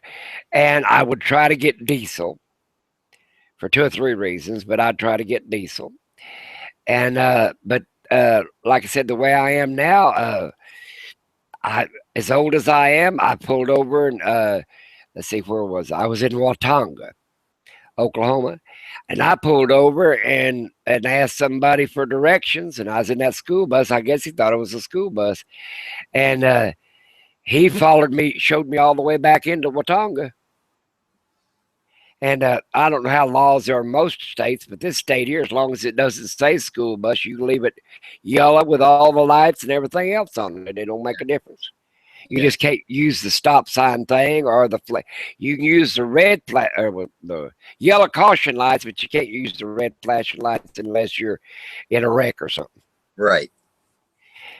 And when I bought the ambulance, it had all of its stuff in it too. Yeah. But like I said, I'm not picky about other people's rigs. They buy a lot what they can afford. That's the first thing. Then they buy what they like, the second thing. And it could be, I'm going to fix it up or I'm going to leave it like it is or whatever their motive is buying anything. It's theirs. And I don't, like I said, I think you need to watch my little video on that I just put out is about hot water, RV hot water. I thought to myself, well, I could buy instant on demand, but I don't where I want that either. I don't. When I park that thing in the winter, for them couple of months, I'm not going anywhere. I don't want to winterize nothing. You see what I'm saying? Yeah.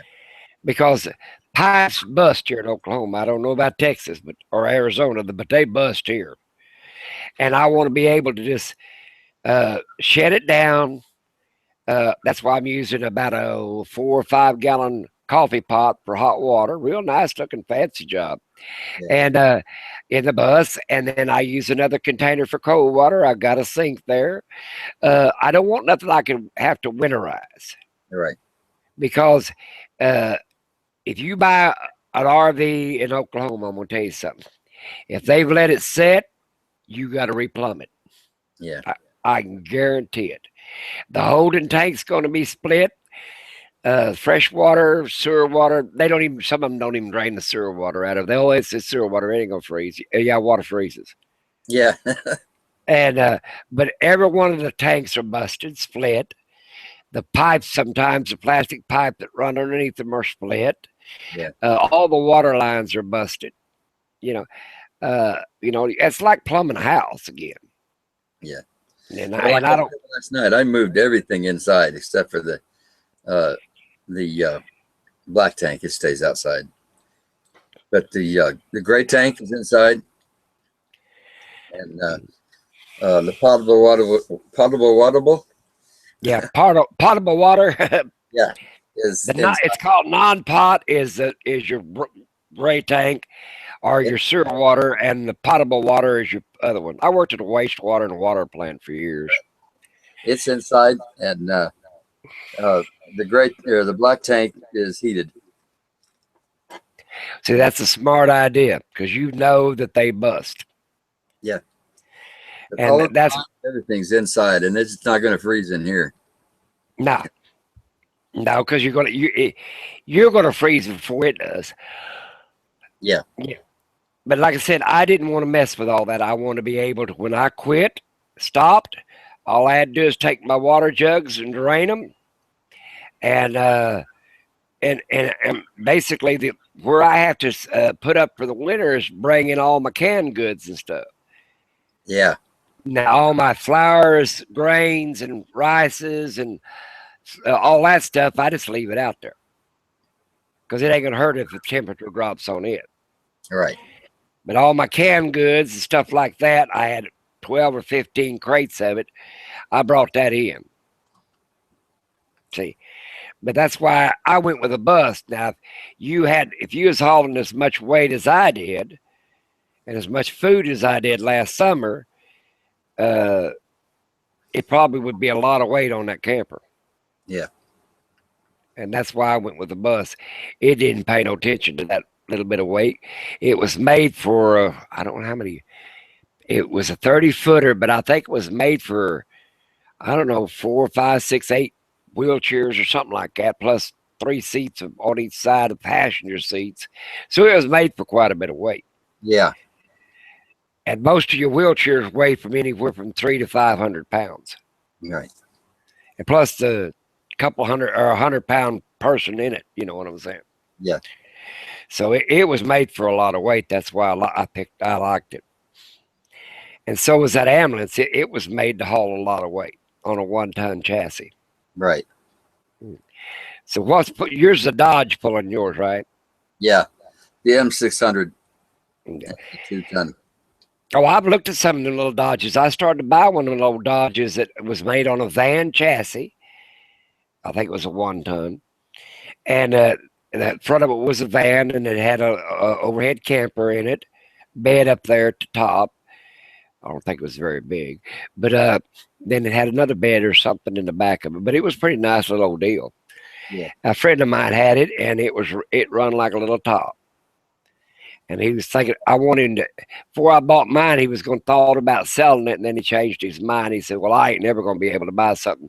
And it was an older rig. I think it was 86 or somewhere, way back there. But he said, I don't think I could find something this good again. You know what I'm saying? He just happened to fall into it. Yeah. Yeah, that's why I got this one. I just didn't want it anymore. Get it out of here. Well, that's what this guy, he didn't have to do very much work for it. It was an older type person. Now, the guy my friend that got it, he's probably 50 now. But he bought it from an older type person that kept it up like in mint condition.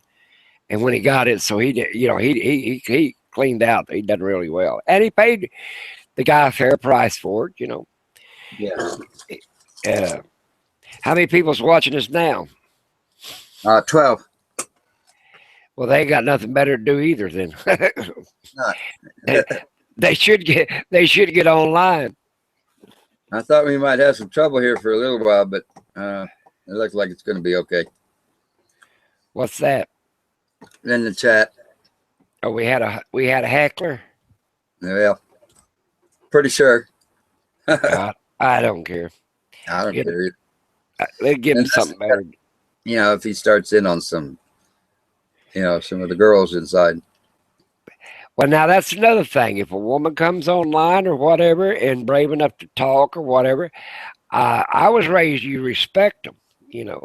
Even if you didn't. Now, if you don't agree with them or whatever, I gotta go. You know what I'm saying? Yeah. But why act like a butt when you don't accomplish anything? You do not accomplish anything. No. And to me, why I went after and liked the channel is you could ask like how to fix this, I did that here a while back about something. I don't know what it was, but I liked it.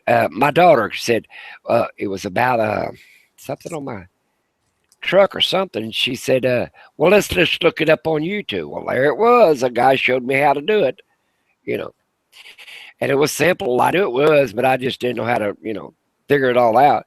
But I liked it for that part. And another thing, I thought, well, what they should have never done is had thumbs down on it. Yeah.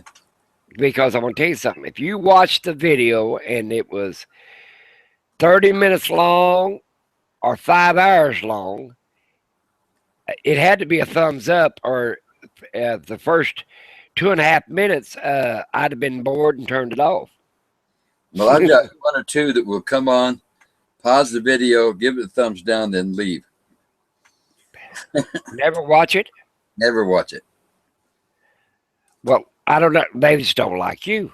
Yeah, there's just somebody I made mad. Well, I don't thumbs down anybody. I thought, well, if they're brave enough to get out there and make something, they had a point. It might not have been the point I would have made, or it was even interesting to me after I turned around and watched it. But once I click them on as a viewer or a subscriber to subscribe to their channel, after I watch 3 or 4 of their videos and I really don't like, or understand them or whatever, I'll just unsubscribe. That way I don't have to watch them. You know what I'm saying? Right. But what I tell you, what I do, I get up every morning and I see the ones I subscribe to talking about, and I usually watch them off and on till I get my breakfast ready. I mean, it's like television anymore. Well, that's what I use it as, is TV, and I don't mind the commercials. Some of them's got commercials on the front. I want to know, you can find it on YouTube just about. Well, if some of them's got commercials in the front of it or whatever, I say, well, television's got commercials. Even cable television's got commercials. Yeah, that was my question earlier. The guys that put the ad blocks on there so that they don't have to watch the commercials. And what do they do when they watch TV? Well, what do you mean ad blocks? You put a block on you don't watch the people's videos that has a commercial to it? You don't see the commercial. It blocks the ad. Oh, I don't do that. I wouldn't go to that much trouble. I figure that ad's on there for a reason, or it's paying for videos, time for let's say how to fix that part on my truck. I had to watch a little. They went through there with something. I think it was something that was there for a little while. I don't know what it was. It was some Nexium commercial, and I listened to it, and then I watched the video how to fix my truck. Yeah, I mean, they was getting what they wanted, and I used Nexium every once in a while, and I was getting what I wanted. I see nothing wrong with it. I don't see the point of it. Well, I don't know. They just do it just to be mean. Well, I understand now. Some people, I didn't know that they even people that had little ads in front of their deals got paid anything or nothing. I didn't care, and I don't even wear. I clicked so many boxes. I might have clicked it yes, no. I don't have no idea. But if they had it on mine, I don't care. I do not care. I mean, people worry about the least little thing anymore. Yeah. And I'm thinking, now wait a minute. They should have listened to my mom, dad, grandma back in the day when they lived over 100. And I'm closing in on it. But anyway, they didn't let a lot of little things bother them. I mean, they worried more about let's make a living, let's feed these kids, so on and so forth. Yeah. They didn't let that little bitty stuff bother them one little bit. Right. And nowadays, these people, they like that one person that said, wanted to know if I was the person that bought that used RV. Do you really care? I didn't, I wouldn't have cared where it went, it wasn't mine, I didn't care who bought it. You know. Yeah. But things like that, and that's why I'm putting it on myself. Why would it bother anybody? Unless you wanted to rebuy it or something like that. I couldn't understand it. Yeah. And from what I heard, it was pretty well used up. Well, I mean, things wear. Well, things wear out. You need to buy new ones. Yeah. And I'm a firm believer in that. No, I ain't gonna worry about myself with little odds and ends, things like that. I mean, they ain't got nothing better to do. That's okay. Yeah, I'd like to know what happened to it. No, it's maybe curious, but it's no big deal where they junked it or. I mean, I've had some nice cars go through the junkyard now. Oh yeah, but I'd like to know what caused them for it to break down. What happened? Let me see. What I would think was something like that. They put that slickum in there to keep the lifters shut, quiet, probably gunned up, seized up, and burned up. You know what I'm saying? Yeah. And I drove enough cars that you can doctor them up. Hell, back in the day, we used to put sawdust in the transmissions, and they was quiet and worked pretty good for a while. Yeah. You know, there's all kinds of ways to slick one up to where you can sell it. I could tell you a story about a 58 Chevrolet, but me and my brother we was young. We was pretty young. And Dad had an old 58 Chevrolet, and he gave it to us. Well, we got through running into things, this, that, and the other. And we had dents, them round fenders on the 58, so they just, Yeah. So we had a few dents in it. So we decided we was going to Bondo it. So we went down to the Bondo shop. And right next door was a paint store. We had to go in there too to buy the paint. Yeah. And the Bondo, you know how high that was back in the day?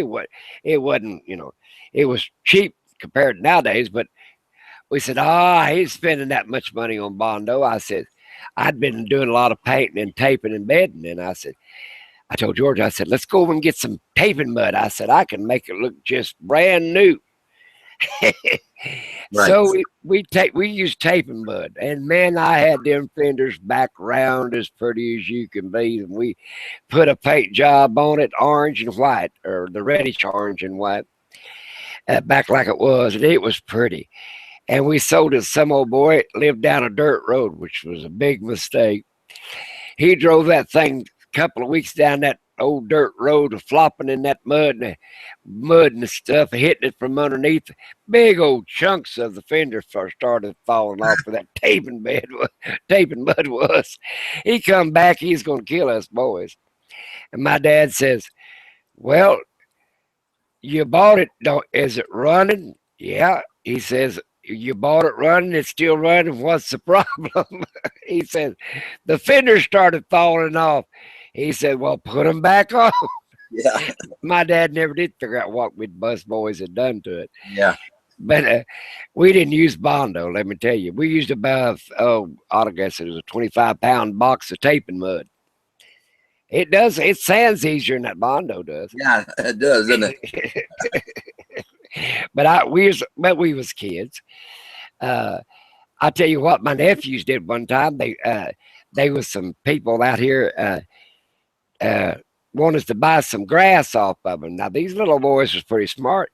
They went around the back of the house where they'd been cutting Bermuda grass, and it blows up out of the exhaust of the lawnmower, and it blew up beside the house. And they got them some baggies, and they cut that dried Bermuda grass up, stuck it in them baggies, and I don't know what they sold it for. And they came back to my brother's house, and they said, your boy sold us some bad grass. And he says, what do you mean grass? He said, grass. He said, the only grass around here is that Bermuda grass that you got, the old dried Bermuda grass. And because that guy was waving that plastic bag, and he said, well, you got grass right there, it is. And they had sold him, he trying to tell him he sold it for marijuana. And my brother, he was pretty slow. He said, well, you got the grass, now get out of here. Yeah. But that made me think, my first wife's sister, her name was Dale, D-A-L-E. Mm-hmm. And she was a ruffian, boy. She was a real tomboy. Well, I guess she was walking home from school one day, and some boy was bothering her, and so she beat the hell out of him. And just after 6 o'clock, everybody was done with dinner, and they were cleaning up. There's a knock on the door, and the guy, the father, and the kid showed up, and wanted to talk to Dale's dad. Your kid beat my kid up, and I want to know what you're going to do about it and all that stuff. So he said, Dale, come out here. There's somebody who wants to talk to you. And she come walking out. And the guy looked at her and looked at his kid and kicked his butt all the way home, man. Well, now this is a true story. My daughter was in high school, and this. Okay. I can still hear you. Anyway, he was flirting with her, whatever, and he grabbed her on the butt. And now she was in junior high, I think she was, or senior, or yeah, she's a junior or a senior. And she body slammed this kid and put him in a mud puddle and broke his arm. And I thought we was going to have to pay for that kid's broken arm, but apparently he had called her a B word before he was, because she was being a butthead, wasn't paying no attention. She didn't want to pay no attention to him. He was flirting with her, and she didn't want to flirt. Right. And but when he grabbed her on the behind, she body slammed him, and that's the only thing that saved her, because he touched her first, and where he touched her. Yeah. She body slammed him, and the kids happened to put his arm underneath him, and it broke his arm. Yeah. But like I said, I know that could happen. There's some girls that's pretty tough. Yeah, she was. But boy, that guy was sure mad at his son for letting the girl beat him up. Well, like I said, I think that, like I said, that where he beat him up, she just body slammed him.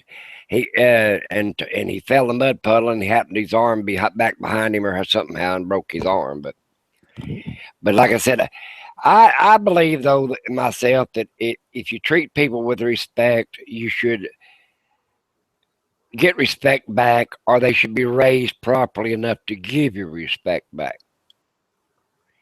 Because I can't see anybody, like I said, some of these channels, like I said, I've seen it on this channel here, people get really heated, and they should stop right there. You know what I'm saying? Check yourself and stop right there. Because there ain't nothing really that important out there, as long as they're not physically abusing you or this, that, and the other. The rest of it, I call it points of view. And everybody's entitled to their point of view. Ask Jimmy. Yeah. There's that. Nobody knows what respect is anymore. No, they don't want. They ain't got the patience for it or whatever. They want to say what they say, just like you said. Somebody click in long enough to click thumbs down, and they don't know what the subject is or anything else. And my theory behind, if they click it down, does that mean they didn't like the video, or does they didn't agree with the subject, or they had a different idea that about it? And that's why they got a comment box. Yeah. I wish they'd tell me sometimes to get a thumbs down. I'd like to know why. Well, that's what I'm saying. I mean, okay, let's say there's you said 58 Chevrolet had 22 cylinders. Well, that's not true. So I'd give you a thumbs down. I think 6 or 8. You know what I'm saying. I mean, something like that or something. But I don't understand. A lot of them, they have to be smart, or they think they're smart, or their attitude's smart, or whatever it is. I don't see that. I don't where they're gaining anything in life about it. If you can gain something, fine. But you're not hurting their prescribers that prescribe to their channel. You're not hurting their income if they get anything off of it. Now, where I work is, if I don't want to listen to it, I'm not only going to not prescribe to their channel. If it's on a personal deal like my Facebook, which I'm going to quit. I'm not going to let nobody back on my Facebook, because I think YouTube's plenty enough. Facebook's mainly for family, because I don't want nobody looking at my family and, whatever. You know what I'm saying? Yeah. And, but that's what I said, that, if they want to be too personal on Facebook, I don't mind them sending me stuff like that or whatever. But I'm not going to play games with them. I'm too old to play a game, and I don't care what people say. Yeah. You are wasting your time. You know, that's what I told a kid one time. I said, well, if I happen to kill you at 15 years, well, I'll be lucky to get 5 more, maybe 6 stops. You know what I'm saying? I mean, what do you threaten them with after you can't threaten them with? You know, if they're waiting around 15 years on death row and I ain't going to live but 8, where are you coming out on this killing at? You know what I'm saying? Yeah. You know, that's why I wouldn't mess with too many people past 65, 70 years old.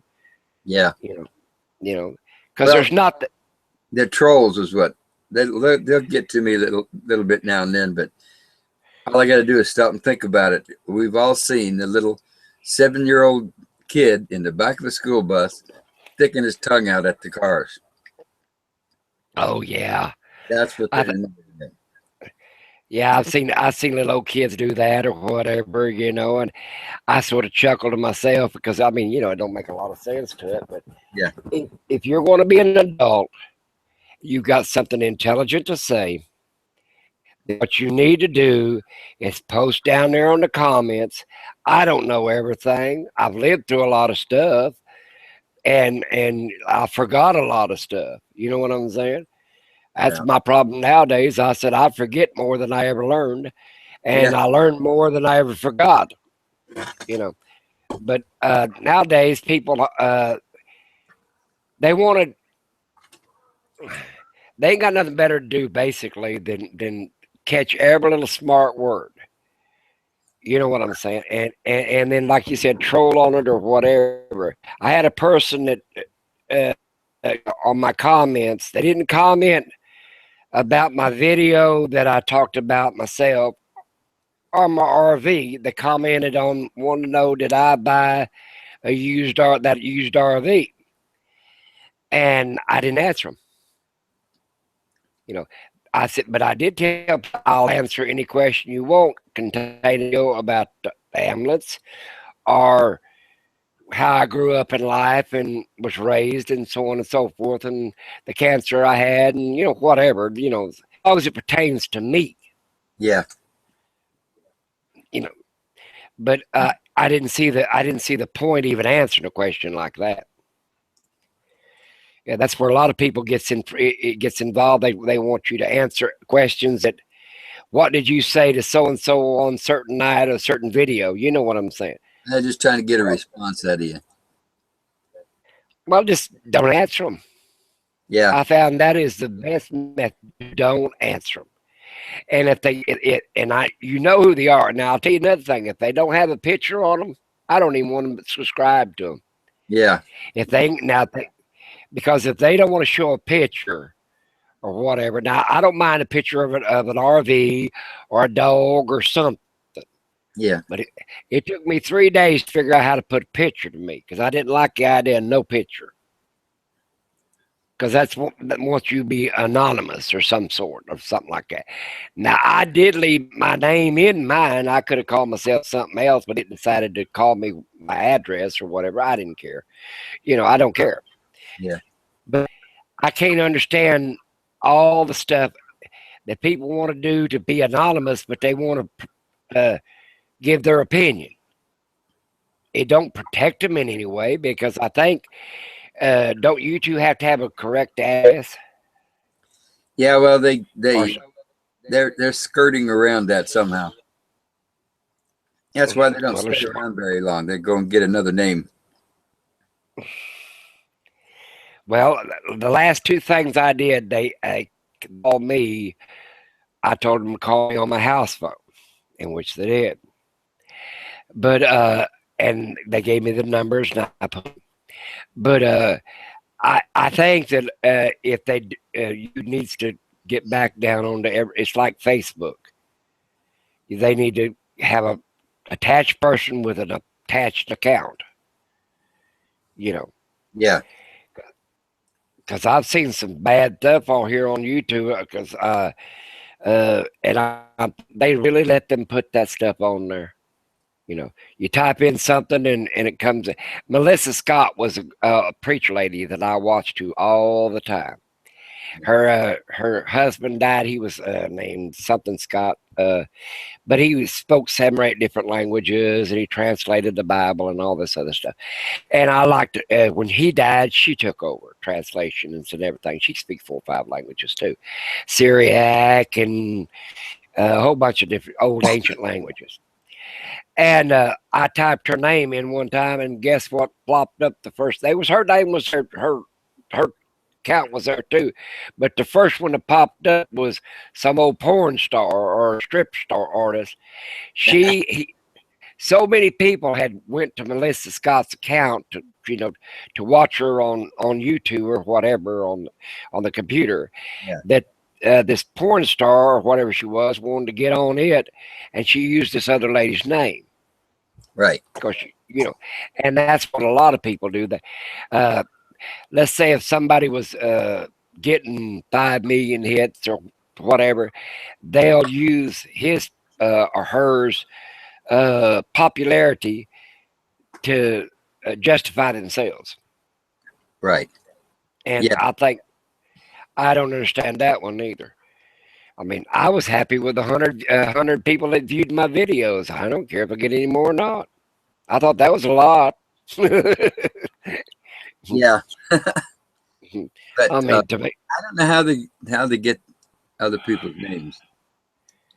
well, they'll do that. They'll comment on, let's say, your video. If you had 5 million subscribers or something, they'll say something so that somebody click on theirs and watch theirs or whatever. Well, I think that's a lot of work. I mean, because some of them, like I said, that their accounts, if they click theirs, they get to watch. I don't know what it pays from YouTube. I could care less, really. Because I didn't want to do it for a business. I want to, and I don't have nothing ever on mine. Don't care. But I wanted to do it just I was here in my house. My wife had died November the 8th, 2013. All I do is get up and wander around this house, do nothing. I'd go over to the clothing store, buy me something I didn't need. I had plenty of them. And I had to do something. And then, like I said, I would decided I would watching YouTubes. Yeah. And I had plenty of them. And then I started figured out how to, have an account so I could watch what they said, and watch the bottoms of it. You know what I'm saying? Yeah. And then I got online. I figured out how to do that. I was invited, so I went. And then I decided the other day I just want to get a chat line, so I did that. But that's what I'm getting at. I mean, use it for the right reason. That's my theory behind it. Yeah. I clicked nobody's trying to watch us. You think what?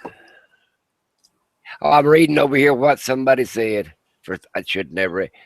RCV Van Man. Yeah, that's join Warren. the group chat. You know who he is? Yeah, that's Warren. Well, Warren needs to, he said, I guess he wants to, he probably sent me that a while ago. I have no idea. That's why I said, I'm not too smart about computers. You waiting for me to catch something. You're wasting your time on the other hand, too. But like I said, do it for yourself. That's what I told that little old girl. How many of these people are going to sit across your Thanksgiving and Christmas table? 0 to, you know what I'm saying? Yeah. I said, so it ain't going to matter too much, if you're friends with them or you ain't friendly in your family circle, real close friend circle. These are more of acquaintance online, and why would you want to insult somebody that you really don't know nothing about? Yeah. You have no idea what them people are about. And I've heard people say, not to my videos, but I read some other people's videos, and some people was trying to get by as cheap as they could. They bought this, that, and the other. Well, why would you buy this junk, blah, blah, blah? Well, maybe that's all that man could afford, or maybe he had an idea with it, or whatever. You know, it's really none of your business what he bought. But I mean, I don't mind listening to what his ideas on how he's going to fix it, this, that, and the other to suit himself. You see what I'm saying? Right. But that's what happens to people. They want to, and they might not even have an RV, or they might not have, a recreational vehicle of any kind. Where it's an ambulance or a bus or a class C or A or whatever. They might, but they've got something to start to say, why did you buy that? Well, you're not that person. I can't answer that. What? Yeah. Everybody buys what they want to. Yeah. Like I said, you bought a Dodge. That's because you wanted it. That's what I told them. Back in my deal, they said something. I said, because they wanted it. That's why they bought it. Well, it's I mean, I bought Dodge chassis. What? It's a Winnebago, but it's on a Dodge chassis. Okay. Is it one of the most square ones? Because I started to buy when I thought they were so cute. They're sort of squared at the front and squared at the back. This is kind of sloped back. This is sloped back. Slope. And in the front, it's sloped, and in the back, it's flat. Okay. 78. Like I said, you'll have to put 78 model. Well, that's a nice. They made some pretty good frames back in them days. Yeah. Did you did you read the thing? Did I what? Did you re-insulate it? Yeah, that's what I was saying. I got styrofoam all over. Well, that's good because it'd make it twice as warm as what it is. That way you can stay in any kind of season. Yeah. Because see, I bought my bus was insulated really good, and so was the ambulance. But I bought some bubble wrap to roll along the sides of all them windows. Yeah. To keep that heat in there, and I put bubble wrap on the back doors of the ambulance and on the side doors. But that bubble wrap's the way to go now. That silver bubble wrap. I used it in the summer and in the winter. Right. Keep the sun from shining in and everything else. Yeah. I've got bubble wrap that I use on the windshield. And then, you can buy that and roll, and I liked it because it rolled out. And then they've got another kind now that's a little upgrade from the bubble wrap that you can roll out, and it's an insulated type deal. But like I said, go ahead. What is that you're talking about? Bubble wrap in a roll, is that what you're saying? Yeah, bubble wrap in a big, long, tall roll, like 3 foot long, and you roll it down the windows of them buses, at the school buses. And I bought enough to go to both ends of it on both sides. And then I put the curtains in front of it. You can't see the bubble wrap. Then I have curtains in front of it. Right. And like I said, so many feet, I split it so you could look out because you know how people are. But like I said, at my old age, I'm not going to take any chances. Somebody breaks in on me in the middle of the night. It's a little bit too sad on them because it takes a lot to get in that bus. It ain't like it's a motorhome, right? And the back door, I mean, it's securely locked. You can twist that handle off the outside unless you break a window and come in or crawl. And then you're going to have a hard time crawling through the windows because all of them lock. And then if you break the front door latch, I use when I pull it to, I take a C-clamp and C-clamp that handle down. So you'd have to bust a window. You ain't getting through that door. That's all there is to it because that C-clamp's there. With this one, you got to have a ladder to get to the windows. Well, they probably have to get a ladder and get in my windows too, but I'd feel sorry for them once they got in. That'd be the only sad part. I can't tell you what I'd do, but they ain't getting back out. That's all I can tell you. Not on their own power anyway, right? Maybe not in one piece either. Because you got the advantage. You know what I'm saying. You got the advantage. You are in your home. Yeah. That is not your vehicle. That's why they tagged it a motor home. You know, Yeah. and as old as I am, like I said, uh, I, I'm not gonna be the one to go down. Yeah. I did a video a couple 3 months ago on RV safety and that and you know one of the things that I did say was my cat will tell me if there's somebody out there, something out there that's a little out of the ordinary. Oh yeah. You know, she'll stare at the window and she'll meow in a certain way, but I'm out of there. I just crawl on the floor, you know, start the engine, sit on the doghouse, and stomp on the gas pedal. Well, now if I'm saying if after they got in there with me, now if I could make it, if they started rattling and hitting the side of the bus, whatever, I just get in the driver's seat and drive on. Yeah. Because you're talking about something that could drive over a couple of small cars and never know that they were there. Yeah, that's what I was saying too, and I ain't stopping. You're talking something that's got a steel bumper and 3/8 steel all the way around it. It could take a pretty good hit. But I'm saying if they got in there on me and I run out of bullets in that automatic gun I got 2 crossbows, and I'd rather be shot with that gun than with that crossbow. Oh, that hurts. Because them deer hunting ends on the end of that crossbow would take a pretty good sized hunk out of a person's flesh. Yeah, and like I said, I'd be so scared not to stop chopping or hitting or kicking and a biting and a scratching. You know what I'm saying? Yeah. My dog would have to tell me to quit. He's done. You know what I'm saying? Because I wouldn't know when to stop. I'd be old and scared to death. My dog would have to tell me quit, because the only reason he'd have to tell me quit is I'm getting overheated and I'm about to pass out. It'd be sad, but I would try to run first. You know what I'm saying? Yeah, that's the way I'm trained. I'm sorry, I'm responding to a question in the chat. Okay, but no, I believe you need some kind of safety up there. I don't think I'd want a handgun, because I think there's too many restrictions on a handgun. But if you have a hunting license, I think you'd be allowed to have a hunting rifle in your own home, wouldn't you? If you owned a hunting license. Yeah, you can have a shotgun, and usually a nice pump shotgun. Well, that's a pretty good deterrent. They hear that. Well, I'll tell you what. You ever seen them knives on the end of a crossbow when it's at about 125-pound test line on it? What?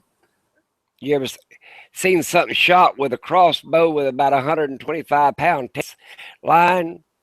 No. No, I use them. They make a hole about the size of your fist going in when that cutter blades do, yeah. And it's about the size of your head going out, and you can't hear it coming. Yeah. And like I said, I just use M16s. That they do a good job. I know. I always keep my my crossbow. I two up. I always keep my crossbows handy, because you know, my daddy told me a long time ago. He went through the First World War. He said the first thing you do is you don't tell nobody you got a gun. Second thing, you don't tell them you're going to shoot them. He says shoot them. They'll figure out both things. They'll figure out you got a gun and you shot them. Right at the same time. Yeah, at the same time. He said people are not stupid. They're pretty smart. They'll figure that out. But no, there was a couple. What? That sounded like Jimmy. No, that's what my dad said. He went through the First World War at 14 years old. Yeah. He said they'll figure it out. They're not stupid people. But like I said, I'd be too scared not to shoot you. You know, I could care less the after fact. What I wouldn't even think what's going to happen to me, because I did shoot you, because it don't matter. Because there was a couple that left Oklahoma, went to Mexico or Arizona somewhere. They killed the elderly couple burnt the Winnebago to the ground. Right. And do you remember that? It was on national news. Oh yeah. It was that. They was on the address. They came from Oklahoma. Yeah. And I mean, now come on, they're going to do you the same thing if they thought you had anything of value. That's what some was talking. I said, now if I pulled up there in my ambulance at a KOA, that's what they call them out here, roadside park type thing. Yeah. And I went fishing, and they pulled a $500,000 Winnebago. Right, we both locked our car doors up. And one you think a thief's going to break into? You're going to break in the motorhome if you can. Because they figure there's more value in there than in that old ambulance. That's right. It's a valuable thing. And I said, I don't want the very best thing that you pull up in there. I'm a handicapped person. Old dog, I ain't too much of a threat. You know what I'm saying? Yeah. And I sure wouldn't want to pull up in there and $500,000. You know what I'm saying? Like at night, knock him in the head. I never get out of. Like I said, I'll sit for two. Don't get out of your. No, if I find a nice spot, I'll can't hear to it, and then sit for a day or two, watch. Oh, you mean get out and walk around to your RV? I can barely hear you. You're chopping up. No, I'm just saying that when I find a place that I want to park for a while, I'll back into it and then just sit there and watch for a day or two. What? Oh, about other people walking around it or water fishing or whatever. Yeah. Well, usually when I pull in there and park and the state ranger or whatever's coming up there and trying to get their fees. You know what I'm saying? I don't boondock much. But like I said, I plug up my electricity, turn on whatever machines I got, air conditioning, whatever I got to do. I really ain't bothered that much. Yeah. But no, they don't bother me. I'm not the friendliest person around either, so I'm not saying that I'm mean and all that stuff, but I just don't. I'll just sit back and watch. You got to be safe nowadays, unless you are at a place like I am at. There's a lot of people around you. There's the camp ranger person or the trailer park person, whatever they are. They're only like 3 or 4 little cars down from you and all this other stuff. That's not too bad. But now if I boondocked or somewhere else, I don't think I might not even go outside, period. You know what I'm saying? Right. You can tell by the animals, the squirrels and chipmunks. Mm-hmm. There's people around, they disappear. And, they'll come around. If you leave a piece of bread or something out there after they figured out that you're not a threat to them, then they start coming around. Now, it's an old cowboy trick. They say, watch the birds. Yeah. You watch it, they'll tell you. I think the best thing to do is have a animal on board, like my Chihuahua dog or your cat or whatever animal they got, because they will let you know there's somebody out there. Yeah. Or there's something out there. And that old ambulance, I can fire it up and turn all the lights on, and I can see for 2 miles. It's got floodlights all the way around it. I mean, bright lights all the way around it. And then I got a floodlight on the side where I can take it and shine it around. You know what I'm saying? Right. And but like I said, most generally in that bus, I know I'm pretty secure unless they try to start breaking in, and it would take something to break in it. I mean, they're just not easy to break into. Right. But no, after dark, I'm in there after dark. I ain't coming out. I don't care who you are. Just like I told them, if you're the law, you can either haul me in, get you a tow truck out here, because I ain't coming outside. Yeah. They've had people saying they're the police and whatever. I just ain't going to trust you. I ain't going nowhere. And if you are the law, you can come back tomorrow and we'll see you in daylight. Yeah. I mean, You know. I was sitting there one night watching a movie, and you know, there was all kinds of theories about it. But right now in Arizona, and for the last 3 or 4 years, you can't have a tent in the mountains. They won't allow you to camp. It's got to be hard sides. So I'm sitting there watching a movie, and all at once the motorhome moved about a foot forward and back. You know, just kind of rocked. Yeah. Scared me to death. What was it, a bear or something rubbed up against it?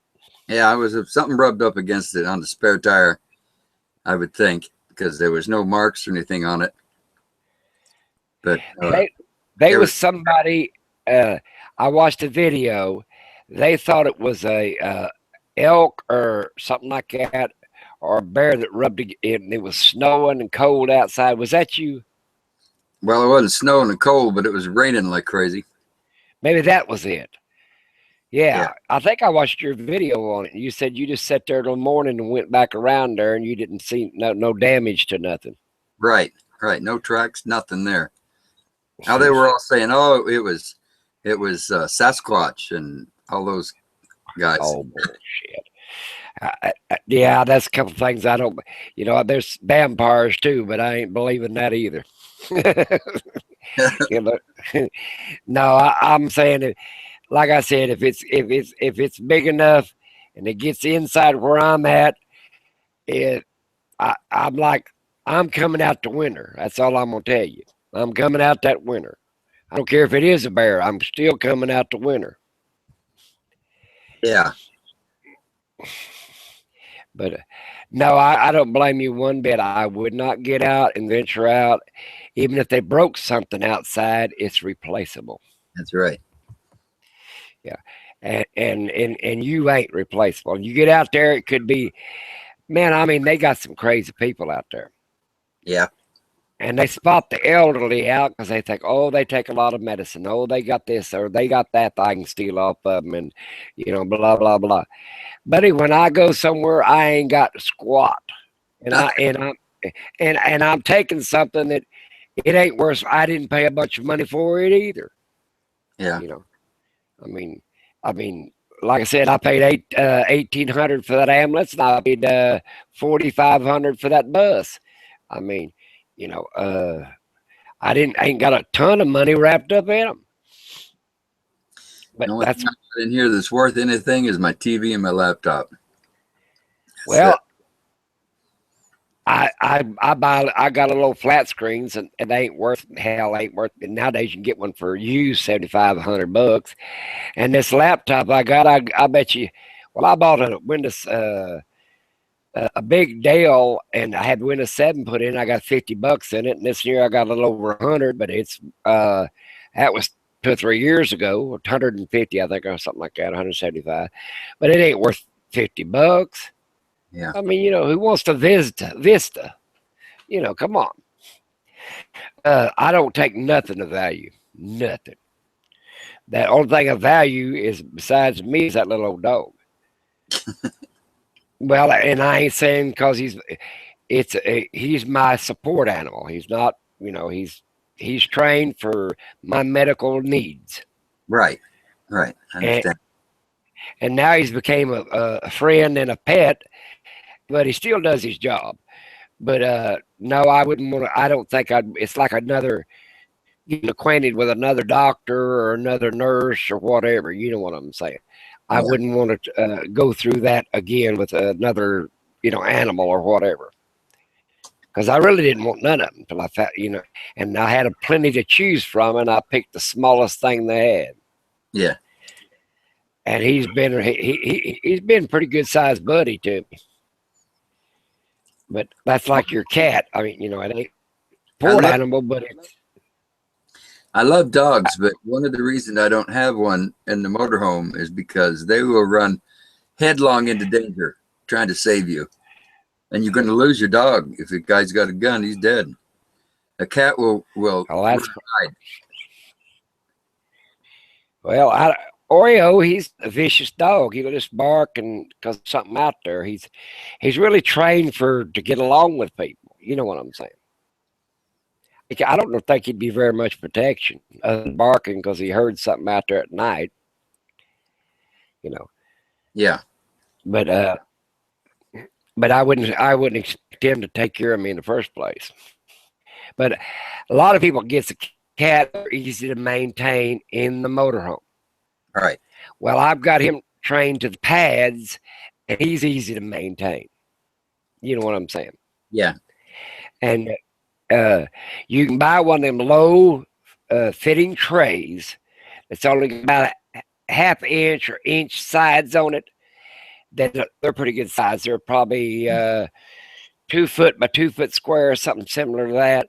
You put the pad in it, and that way it can't soak through the pad on anything. You know what I'm saying? Right. Right. And I've tried him trained to that, because I tell you what, now during the day I take him out and walk him around or whatever, but like I said, I look first, see what's going on. But I train at night. If he's got to go to the bathroom, he goes to his pad.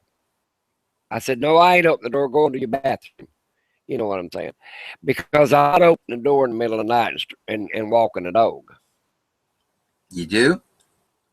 No, I don't. I open that door. When I close the door at night, that's the end of it. Yeah. The dog can go to his bathroom, and I'll clean it up in the morning. Right. But no, you don't open. Once it gets dark, there's no reason for you to go outside. Well, unless you For got any a reason. fire.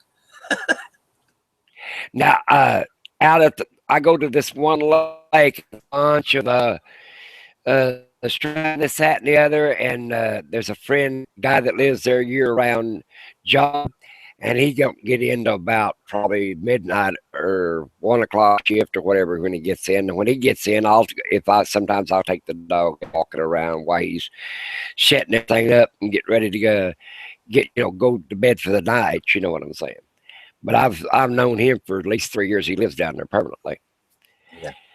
But no, at our age or anybody, don't walk around at night out there.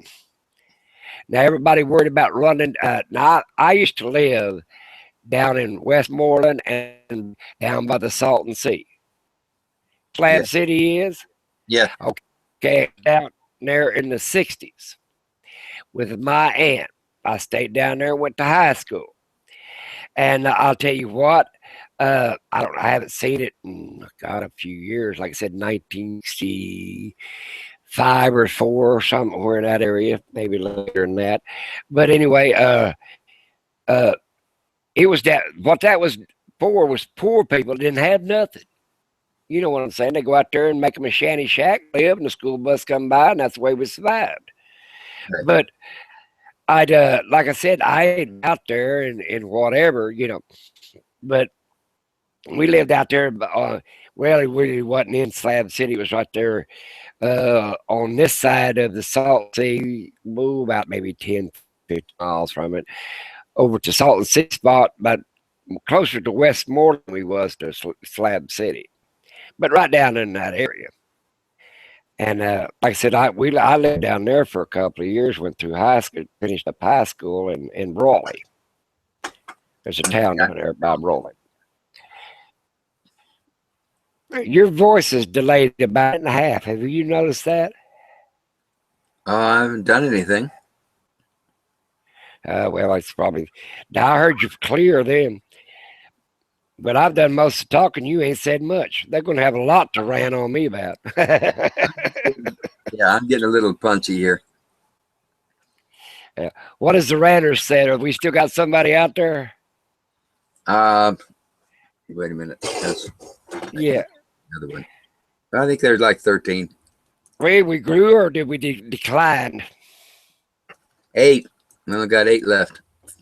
Well, one of them 8 could get on there so we'd have somebody to talk to. Or they're probably typing their fingers off. That's another thing I don't do anymore. I bought this thing called Dragon. And you talk, it types. But trouble is half the time it puts in words or whatever that you didn't even say. So Yeah. I have to go back and check it 2 or 3 times before I post it or whatever. And sometimes if I'm tired, I'll just post whatever it said. I don't care. But I did that to Debbie once. I posted something that was about I forget what it was, but it said something else or whatever. It said day. It said drugs or something like that or something. She got a big laugh out of it. I thought it was. I said, well, blame it on the machine. I said, I'm not going to sit there and type for 15, 20 minutes on your little short sentences and stuff. Huh? If I can't talk it, I ain't saying it. Right. No, I made my choice up when I had throat cancer. They gave me a choice. I had 6 chances in 10 that it wouldn't come back again if I did chemo and radiation, and almost 100% chance that they did surgery. But the only decline in the surgery was if I had surgery, was never going to be able to talk again. Right. Other than one of them little machines that rattles, you know what I'm saying? Yeah. And I decided, no, if I couldn't talk, I just didn't want to be here. Because I that's about the only thing I got left to expression myself is talking. So I decided, no, I just didn't want to be here. That if I couldn't talk, I didn't want to be here. Right. And my doctor said, really? I said, really? I said, you know, and then here a while back, I got into it with the insurance companies, when everybody gets into it with them. And I quit taking all my medicines. I just done with the whole thing. And I'd been going to my doctor for about 17 years. And he said, well, Lucky, what is your medical plan? I said, let me tell you my medical plan. I said, I'm going to get in that bus or that RV or that ambulance, and I'm going to drive way up in the mountains, Yellowstone or someplace way up there. And I said, I'm going to get out of it, go sit on a rock. What's that? In the chat.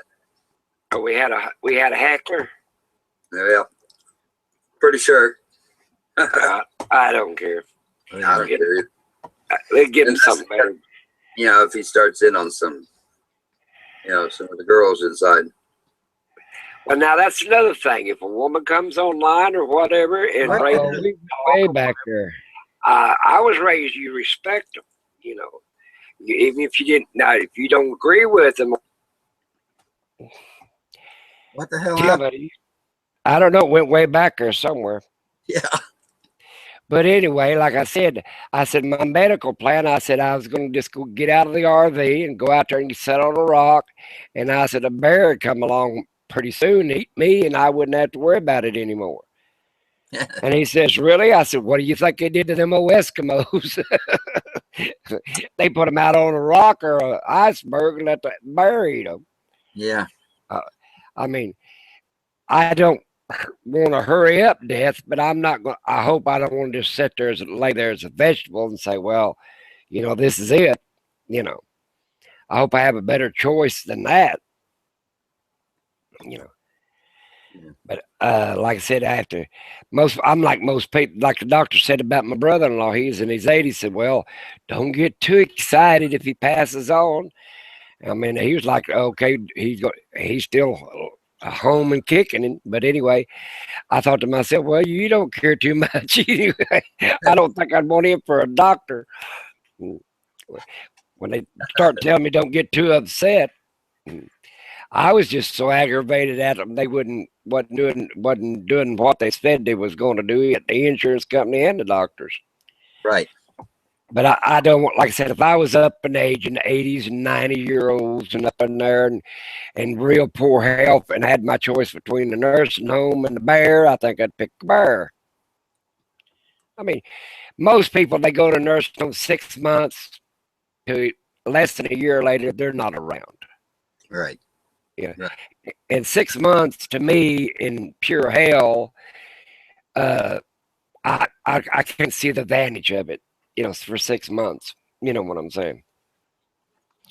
You know, now I could see if I was a little young kid or something, you get our age 6 months, hell, that ain't very long at all. Right. That's what happened to my mother. She didn't last long. When I was no longer able to take care of her, then that's what happened. Well, I know. But like I said, it's sad. My wife, I kept getting her out, taking her out. And they've had transitional hospitals because she was on the trach. And when they get her off the trach, I'd bring her home. And I did that for, 2.5, 3 years or so. And like I said, she lived about 12 to 14 years real severe life. I mean, she had heart attacks, strokes. She was bedfast for the last 2 or so years of her life. I took complete care of her. I don't think anybody would take care of me that good. And I just, if it that, I didn't want to give up on her, period, because I didn't want, for a whole bunch of reasons. But anyway, if it's just me, my wife's already gone. Hell, I wouldn't even struggle. Yeah. I tell you, set me out on the rock. Hell, I'd put me out there with some apples and some pears and some other. You got to entice men to eat leather. You know what I'm saying? Yeah. They don't. They look at me and the pears and apples. I'd still be sitting there in about an hour and a half. And say, when you gonna start chewing? they look on me and say, well, I ain't eating no leather. I gotta be right back. You keep talking. I can hear you. Okay. I sit up there in Washington. I lived up there, and they used to entice them apples, put apples out and pears out to entice them bears in there when they hunted for them. And that's what they used to do with that. But that's what I said. In my case, they'd have to put some apples and some pears out to eat me. Maybe they'd have to get two or three bag-sized chunk. I love fresh pears. I ain't eat no bear. I didn't. They offered me some, and I wouldn't eat it. I thought, you can't eat the liver of that bear. Or I think it was the liver. They said you couldn't eat. I said I don't eat the rest of it either. Pears with mayonnaise on it. Mayonnaise on it, huh? I'll tell you something else I won't eat. And that's coon. Raccoon. I said, man, that thing's got as many fingers as I do. I don't want to eat that thing. I seen one skit one time. They chopped his tail off. It looked like a little baby. I said, I don't want nothing to do with it. Yeah. But I've had, they are. but now I've had possum, squirrel, all kinds of crap. But I ain't eat no raccoon or ain't eat no bear. Now my brother-in-law, he taught college down at OU, and he'd go to these safaris and stuff, and he'd bring back water buffalo and zebra and all this other stuff. And the ice chest box, he'd always send us something back. I'd taste all that stuff. I tasted all kinds of crap. Hell, most of it tastes like beef, chicken, or whatever. And I couldn't tell the difference on a lot of it. But I bet rattlesnake. Now the rattlesnake meat tastes sort of like chicken and a in between chicken and frog legs is what it tasted like to me. But like I said, I'll be what? Rattlesnake. Your voice is still being delayed about a minute or a second or two or something like that. I don't know. Is it okay now? Oh yeah, that's fine. It's getting better. Your mouth will move like Japanese, and then wave your hand and start talking again. Yeah. No, like I said, I don't know how old you are, but people in our age group, and I would consider you're pretty close to my age group, there's a lot of things we've already lived through and went over and everything else. And I don't get excited very, very fast, and I don't get disappointed very easily. And just, I do my thing, and I let them do whatever they want to. Lucky. Yeah.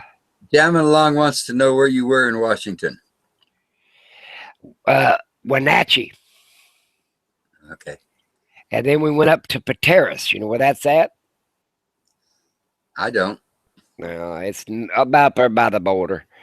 And then Wenatchee's, that's where that pretty river is, and that dam's at. The only thing I remember about Washington was Seattle and Snoqualmie. Now, I got a lot of relatives on, where Spokane, north of Spokane's the Covell Indian Reservation? Yeah. I got all kinds of relatives up there. Yeah. They call them the Northern Cheyenne. Yeah, I got plenty of them up there. Okay. I don't have any relatives in Washington. They're all in Wyoming and Utah. I had a grandmother, and a grandfather. My grandmother and grandfather, supposedly, was at the Little Bighorn. And I'd went up there and seen in Montana, I think it's Wyoming, Montana, one of them, I forget where it's at, but I seen it where the headstones were all scattered out in this field. And I remember what my grandmother told me when I was a little kid. I said, they had chopped up apparently the soldiers in little pieces, and they put them in baskets. And I think they chopped up their horses or tore up their guns or whatever. But the only person they left in one piece was Custard. The rest of them they chopped up, and they scattered them all out on the hillside. And I don't know whether this is true or not, but she was full-blood Indian, and I don't see why she'd lie. And they said that way he wouldn't have no troops when they met him again in the Happy Hunting Ground or wherever. And when I seen the headstones, and I got to looking around, they're about 20, 30, 40, 50 yards from each other, And I guess they just found a pile of bones, and wherever they found them, they just throwed them in a deal and buried them right there. They're not, it wouldn't be like a normal cemetery, one right after another, like you'd bury them. You know what I'm saying? Yeah. So I didn't know whether that was true or not, but I don't think that old woman had anything reason to lie, because she really didn't care one way or the other. And but like I said, she told me, and now my grandmother on the other side, she told me about Contrell and his raiders and everybody. They told a lot of stories where I don't know where it was true or not, but you make you wonder and think that they lived through it, so I guess they could remember more things, what happened and what it didn't happen. Yeah. So that the history book goes on the side that won. They write the book. Yeah. Not the loser. The loser don't get to write much. But my mother told a story. Well, actually, about her great aunt, and she was captured by the Shoshones, and she took her. A few years after that, they didn't watch him so much, so she went and seen her chance to run, so she hid in this hollow log. Well, they had this little dog train with bells and stuff on it, so they smothered it. She did. And then she walked north back to her people, which took her 7 years. She's a slave for 7 years plus getting back. And her baby was 7 years old when she got back up there to the north. And they told me all these kind of crazy stories. My grandmother talked about feeding dinner to Pretty Boy Floyd and his gang, made him wash his hands and face and stuff and get the dirt off of him before he came in. They sat at her table. Now, she was quite an old gal. Yeah. She came before the run in Oklahoma. Her husband was a judge down in Arkansas, and he died for some reason. And she came across the Arkansas River with 3 kids and some milk cattle and a riding pony and by herself. And it came to Oklahoma. Yeah. And so they was one of the true Sooners. That mean they came at least a year or better before the run. And that's what the word Sooner means. They came before the run, not during the run. So, like I said, I researched. My dad had a book, which we took out of it. Reached his side of the family back to 1636. In England, George Lawson and his brother Thomas left England and left. Their dad was named Richard, but they came over in 1636. And I've got a history of who married who all the way down to me and my kid. It was all into that. Yeah. Well, it was easy to research my mother's side. Her mama she was an Indian, her mama was an Indian, and her grandma was an Indian. And so was the people, except for my dad. He was the only white person ever married into him. But they were the northern tribe of Cheyenne. They split. Half of them went south and half of them went north. But I never was in much in that genealogy crap. I mean, but it was interesting. I'd rather hear the stories, what they did, more than anything else. The only thing they ever talked about in my family was, around Wyoming there, that the coal mines and how they used the Chinese people to dig the dangerous mines. Oh, there's no doubt in my mind they wouldn't use the weaker to do the dirty work. Yeah. Now, my dad worked in coal mines in Arkansas, and when he was 9 years old, he'd tell me stories about that, and they'd walk behind little donkeys, little mules, and they'd bring them up out of the mine, and pulling them carts full of coal. And he said when the coal mine quit, they got automatic stuff and quit using the mules. Well, they just turned them loose out there. And he said, Dad told me, he said, they're just blind as hell. They said they couldn't see a damn thing. He said they'd been in them mines. They eat and everything down in the mine. They never did come up on top. Yeah. And they were blind when they put them out there and turned them loose on the outside. And the government made them go back and collect them all up and feed them to the dad. Huh. Now, my dad told me that story. I don't know where it's true or not either, but that's what he said. Now, that was in Wyoming? No, that was in Arkansas. Oh. They turned all them little donkeys loose, jackasses or whatever, that loose, and hell, they couldn't even feed themselves because hell is blind. And the government stepped in. That was for Humane Society or anybody else. The government stepped in, made them corral them all up and feed them and water them and take care of them till they died. Yeah. But they need to do something. But that's just the way people were. They used them up and just turned them loose. But hell, they couldn't even take care of themselves. They was blind. Right. Yeah. No, it's not too cool. Oh, people's done all kinds of crazy things here. Hell, the government back in Oklahoma gave a bunch of them down there around Boley, Oklahoma, as the syphilis, and didn't treat them just to see what syphilis would do to them. That was during the Second World War. Yeah. Yeah, people have used people like that for a long time. They used to, Germans, I think it was, wasn't it, that would give the troops LSD just to see. Oh, yeah.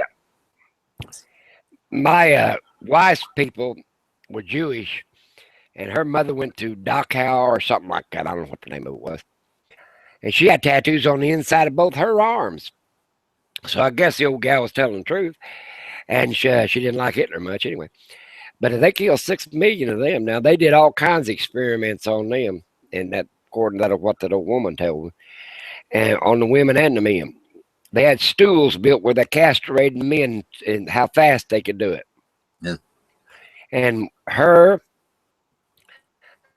hit my father-in-law's aunt, my mother-in-law's her mother, of course, my father-in-law and mother-in-law came over to America and left them over there. But them old 2 women was the only ones that survived the Holocaust.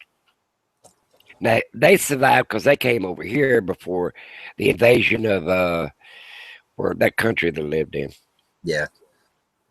So, like I said, you'd be surprised what some of the older people could tell you. And I thought, well, a lot of times they're telling you more of what's true than what the history books are telling you. My son-in-law is Jewish. His dad was a rabbi in Phoenix for 35 years. My father-in-law and mother-in-law wouldn't tell anybody that they were Jewish. And they didn't even practice the Jewish religion. But the reason I found out they were Jewish because that old grandmother. And if I hadn't have seen it for myself, and she couldn't speak English very much, and I was young, and I'd pester her every chance I got because I did like to see her expression because, boy, she didn't like Hitler worth a damn. Now, you could tell she was a little upset about Hitler. Yeah. But she had these tattoos, these numbers on the inside of her arms.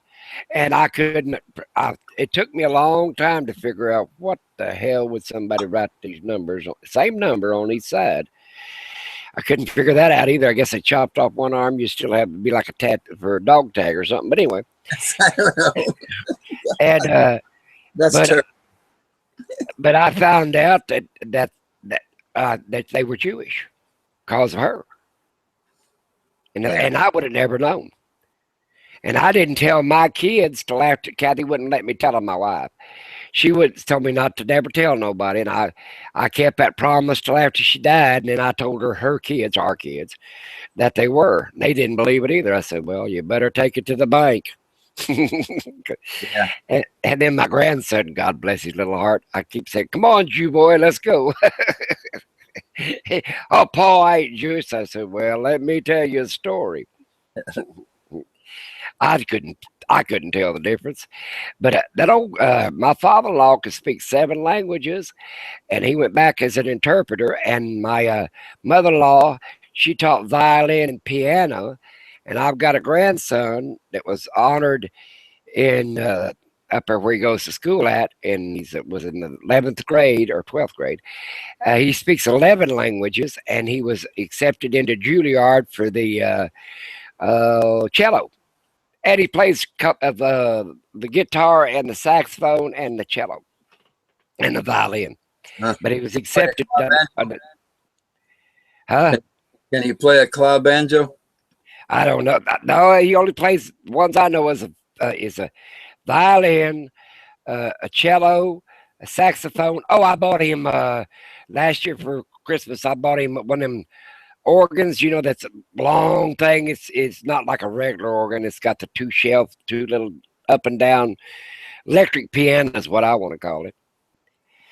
But that's what he wanted, and I bought it for him. He liked to play it, but he took all his artistic ability and speaking languages after my wife's family.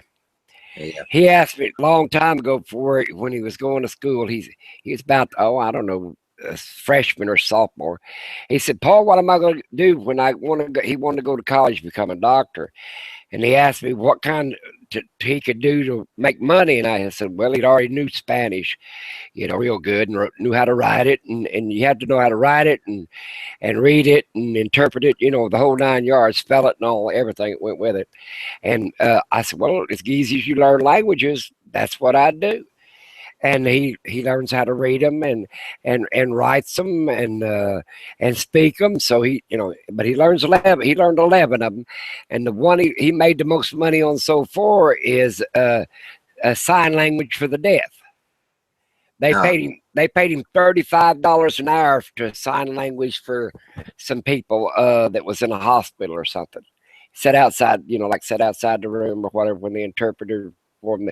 They have like 3 shifts of them that has to interpret to the person that's deaf, and they pay I guess the deaf, the hospital or whatever paid him. I don't know what it was, but he was just a kid then. But he found out that I was telling him the truth. If you can speak a lot of different languages, there is a good job to be an interpreter. There's a friend of mine that used to sign language to people that couldn't hear, Mm-hmm. and they'd get noisy. You know, they couldn't talk, but they'd make a lot of noise. And he'd tell them, if y'all don't shut up, I'm going to turn the lights off. Yeah, that'll work.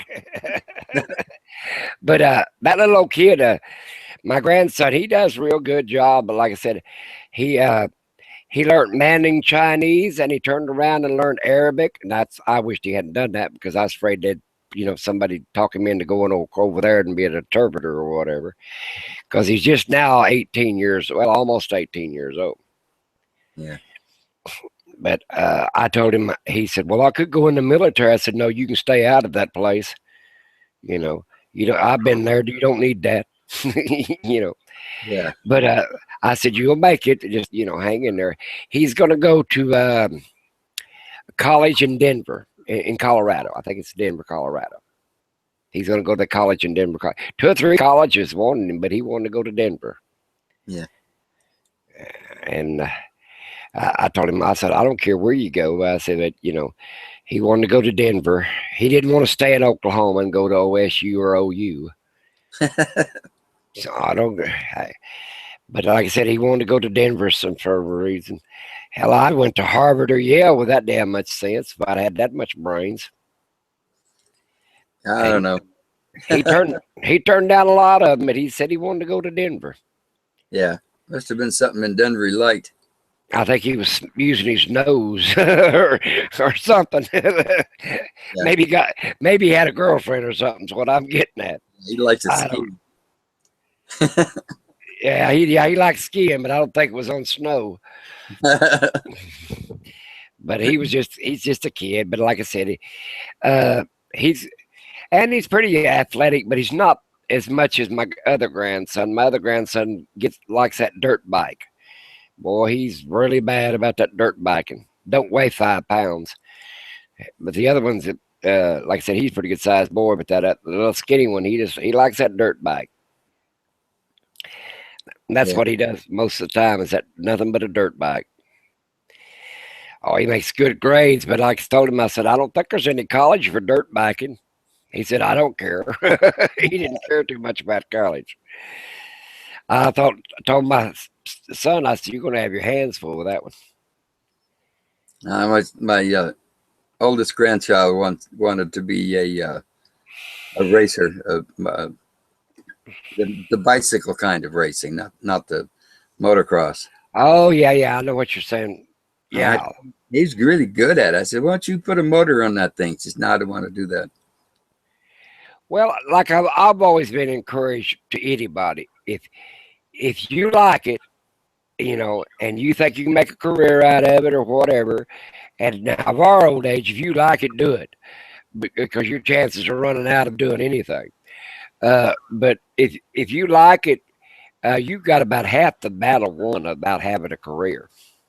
You know what I'm saying? Yeah.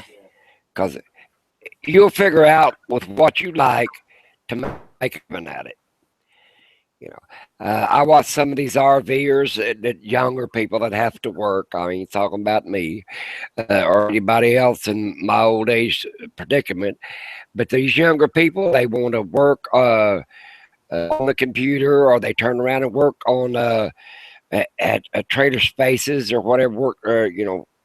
One of them must work there to stay there, and the other one have another job or something like that for extra funds and stuff like that. I mean, if you want to do it bad enough, it doesn't matter as long as you're enjoying yourself and you're not hurting anybody else. I don't see nothing wrong with it. You don't have to be the best of anything, just as long as you're enjoying it. Yeah, that's right. I believe that. Yeah, and I seen people be so embarrassed to where they came from or whatever. I said, really? I said, we didn't have nothing. I said, I've lived in dirt floors. I said, I've lived under bridges. I said, I've worked in all kinds of the fields and the fruit and everything else. My parents ended up feeding us. None of them, they starved to death. Some of us even went to college. Yeah. But I said, I don't understand. Oh, there's nobody to keep up with but yourself. There ain't no sense trying to keep up with the Joneses or anybody else. Just keep up with yourself and you'll be fine. I agree with that. And a lot of people, like I said, I was telling some of these people a lot of people ain't got the money to go out there and buy the very best. But you want to have enough, you feel enough bravery to run down what they did buy. Now, really? Instead of saying, well, I know how to fix this, or I know how to put laminate on, or redo the floor, or whatever, whatever they're fixing, you know what I'm saying? Right. Oh, no, you're going to say, well, I wouldn't have bought that piece of junk. Well, wait a minute. To them, it wasn't junk. They had an idea for it. Where they could complete that idea or not, that's still their idea. Yeah. Yeah, that's why I don't care. People say when I go out and then I come back after a while back to the motorhome, I'll take the camper out and come back. Some people are saying, well, you're not really a full-time RVer then. What? Well, I don't think where it makes a difference if you full-time, part-time, or whatever. I like using a motorhome or my school bus or whatever. I like just getting out, getting away from it, and don't have to worry about something for a while. Right.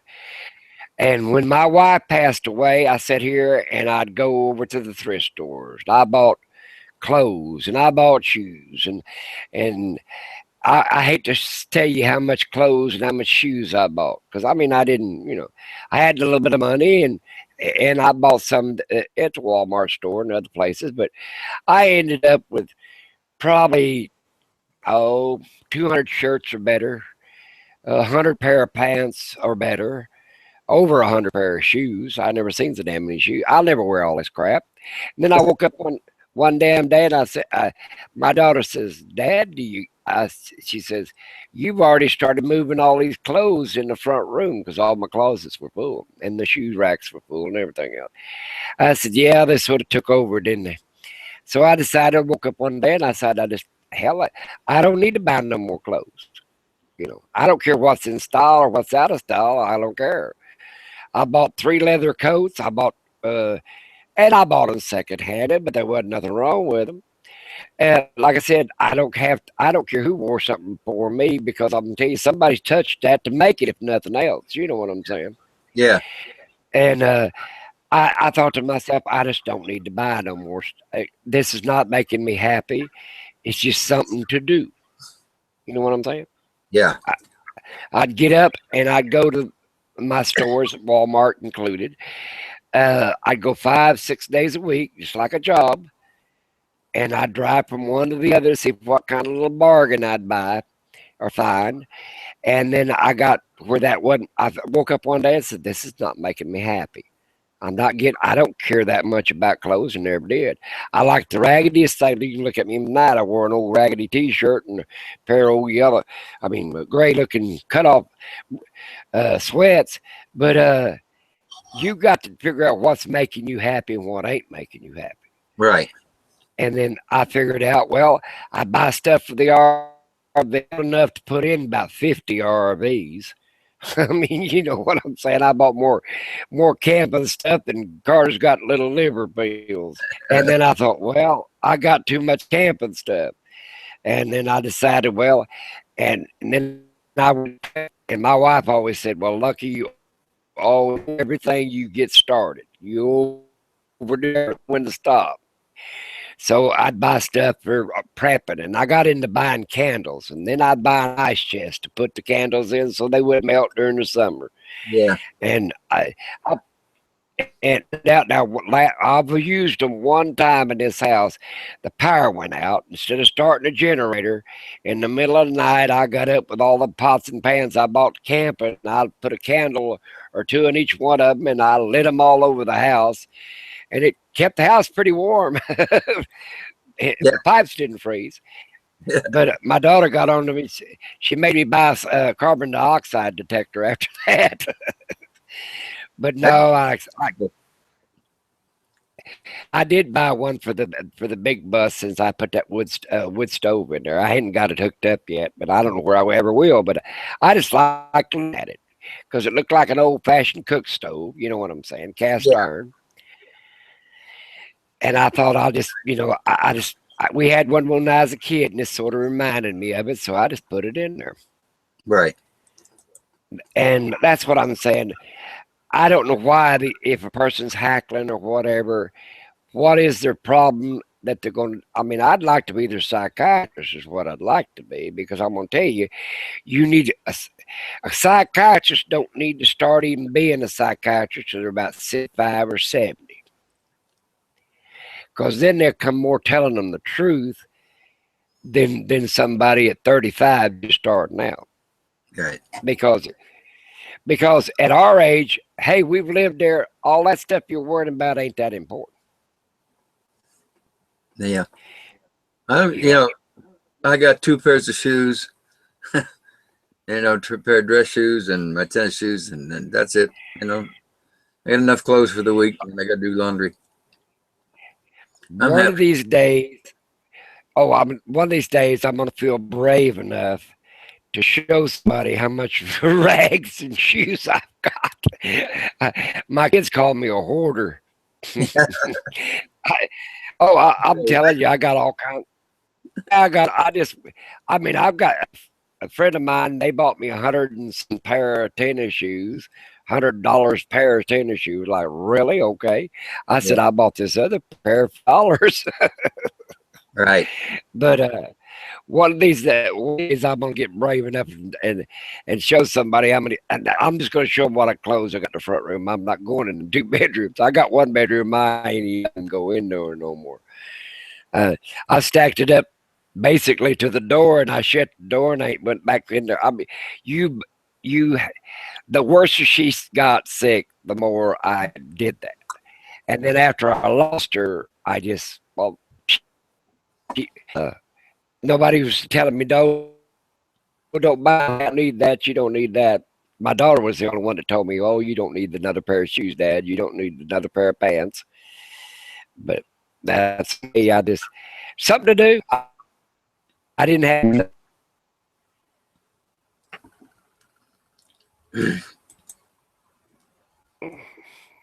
How many years you been living by yourself?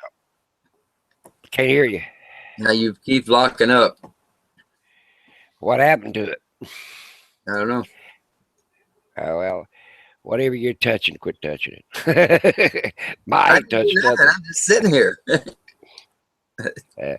Well, how many years you been living by yourself? Oh, let's see. Since 96.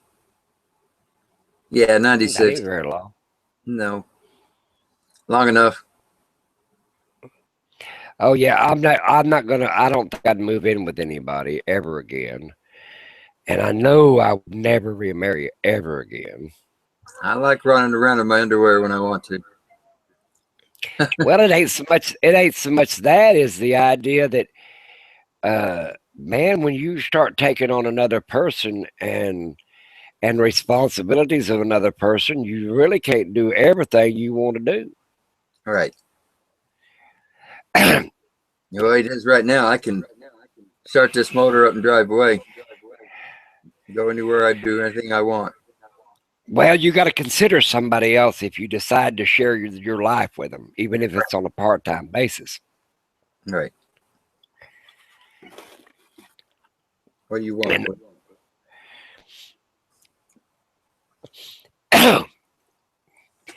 What kind of camera do you got that when you ain't on just on the laptop? It's a Microsoft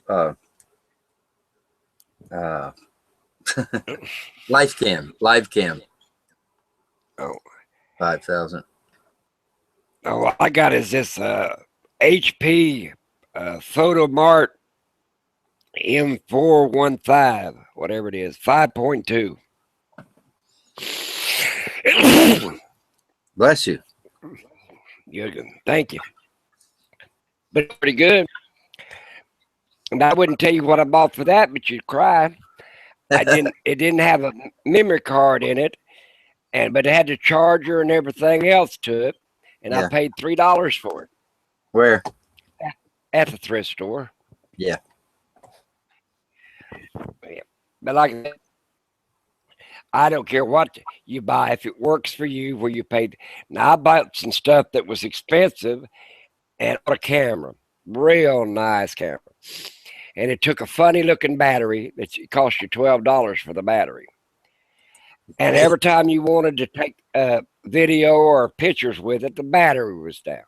Yeah. So you couldn't recharge it. It was just, and now I'm talking about expensive camera. I paid like $300 for this crazy thing. And so I gave it away to my son and let them buy the $12 batteries. Every time you took a movie or something, it took two $12 batteries. I said, I ain't that much for every time I want to use it. Yeah. So rechargeable batteries goes in that thing, and it's like AA batteries, 2 AA's. And I paid $3 for the whole thing, except now I had to buy some little memory cards that goes in it. I bought a whole bunch of them little old things.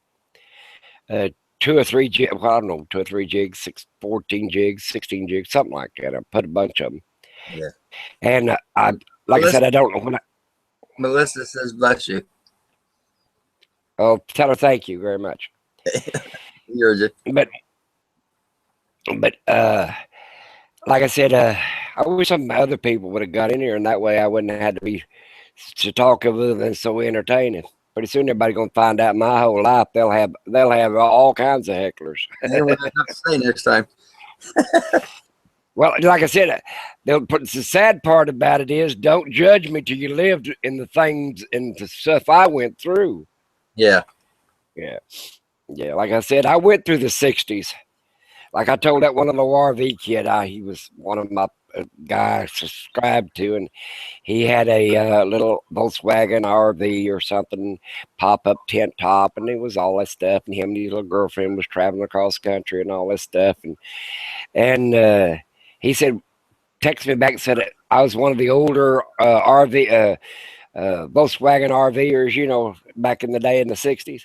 Yeah. And he acted like he wanted to know about the 60s. And I put back in that little old log, I said, well, when you grow up, I'll tell you about the 60s. He wasn't quite old enough. I told him he wasn't quite old enough to me to be telling him about the 60s. Yeah. I said, 60s very well. I've had some dark times in the 60s now, I'm going to tell you that. Yeah. When I was, when I first, that's early 60s, I left, you know, I told you I left home a long time. I was about 12 years old. And when I was 12, I stayed a month in Marietta hospital for alcoholism when I was 12. So I tell you, I had some rough 60s. Yeah. And anyway, I woke up one time in the 60s, and I was a young teenager. They called me the baby. That's what they called me. I lived in a commune with a whole bunch of other people. Boy, it's getting late at night. I should tell all these stories. And I said, I wasn't at about, I don't know, 13, maybe 13 and a half, somewhere around there. And I was back down there with them girls. I mean, everything was free, and I'll leave it at that. But anyway, I was 13 and having a good time living in a commune and this, that, and the other, and ended up with alcoholism. I didn't go in for their drugs and their marijuana, but buddy, they better not lay a fifth around nowhere I could find it. But back in my days, it was mostly alcohol. Yeah. Yeah. And that's, like I said, that's what everybody else did. No, I was a pretty wild kid. I run around a lot, had a lot of good times. I'll tell you what, it was funny in a way, but I look back on it and I think, my God, was I that bad? I told you one time I was coming across country and I wasn't very old, and I bummed. It was this college kid. He was at a store or some super big old mall or something. I don't know what it was. They had big stores back in the days. And I bummed him out of, I don't know, 35 cents, 45 cents or something like that. I said, he asked me, what do I want for Christmas? I said, well, I told him $1, but he only had 45 cents on him. But I don't know what I did with that 45 cents. I was always getting, anyway, but like I said, I bought some pop or some candy or something. And I'm going to tell you the coldest state in the United States I ever was in. And you wouldn't believe this unless you was with me. I had a friend of mine. He wasn't very much older than I was, about the same age, I guess. And we was in Texas, Amarillo, Texas. Yeah. And that was the coldest state that I was ever in, or the coldest position I was ever in. We found ourselves out of a vehicle, you know, because they dumped us out of the vehicle in Amarillo, Texas, out of the truck stop. Truck turned one way and we was headed back, you know, headed to Oklahoma the other direction. And so we crawled in a dumpster, about to freeze to death. And we crawled out every once in a while. We went up there and knocked on this one truck driver that parked there, and he had his diesel running, this, that, and the other, trying to get some sleep. Yeah. And he'd say, okay, I'll take you on into Oklahoma City. Come back and wake me up in a couple hours or something. That's what he was telling me. We come back about every 15, 20 minutes to wake him up. We was about to freeze to death. Yeah. I mean, it was blowing sleet and ice. Just, I mean, it was horrible. So after about an hour putting up with us, he said, get your little asses in the back and then we're going to Oklahoma. And he dropped us off at El Reno, if you don't know where that's at. But he had enough of us pestering him. He said, now I can probably get some sleep. We was warmer in El Reno than we was Amarillo. Yeah, I remember that, not being able to stand up. Yeah. Oh yeah, I mean, people say, "Oh, Alaska's cold. Oh, Washington's cold. Minnesota's cold. No, Amarillo is cold." I mean, that it blowed so hard, and I don't know where it was the wind, the ice, or the sleet, but it just cut into you like a knife. I mean, I don't care how warm you cuddled up, and we had cardboard boxes wrapped around us and everything else in that dumpster, and Yeah. still about to freeze to death. Yeah, that was back in the day. That's what I was telling that kid. That boy, I could tell you about the '60s, but Yeah. I remember most of the 60s, but there was a good 5 years there that I don't want to remember. well, I mean, that's what I was telling that kid on that had that RV, Volkswagen RV going across the country. Him and his girlfriend, and he wanted to know about the old RV, the old Volkswagens in the '60s. And I told him, well, when you grow up, I'll tell you about the RVs in the '60s, Yeah. the old Volkswagens in the '60s. Because I've seen some strange things that you wouldn't believe that people would do and everything else back in the '60s.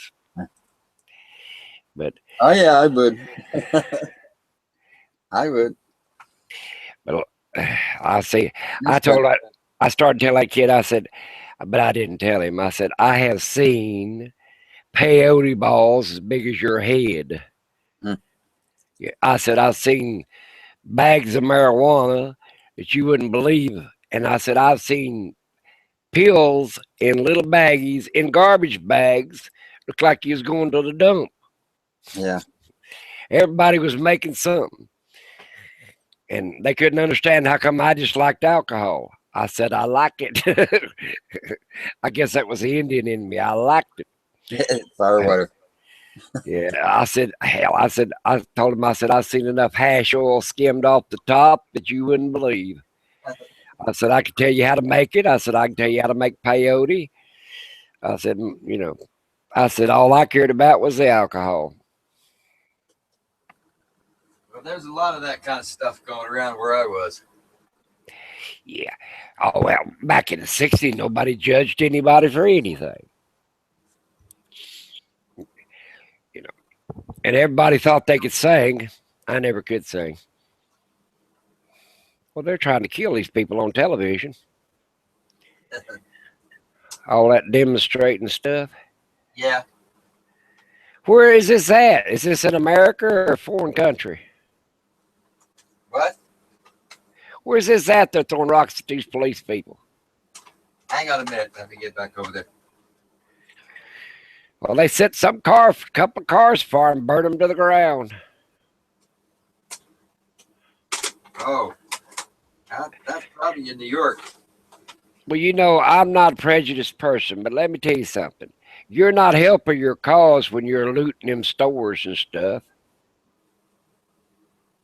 I understand they must have killed somebody, but I don't understand that much violence. You're not accomplishing anything. Didn't Gandhi teach anybody anything?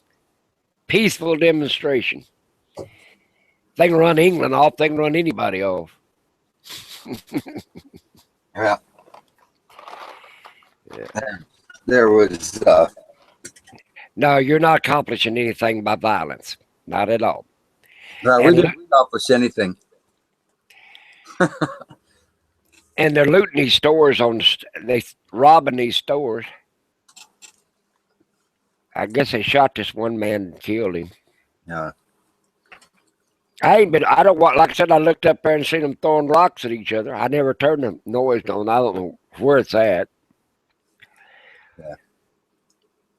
But I know one thing. You're going to make them mad and they're going to turn around and start shooting at you in a minute. I'll show you something. I don't show too many people. How many? Nah, no, I better not either because we're still live. Yeah, wait till you get on live. No, they'll all see it tomorrow. When you get as old as I am, you don't care what people think. Because you ain't got time to figure out what they're thinking about anyway. I'll show you anyway. Everybody in the chat room that don't want to see something gross, turn your eyes. I don't know if you can see it or not. Let me get. You get a bullet hole in you. No. I was an ice pick back in the 60s, wasn't it? See, there they go, start looting again.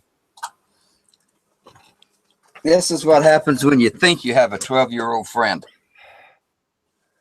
You see that right there? No. Oh, what did you cut you? Yeah, and a foot-long bayonet. Ah. Oh, I remember them days, but I think they were. Nah. I tell you what, all the things what I went through, God knows, all the knife fights and all the other stuff, self-defense and all the other stuff, overseas, everything. Just anything you can think of. Cancer tore me up worse than anything. They took a tumor out behind this eye, big as a golf ball. I would have been a little smarter if it hadn't took part of that brain with it when they took the golf ball cancer. Yeah. And then I was a little stouter when they took this baseball cancer that was laying in the middle of my back and my spine. And then I had cancer all around the neck, and I'm saying, damn, it's going to eat me up little pieces at a time. And then I ended up with this earache that I can't get rid of. Let me tell you. And then that doctor says, oh, I guess I better send you to a specialist. It's been 3 months. I said, I can't even hear out of my right ear right now. What do you think we should have done this a little earlier? And it was something messed up with my insurance and the Obamacare and my Medicare and all this other crap. Medicare says work on him, and Obamacare says let him die. And and finally, I got tired of listening to him. Yeah. I told my insurance company, I said, I'm going to go to the emergency room every day until I get some kind of help. Yeah. So after about 3 visits, they decided to send me to a specialist. I mean, I couldn't sleep at night. Pus just run out of my ear. I had to put a white hand towel down on the pillow so I could sleep, and so it catch all the gook was running out of it. Now she thinks there's a hole in my eardrum. I said, lady, let me tell you what's happened. I had to tell her. I said, you see this impacted tooth? Yes. I said, do you think it's in the radiation zone up underneath my jaw? Oh, I feel it. I said, you see, there ain't no hair that grows there. That's in the radiation zone. Yes. I said, it can't bust through the skin because it's inside my mouth and leak the pus out there. So it runs back up in my ear and leaks out there. Oh, you think that's what it is? I think it is too now. I thought, damn, you're getting smart. That's what I told her. Damn, you're getting smart. I don't care what I say to him. Yeah.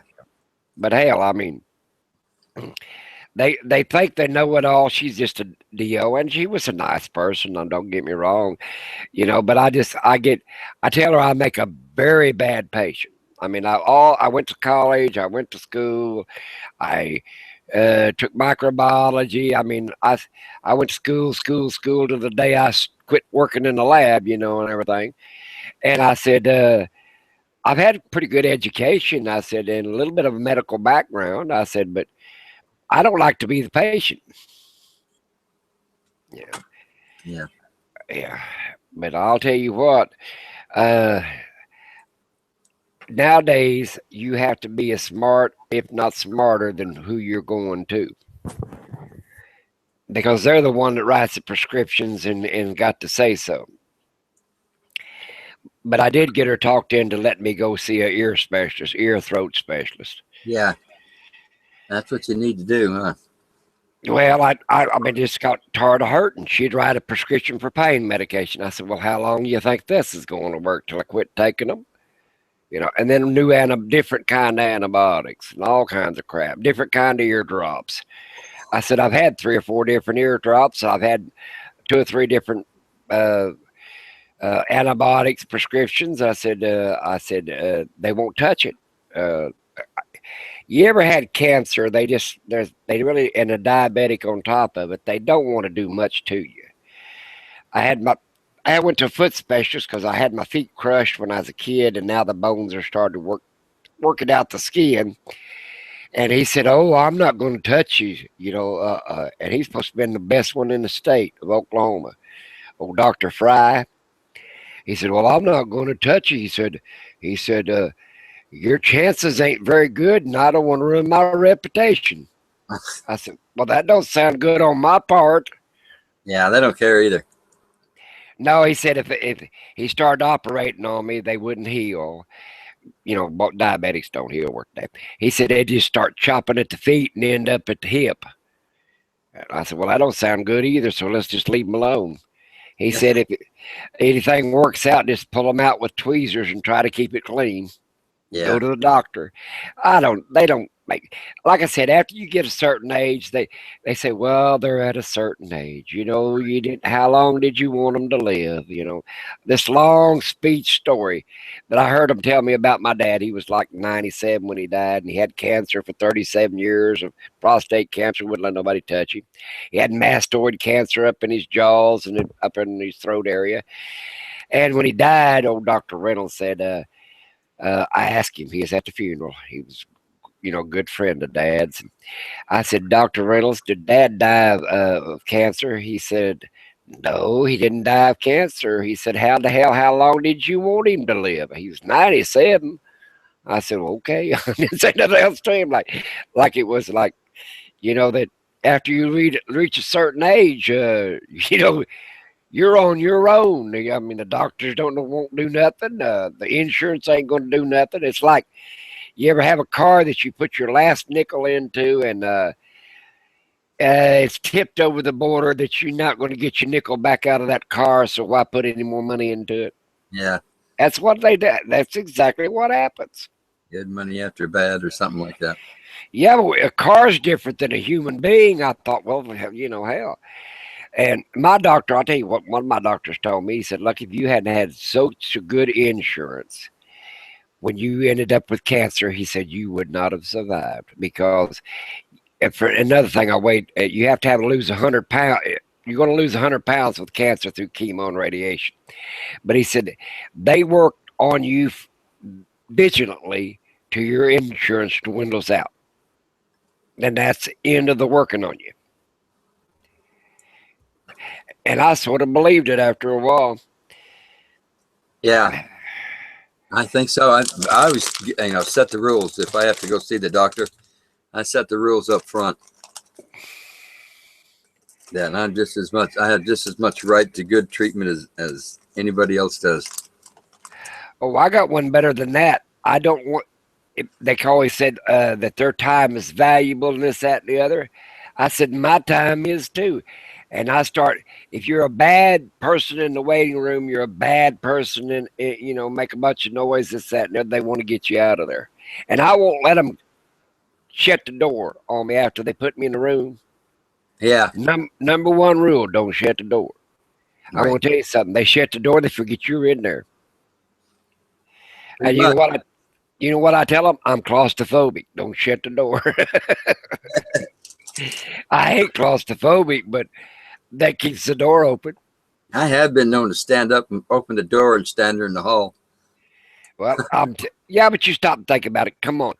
You want to get in there and get treated and get the hell out of there. Yeah. And you want to feel better when you leave. Or at least satisfied that they're trying to do something. Right. They don't care. Like I said, the only one I had a few doctors that were pretty good doctors. Old Dr. Armour, he told me, he said he wouldn't tell me that till 3 years after I was fighting cancer. He said, "You know what, Lucky, you might make it." I said, "Why didn't you tell me that 3 years ago?" And he said, "I didn't think you was going to make it 3 years ago." I said, "Well, thanks for telling me that." Yeah. Thanks a lot, Doc. Well, let me tell you about cancer, though. If you keep a pretty good attitude, you got a better chance of making it. I guess. Well, I'm gonna tell that's about the truth. If you give up in your mind, your body will follow suit. Now, I've seen too many of my friends do that. At one time there was like 4 of us going through cancer at the same time, friends, different kinds of cancers, And I think I was the only one. In fact, I know I am the only one that made it out of the 4. Yeah. And one guy, he did one chemo treatment, and that was it. He didn't do another one. He said because it makes you deathly ill. I mean, Yeah. you think it's the worst. If you ever thought you vomited while you was on a bad drunk, ain't nothing like chemo. It just don't quit. Yeah. And he done one time, and he wouldn't go back, and he passed away about 4, 5, 6 months later. And then the other ones were different kinds of cancer. One wouldn't quit smoking. That's something you really need to do when it's important that you do it because it's right in the lung area that they're trying to treat. And I told him I quit smoking, and I followed my diet like they told me, and I kept a pretty good attitude. They seemed to work on me a little bit better than they did the next guy that would argue and cuss them and fight with them. I said, whatever you want to do, well, I'm up for it. I ain't got no choices. But nowadays, I think a lot of the cancers are caused not so much smoking, which is a part of it, but I think a lot of it is all the insecticides we eat through the foods and the preservatives, everything else. It's just you got to overload. That's right. And then that tobacco, what they put in it, they don't need to put all that in it. It's addictive enough, just flat tobacco. Yeah. I think if I smoked again, I would smoke a natural tobacco, not nothing that's enhanced or anything else. Just a natural tobacco. I think if you want to smoke, I think you got a better chance at that than anything. Because I don't think it's really the tobacco plant that bothers you. I think it's how they cure it and what they put into it make it taste better, or more addictive, or whatever you want to call it. Yeah. You must be doing. What are you doing on that computer? I responded to chat. What'd they say? I don't see them, so I don't know what they're doing. Somebody just woke up. Who was it? My eyes are all blurry now. Something skate light said he just woke up and he's shocked that it's still on. We don't know how to quit talking, or at least I do. You what? I said I don't know when to quit talking because you ain't said that much. I know I can't get a word in it edgewise. Well, go ahead and talk. I'll let you talk. I'm just kidding. I don't care. Hell, after having throat cancer, I'm so damn proud I'll talk till I fall over dead now. I know. That's what I was thinking, Yeah. But that's one of the reasons I love to talk anyway, and I wasn't about to let them cut. My niece, God bless her, they took her voice box out and everything because they gave her a better chance of surviving like they would of me. And now she regrets it because the machine she's got just squeaks all the time. You really can't hardly understand her. She hates to use it. She's a younger woman. Yeah. And it was just sad. Like I said, you're not going to live here on Earth forever. And then to me, I'm a type of person. I got to weigh my pros with my cons. You know what I'm saying? Right. And I mean, hell, we're all going to die. I just figured out when. And, I'm never going to die. Oh yeah, we're going to die. That's a given. Yeah. Now, whether there's a hereafter or not, I believe there is. And if there ain't, I ain't going to be disappointed because I ain't going to know it anyway. People worried about, if there ain't no hereafter or whatever. Well, what are you going to worry about it? You ain't going to know it anyway. I mean, what are they going to wake you up and tell you there ain't no hereafter? If there is a hereafter, I'm thinking, well, I'm going to have to do a lot of explaining. Well, I got kicked out for selling ice water, so I'm. Now, I don't know where they'd kick me out of either place, but I know one thing: I still have to do a lot of explaining. What was that? What about that old boy that? What was the name of that? Where he had to do a lot of explaining or something. What it was? There was a guy on a cartoon that he had to do a lot of explaining. Oh yeah, I know who you're talking about. Yeah. But like I said, uh, my theory about it is no matter when the end of time comes, because it'll come one day even to this planet, your end of time comes when the day you die. And if you wanted to do something when it didn't hurt, like camping or RVing or whatever it is, get out there and do it while you got a little bit of time left. And don't let anybody say, oh, I wouldn't have had that, or I wouldn't have done that camping, or I'd have bought this one to do that with, or whatever. I'll tell you a story. I bought this real nice car one time, and I was driving back from California to Oklahoma. And let me see what the fuel pump went out of it. And I was around Needles, California. Or is that Needles, Arizona? I think it's Needles, California. But anyway, right there on the border. You know where it's at. Yeah. And it died, quit. Kazoo. I had $36 in my pocket. I found out it needed a fuel pump. Well, fuel pumps wasn't too expensive, but it was going to eat up most of that $36. Yeah. And I said, well, I ain't got enough gas. I ain't got enough money for gas to drive it even if I didn't have to buy a fuel pump. Now that I got to buy a fuel pump, it ain't going to leave me but maybe $6 or $8, $12 less at most. I forget what it was going to leave me. I figured it all up. So I had the pink slip. You know what? They have pink slips in California instead of titles. Yeah. So I wrote my name on it, signed it off, put it behind the windshield, and stuck out my thumb. You know, and somebody got it pretty good. And I wrote what was wrong with it. Needs a fuel pump. I don't have the money for a fuel pump. Yeah. Here, put a fuel pump on it and you enjoy your new car. And that's the way I got it about RV. And if it got too bad, I'd get out, pick up the phone or whatever. Hell, I'll call an ambulance and have them bring me to the hospital. And then at least I'll be out of the cold. Yeah. I mean, they'd have to throw me out on the street the first night. Yeah, after having having 2 or 3 heart attacks and a stroke and all the other problems, I'll just act up and they'll decide, oh, I'll keep them for 24 hours just in case. Yeah. That's enough time for my daughter to get to me and to pick me up. Yeah. Hell, like I said, don't be afraid of something like that. If it quits and you ain't got it, just walk away. Right. I mean, but don't have $500,000 wrapped up in it where you can't walk away. That's my theory. When I buy one that lasts 5 years, well, ooh, that's half of my lifetime that I'm gonna live left anyway. So, hey, I got half of my lifetime used up in it. You know what I'm saying? I'm not gonna sit there and let it bother me like, oh, I've seen people, I never had much to begin with, and I never did care for too much. That's why I said when I bought these clothes, it was something to do. The shoes, it was something to do.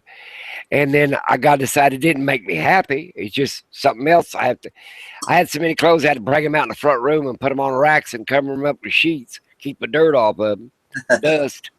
And I thought, man, I'm working to keep these clean. Hell, that's too much work. My daughter said, well, just wear it 2 or 3 times and throw it away. You don't need to wash it. Wear it for a couple of hours or a couple of day and a half, throw it away, and don't wash it. That way you won't have to worry about it anymore. You read another comment? Did the video go away on YouTube? I don't know. I ain't been there. You got it on? I'm still there. I see you. Well, we're on Google.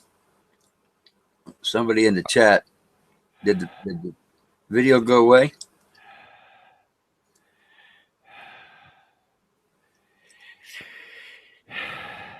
It's just a black screen.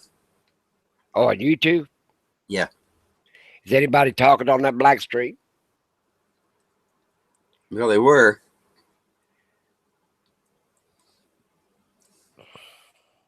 It says we're still alive. Well, I'm still alive. Barely, but I'm making it. Nah, I wish, like I said, I need to start a log about telling kids, main young people, under 50, let's put it that way. Yeah. Quit worrying about every little thing. You know what I'm saying? I see some of these younger people. That's why I sort of related to that poor little girl over there in Australia or California. I mean, overseas. She's in England or Australia, wherever. And she's apparently had a pretty hard life. But I mean, she broke away from all the things that people tried to tie her down to, and now she's on her own and she's doing fine. Just keep going. You know, it's when you put other people in your lives and try to satisfy them. Yeah. That's when you run into trouble. Yeah, I give up trying to satisfy everybody. Well, see, I told my wife, I'm not here to make you happy. She already knew that. You know, you got to, and I'm not, people's got to entertain themselves and they got to make their own selves happy. They can't go through somebody else and make them, for them to make them happy. It ain't going to work. Right. You know? And I found out that a long, long time ago. And like I said, I don't even understand somebody, what they want to do is hack, you call them trolls, but I say hackle them or whatever you want to call it. I just don't understand that. I mean, because it's a waste of time and energy. Right. I think so too. And if they want to make extra on their YouTube channel or videos or whatever, and they got people helping them or sponsors or what I'm going to call them or whatever, more power to them. You know, Well, I can't hurt them or I can't do them any good either way. I have a PayPal button and then YouTube's fan funding thing on there. And Where? Looks like a gray sheet behind you, as long as I know. What? I said, well, what I'm looking at, it looks like a gray sheet.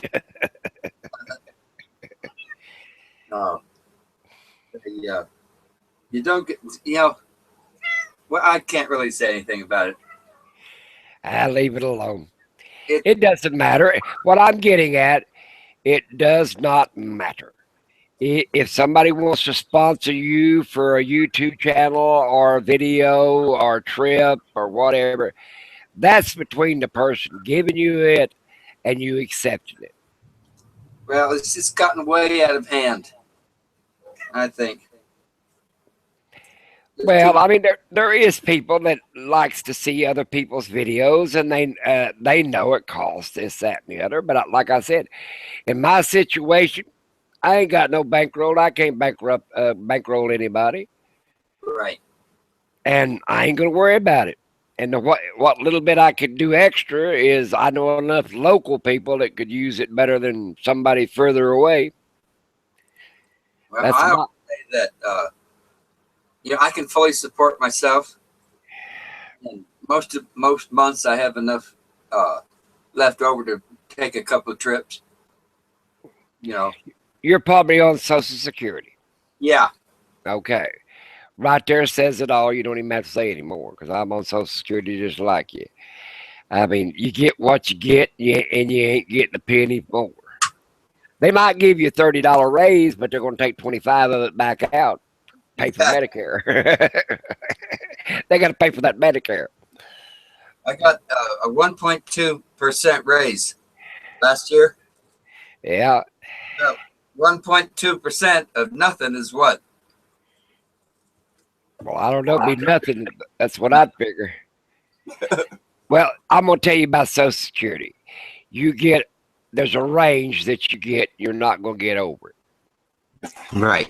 And you either get on the low end of the scale or the high end of the scale.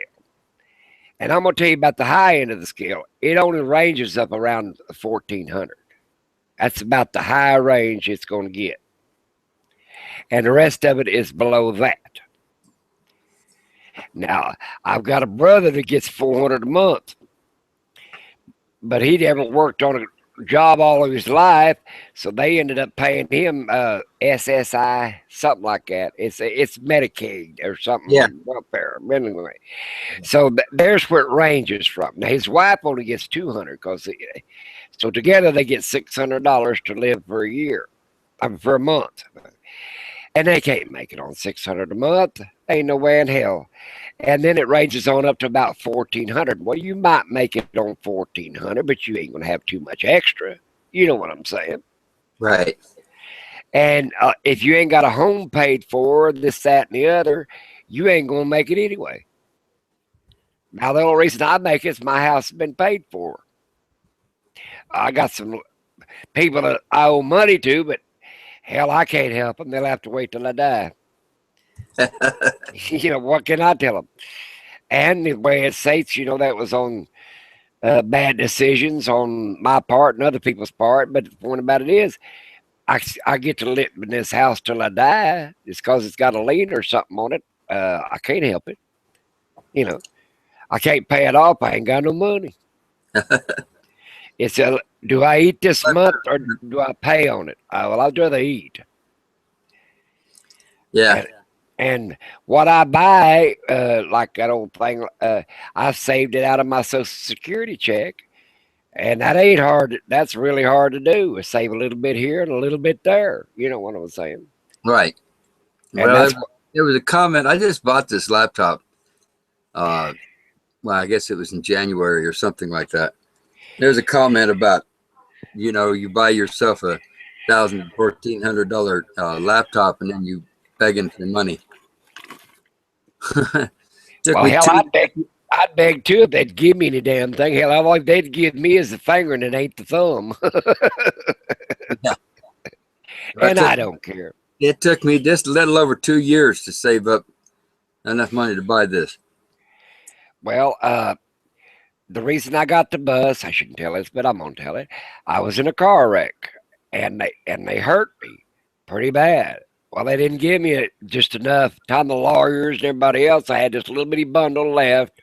That's why I kept telling that guy. I said, "This is all I can give you. You know, you either take this for that bus, or you ain't getting nothing." And he took it. I didn't twist his hand, but he said he had so many of them he didn't want to pay inventory at the end of the year or whatever what was. And then he had to make it roadworthy, which he said I spent most of that putting new brakes on it, new muffler system, and everything else because apparently by law they had in Oklahoma you have to make it roadworthy. So he put out of the 4,500, he put most of that back into it, which that was on my part was good.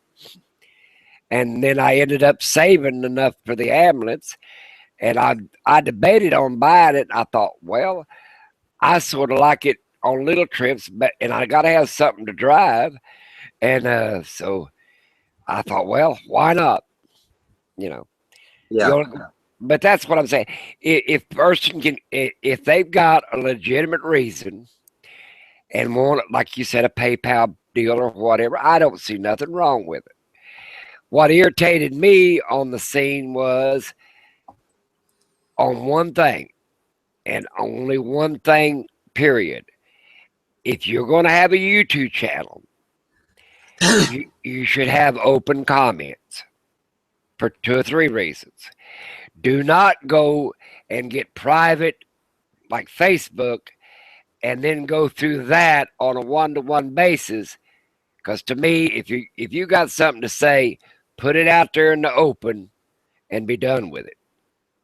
You know what I'm saying? Right. And that way, if somebody didn't like your video or whatever, or you got a PayPal button or whatever, I wouldn't be ashamed if I was good at videos and done things that, you know, I wanted to do and other people wanted me to do. I would not be ashamed of saying, okay, I will go to the Tetons if I have enough donations to get there and show you what they look like. Yeah. And film every bit of it. That's the controversy right there. What? But wanting money to go do something. Well, wait a minute now. You don't have to watch their videos. Right. you do not have to donate to their video. The only reason that I would disengage myself from somebody, because I believe they should have open comments at the bottom, and you have to take the good with the bad. Yeah. You know, if somebody says, well, I think you really shouldn't ask certain people for funds, you know, then, you have to, you got to take it good and bad. You know what I'm saying? Okay. If you want to be up and up, you could say, okay, people that really can't afford this, like senior citizens and people that's on fixed incomes and people that doesn't have any money, whatever, don't get involved in this, because I'm doing this for people like Channel 13 we got here in Oklahoma. They put on a lot of educational programs. And you're talking about big funding. We're not talking about $5 here and $10 there. Yeah. Big people, they do have a small mallathon or whatever they call them, and people donate $5 or $10 a month or whatever they can. But a lot of these people, it keeps them afloat, are big organizations and so on and so forth. You know what I'm saying? Right. Right.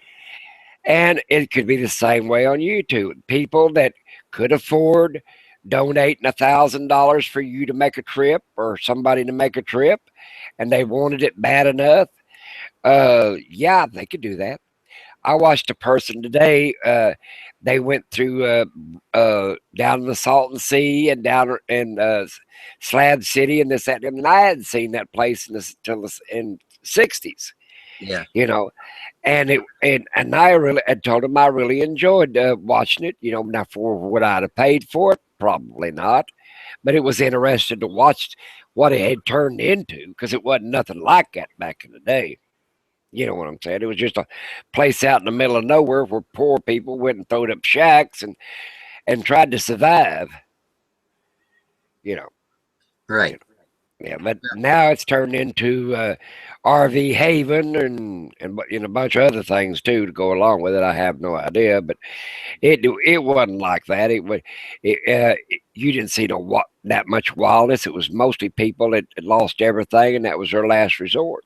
Right. I went down there and stayed with my aunt. And then she moved into Brawley, and not Brawley, but Westmoreland. We lived right on the edge of the Salton Sea, not so much, towards this Slab City, but about halfway. And it was all the same back in them days. It wasn't nothing but a desert. It didn't matter where the borderline was.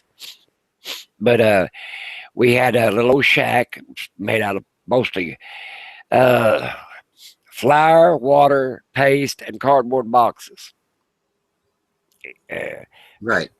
That kind of place. I went to school there, got on that bus every morning.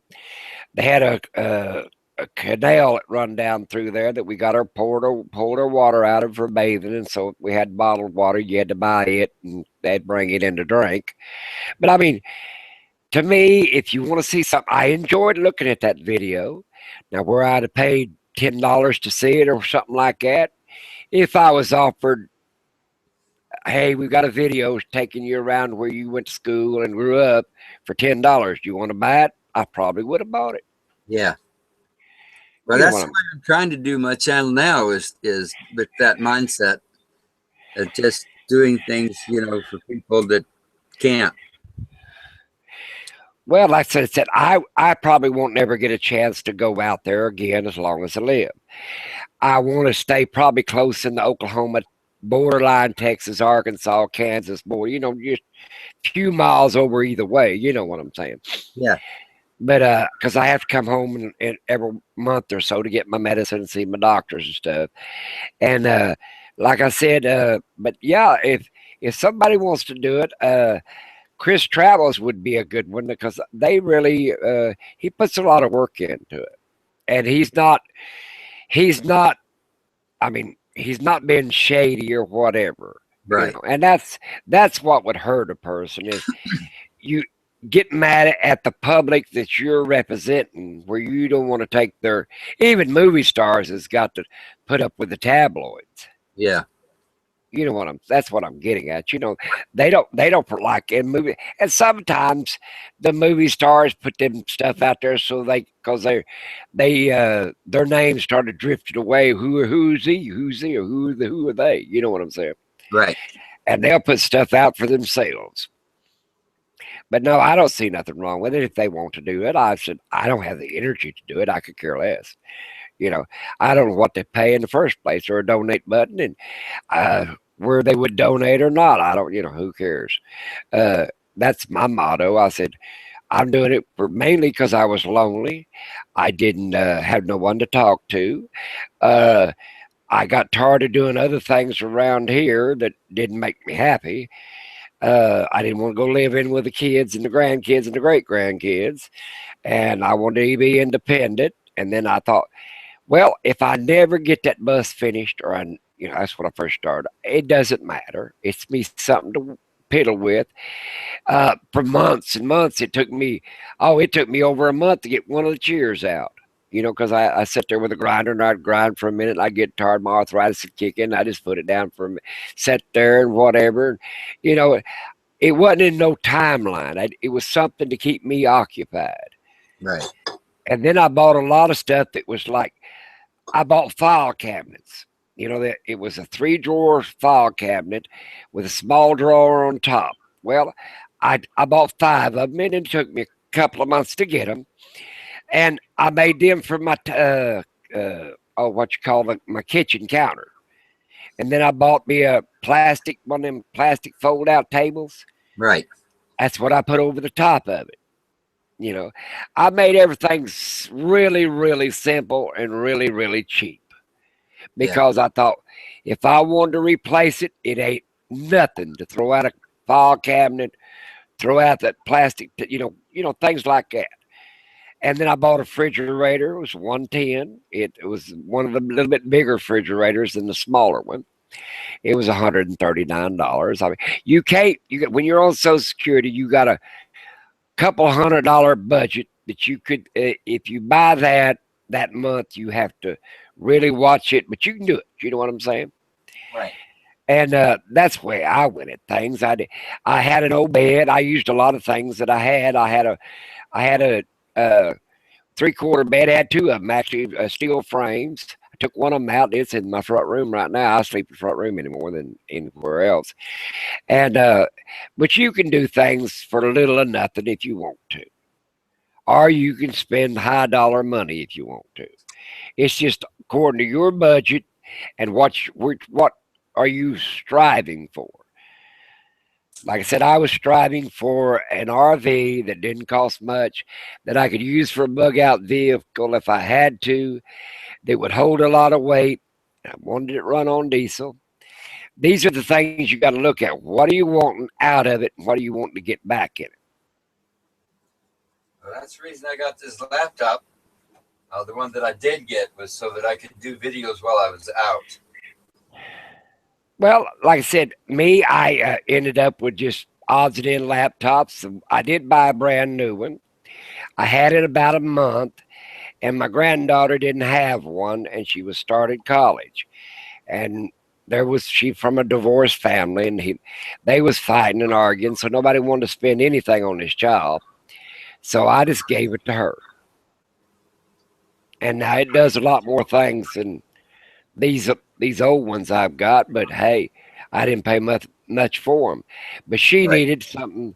It's more important for her to go get a college education than it is me play on a YouTube channel or something, or Facebook or Craigslist or something. And that's the way I looked at things. But no, I don't see nothing wrong you having a PayPal button or pin or whatever. It's just like anything else. Now, for it, I don't understand. Some of them, as long as you're honest and open, what you're doing, and what you're doing it for. Where I think somebody run into problems, and I hate to use, but I don't want to use somebody's name. But anyway, we know what we're talking about. When you cut off the public, you're isolating yourself, which is dangerous. Right. If you're trying to get the public's approval and help. Let's just leave it. You know what I'm saying? Right. Because you can't Train do wreck. that. Go ahead, tell me. It's going to be a train wreck. Yeah, it ended up being a train wreck for him, and I let him get on. I let the person get on my Facebook, and then I started seeing what he was about. And then I said, no. I said, I want to keep really my Facebook for people I really would trust or my family. Right. And then I said, I just said, well, I don't want to I don't want to watch the videos so I can make a comment on it. So I decided I won't watch the videos no more, so I can't make a comment when somebody's making a comment on him. Like I said, the last I know about him, he was still in Kansas. You know, and I don't know where he's at now, don't care. Yeah. But the point about it is, he lost me as a viewer. He should have left the comments up. That's it. You know Well, what I'm saying? subscribers he lost too. Well, he lost me. If he lost me, he lost probably a few more like me. I thought, well, I can't see something's wrong here because I got a comment and I didn't know where it was a bad comment or a good one. It said you need to rub a 4-leaf clover on it some more. I thought, well, hell yeah, I know it needs worked on. Shit. I mean, I could figure that out. Gee, yeah, I need to rub a whole bunch of. Yeah. I need to rub a whole field of 4-leaf clovers on it. But it suited me. I mean, it didn't suit him, whoever it was, but it suited me. Yeah, I do it needed worked on. Everything you buy needs worked on it. You know, I worked construction for a long time so I could go to school, and I said I looked at they bought new homes and I painted them, you know, and I did hand painted murals. I did all kinds of crazy. But anyway, I never seen a house that was actually square. The room was off, everything was off, but people couldn't see it. Yeah. You know, unless you really did like we did. You know, unless you start putting a tape to it or whatever, or a level, you really can't see how much. There's no perfect house. You know. Yeah, and I always called a painter. That's what I did. I said, "There's a glorified cleaner upper." That's all they did is glorify, clean that. It was easier for us to repaint a wall than it was to wash one. Yeah, I know. It's just, you know, they get almost all the way done, and then, you know, they go to nail the last board and it don't fit. Yeah. But like I said, people, if they're waiting to buy the perfect RV or whatever, it ain't never going to come along. Right. That's just like waiting to marry the perfect woman. It ain't never going to come along. What you get is somebody you're in love with, and you can't see the imperfect parts of them. Right. And I'm talking from experience. I was married 46 years. I loved her dearly, and I still do. But she was not perfect. You know, she was overbearing. She was controlling. You would not believe. And I couldn't see none of that. I seen what I loved, and she never got old. I married her when and knew her hell when she was 16 years old. She never got old. Yeah. When I looked at her, she was 16. I hope to God she looked at me when I was remembered when I was 16. But it's the way life is. Life has a funny way of once you get saddled with somebody or married somebody or whatever, that's all you can see. You know. Yeah. And if it didn't, they wouldn't be no more husband and wives. Yeah. And that's what I'm getting at is if people say, "Oh, I'm waiting for my soulmate." Well, let me tell you, any of them can be your soulmate. It's just how much you're in love with them. Yeah, I agree with that. You know, they're always going to be the same person. Yeah. And like I said, and don't go up and say you're going to fix somebody. You ain't fixing nothing. Yeah. She has to overlook you, and you have to overlook her, and to keep going. Yeah. and that's the way I looked at it. I always told my kids, I said, I didn't want none of you. Every one of you was a surprise. And that's what I used to tell them. I didn't want none of you. If I'd have planned you, I would have planned none of you. They said, "Oh, Daddy." I said, "No, that's probably true." I said, "I'm gonna tell you about a woman loves a baby as the minute they feel it move inside of them. Yeah. And if a man says he loves the baby as soon as she gets pregnant, he's a damn liar. He learns to love it after he holds it. Yeah. Once you put it in his arms, he's in love with it. He can touch it. He can't figure, even if he touches it when it's in your belly or whatever, it could be a big fart walking around in there. He Yeah. don't know. But once he gets to hold it in his hands, now let me tell you, it's his. And now I'll tell you, I told my kids, I said, let me tell you about love. A woman falls in love, and they're in love. A man falls in the idea of being in love. Oh, okay. You see what I'm getting at? Yeah. Because, I mean, I told a lot of women I loved them, but I crawled right off of them and then went on down the road. You know what I'm getting at? I know what you're saying. Yeah. But the point about it is, when you find out you're in love with them is after all that stuff goes away and you are in love with them. But at first, you're into the idea of being in love and all the benefits being in love get you. You know, that's the way and that's the way the truth, it just happens to be, is the truth of it. Yeah. Now, after it all wears around and this, that, and the other, then you find out you are in love. But at first, it's the idea of being that way. Now, a woman's the other way around. At least that's what my wife told me. I loved you when I seen you walking across the floor. It was at a place. And I said, "Oh, really?" I said, I was in that. I said, I was more in lust when I seen you walk across the floor than I was in love. I seen them big old green eyes and them other things that was big as your eyes or big as my eyes, and I said that's what I was in love with. Yeah. I know what you're saying. But nowadays, like I said, women especially, they follow if they round losers. And and a lot of them, that's what they end up doing. They just follow these losers around. And men will do the same way, follow these women around that they don't know whose bed they're crawling in, out and in when they go to work.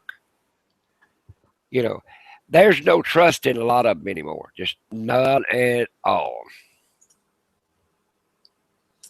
Yeah, yeah. I know what you're saying. Well, like I said, like my mom and dad, they were married for a very long time. Now, if you make 5 years, you've done something. Well, back in the day, when my generation, like I've got a lot of brothers and sisters. Most of them still married, or what ain't passed away. But we're talking 50, 55 years of marriage. 40. My wife passed away at 46. My brother's got a brother and 2 sisters. You know, we're talking 50 years plus. Right. You know, or at least 46 to 55 years plus. That's about way. But people just didn't say, "Oh, I want a new wife," or "Oh, I want a new husband." They said, "Well, we got to make it work." And then when you get older, well, divorce don't come into it. It just never had. Right. Yeah, I know what you're saying.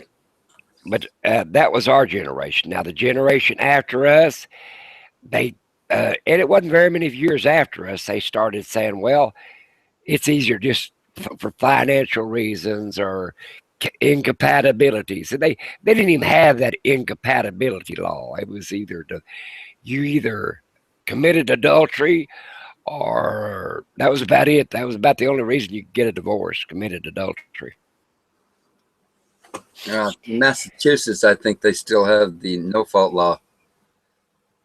You have to be able to prove the marriage in the first place. Well, like I said, in our generation, they just didn't do that. You married for life, and then when you died, you know, God help you. but like I got some splaining to do. Nah, like I said, if it's better to divorce than stay with somebody it's not meant to stay with. I'll add that to it. Yeah. Because I've seen too many people stay. Oh, I'm going to stay for the kids. I've got a sister and a brother-in-law. That's what they stayed for. And it's you could tell it in them, even if they're still together now, and the kids are, up in their 55s. You know what I'm saying? Yeah. Their kids are, they're up in the 80s. You know what I'm saying? And there's nothing there. Right. And they stay now just because they ain't got nothing else to do, basically. And like I said, I don't understand why. I said, hell, I know one damn thing. If one gets in a nursing home, I'll guarantee they'll want the other one to go to another nursing home. It's that bad. But how many viewers we got now? We wore them out yet? We still got 8. We just got Corey in. Who? Corey. So Fugget or something. What is it? Yeah, so Fugget. Jimmy was talking about her the other day, if you remember. Oh, yeah. Who was that kid that was on there smoking, that young kid? He must have been in his 30s, 25, 30s. Does he have an RV? I'm not sure who you mean. Well, that young kid that was on there, they only had one young kid on there. He said he was smoking one of them G cigarettes, that he had something in it or something. You talking about? That one of them chats way back there. He's been on the last 2 chats of what's his names? I can't think of his name. Yeah, I never could figure out his name. I was trying to figure it out. I figured out everybody else's name, and I couldn't figure out his. Yeah, I'm not sure if he even has an RV, but yeah, he hangs right in there with us. Yeah, he's a pretty good kid. I mean, he talked some RV smackdown or whatever you want to call it. Yeah. But now, like I said, everybody I've clicked on to has been pretty nice people. I've had, I don't stay with them long if they don't, because there's so many videos out there. Yeah, I know. And the ones that I don't stay very long for is if I've sent them a couple of comments and they don't answer the comment. Well, I have a problem if there's no picture there, just whatever, like a gray little statue man looking thing. You know what I'm saying? Yeah. And I mean, a picture of something, you know what I'm saying? An RV, a dog, or something. But I like I said, I'd rather talk to RV preppers, the RVs and preppers, and and maybe something like that, because I think they're the more freer generation. You know what I'm getting at? I don't care. I don't want to turn to no cook channels. I had 14 years of that. I learned to watch every cook channel on this cable television. I learned how to cook 4 or 5 times over. Huh? So you didn't watch my cook video then? Nope, didn't see you cook. Sorry. Oh, it was good. You should try it. I know how to cook, let me tell you that. But like I said, I watched about 12 and a half, between 12 and 14 years of cable television when my wife was home bedfast and at home, and I had to cook for her because she couldn't do that anymore. Yeah.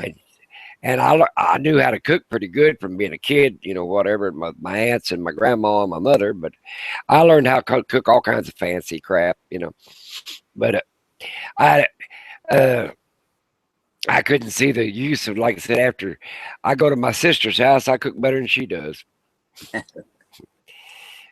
I was surprised at that one, but it got more views than any of my videos. Well, good. I'm going to do a cooking channel. I'm going to tell them how to cook double chocolate cake, and it tastes good. A friend of mine was telling me, so they'd rather see you cook than listen to you talk, huh? Yeah. Well, I'll tell you how to cook chocolate cake with chocolate store-bought icing. when it says, you know, you put 3 eggs in it and half a cup of vegetable oil. Don't put no vegetable oil in it. You put a half a cup of butter in it. There you go. Butter tastes better than lard. Butter is better. Yeah, everything's better with butter on it. Yeah. Yeah, I learned that a long time ago. I make a cake. I said, "Well, I'm gonna put butter in it. I ain't putting the fourth of a cup of vegetable oil. I ain't putting that crap in there. And I ain't frying a chicken. Yeah. I'm gonna try to eat a cake. Now I know my sweets, buddy. This diabetic knows his sweets. Yeah. What did you cook anyway? Sausage and peppers. Italian Okay. sausage and bell peppers, onions. That's about all there is to it. Oil and vinegar, balsamic vinegar. I'm gonna cook a prepper's pot pie.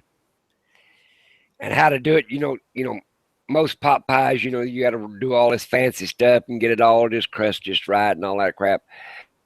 But there's a way to do it, and I'm gonna do a video of it. I'm gonna show you what it, and out of if you're prepping, you got to use canned food because you ain't got nothing fresh. You know what I'm saying? There ain't gonna be no fresh chicken pieces in it. You buy, you know, use canned chicken. You know what I'm saying? I'm gonna make one and show you don't have to eat like heathens are eating out there, eating crap halfway cooked or and all kinds of crap that don't taste good. But there's all kinds of stuff make prepper pie. You know, I'm gonna make her prep chicken pie out of canned stuff. Yeah. But I think I'll do that. I'll do one of them videos. You think it'll get any hits? I don't know.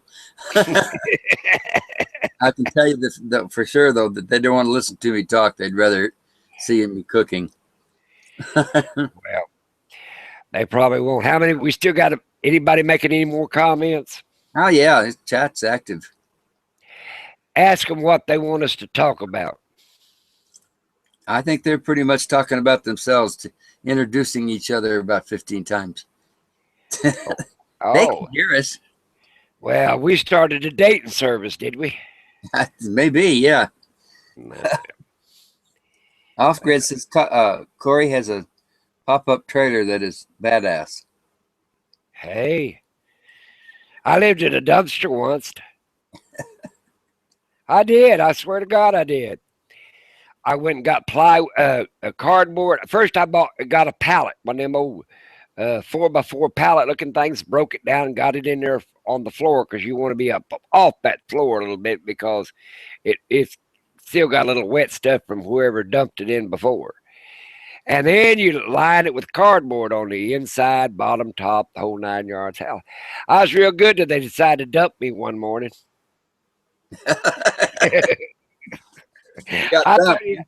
Yeah, I had it rough when I was a kid, but I made everything a joke or a laugh or did the best with what I had. I mean, that's what I'm saying. People tells me something. I said, kid, like I was telling that poor little kid, I said, boy, let me tell you about the 60s. Well, Corey said she got stuck in a dumpster once. She did. Yeah. I don't know. How'd you get stuck in there, Corey? She's looking for aluminum cans. She's trying to recycle. I think she's typing. Wait a minute. You got to get dragging. You just have to talk. That typing's for the birds. Oh, okay. The cops were coming and I was drunk for some drunken reason. I thought they were after me. I hid there. No, I hid, then couldn't get out. Those things need ladders. Oh, she's too short to jump back out. Poor Yes. girl. Well, no, I actually moved in. Have you ever been down there in Louisiana and there's a road that goes down, I don't know the name of it, but there's a swamp on both sides, and a trucker left me at a truck stop down there. And man, I looked around, there's a snake laying over there and a snake laying over there and a snake laying over there. And I thought, I throwed everything out of that dumpster and moved back in it. Yeah. Now, I love Louisiana. Oh, I didn't have nothing with it when it was daylight. It was a nighttime, and when you're at some of them truck stops, there's no lights. It's dark, and you hear them snakes slithering around. The dumpster was better. It was safer than that cement table top. I didn't want to be no alligator bait. No. It's hard to get in, and snakes can't hardly climb up that steel side. Yeah.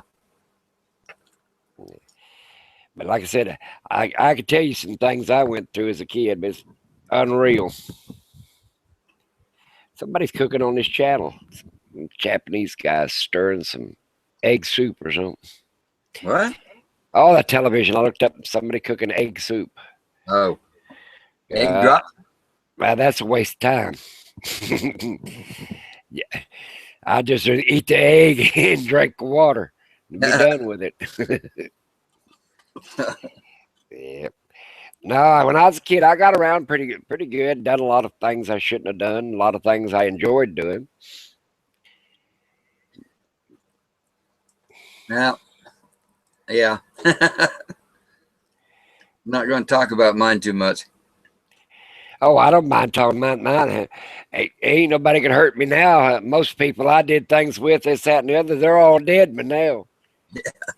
Yeah, that's the advantage of being old. You outlive your past. Yeah, that's it. Yeah, I like that one.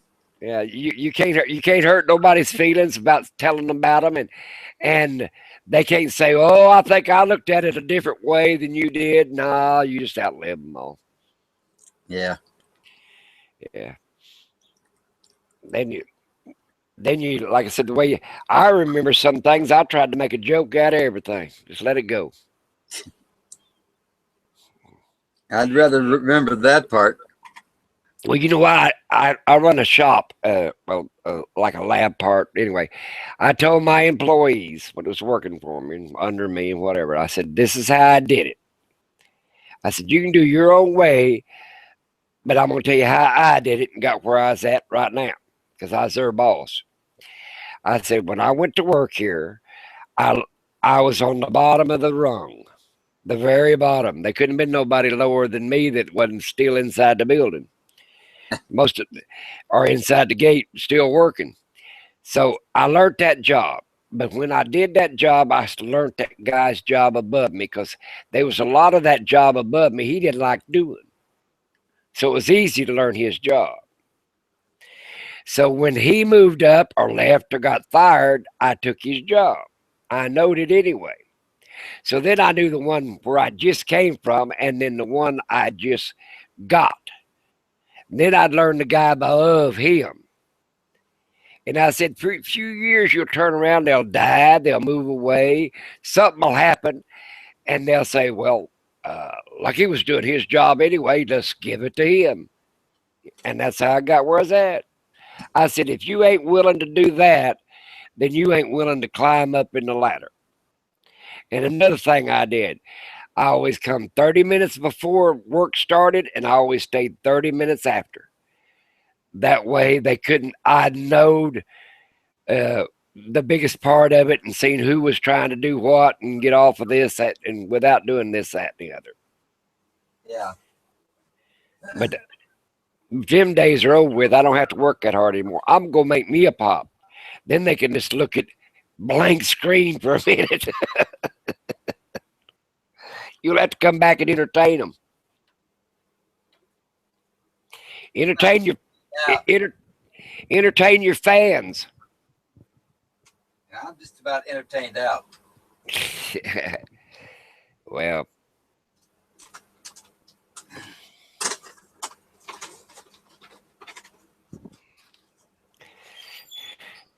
The chat's so active though, so I don't, you got what? Hang on. I'll be back.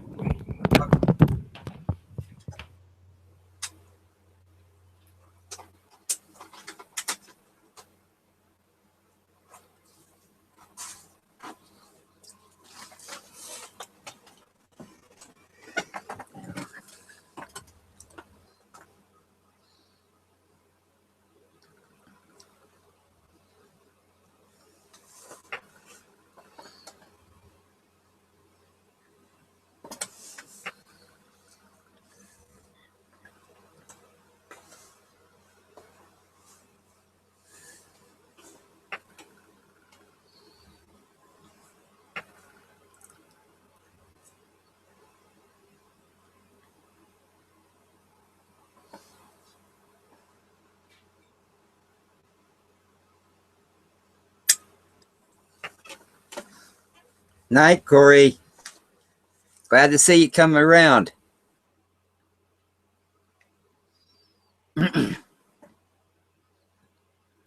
Corey, can you hear me?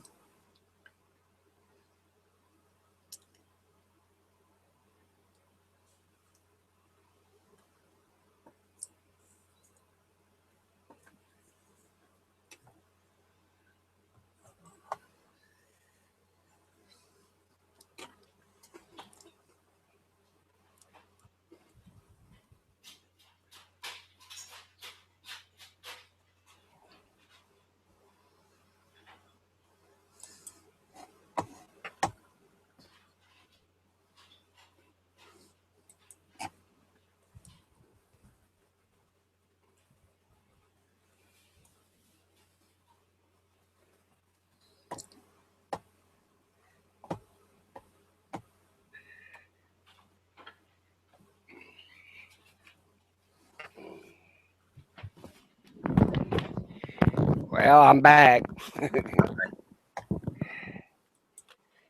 Well, anyway, what I was saying was the chat is so active and there's no drama and everybody's having a good time. So I don't want to shut it down. Well, like I said, people can get along with one another. And if they got a different view of what YouTube is for them, that's what YouTube is for them. Yeah. And I got nothing wrong with somebody taking it for all it's worth. I mean, if they want to pay them for talking or whatever, let them pay them. I don't care. They wouldn't pay me a nickel. Like I said, and they couldn't pay me enough to get well, so that what good would it do me? Right. But I understand. People don't understand about Social Security. And I heard the younger generation, oh, ain't going to be there when I get there. Well, you better hope it ain't, because I'm going to tell you, it ain't nothing to write home about. You know, I've got a little old pension, which ain't much and very much, and they're still trying to take it. But anyway, my Social Security, I survive on it. But hell, that's all I've ever done all my life is survive on it. You know, Yeah. like I said, and I've made big money and I've made little money, and I survived both ways. I mean, if you got bigger money, you buy bigger things. That's all it is. And is it better things? Maybe not. I said I bought a motorcycle jacket, a 3X, real nice, fancy one. This big old boy bought it, and I didn't buy his motorcycle helmet or his vest. I just wanted the leather jacket because it was heavy and warm. He paid like $300 and some odd for it, and I gave him. I think he wanted 60, and I gave him 30. Light says it says he'll pay you. For what? I don't know. It says I'll pay you. Like pay me for what? Forget it. Keep your money. You gonna need it. I think where I'm going, it's either too hot to handle or I don't need it anyway.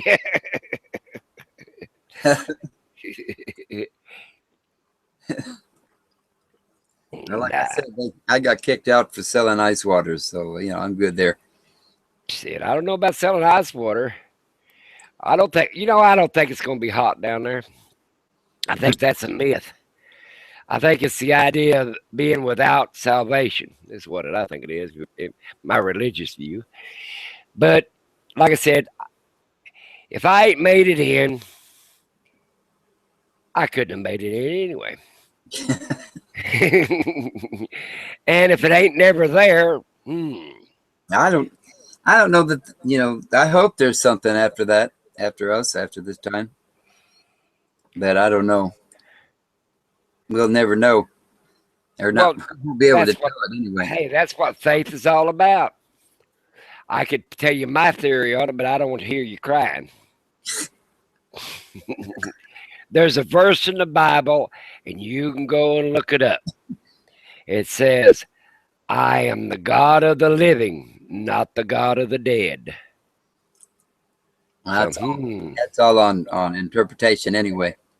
Yeah, but I thought of that real on that subject. I'm going to enjoy him while I'm alive, and if I'm dead, I'm dead.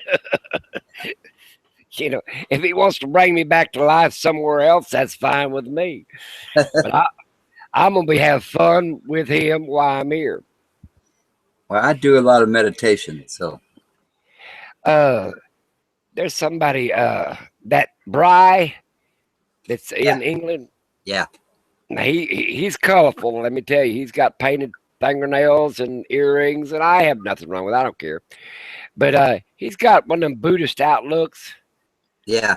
And it ain't bad. It ain't a bad outlook. I mean, you know, I thought to myself, I ain't Buddhist or nothing. I'm Christian, but I'm thinking, well, you know, he ain't near as old as I am or you, but he's under that like, oh, what was that girl? So fuck it, you know, like, hey, got a good outlook there. I like it. I sat there and watched all of his videos. He's the one that got me inspired, really, about getting another RV or something. You know, I've always and just taking it on weekends or whatever, just to do something. You know, because he's telling you that the world has got you trained that you've got to have this to survive. Well, I always knew you didn't have to have nothing. Yeah. It's against the law to let somebody starve to death in America. Did you know that? No. Yeah, it's actually against the law to let somebody starve to death in America. I'm going to tell you one law that it ain't on the books. You could go into a grocery store, sit down, and eat every apple, grape, and peach, or whatever you could eat, and get up and walk out. There's no law saying you can't eat it inside that store. You can't just walk out of that store with it. I'm not going to be the one to test it out. Oh, I never was that hungry, but I always eat grapes when I go through there. They don't seem to bother me when I buy the package of grapes, but it don't weigh near as much when I go across the scales as I did when I first started. Yeah, I know what you mean. You're going to put scales when you go in and scales when you go out.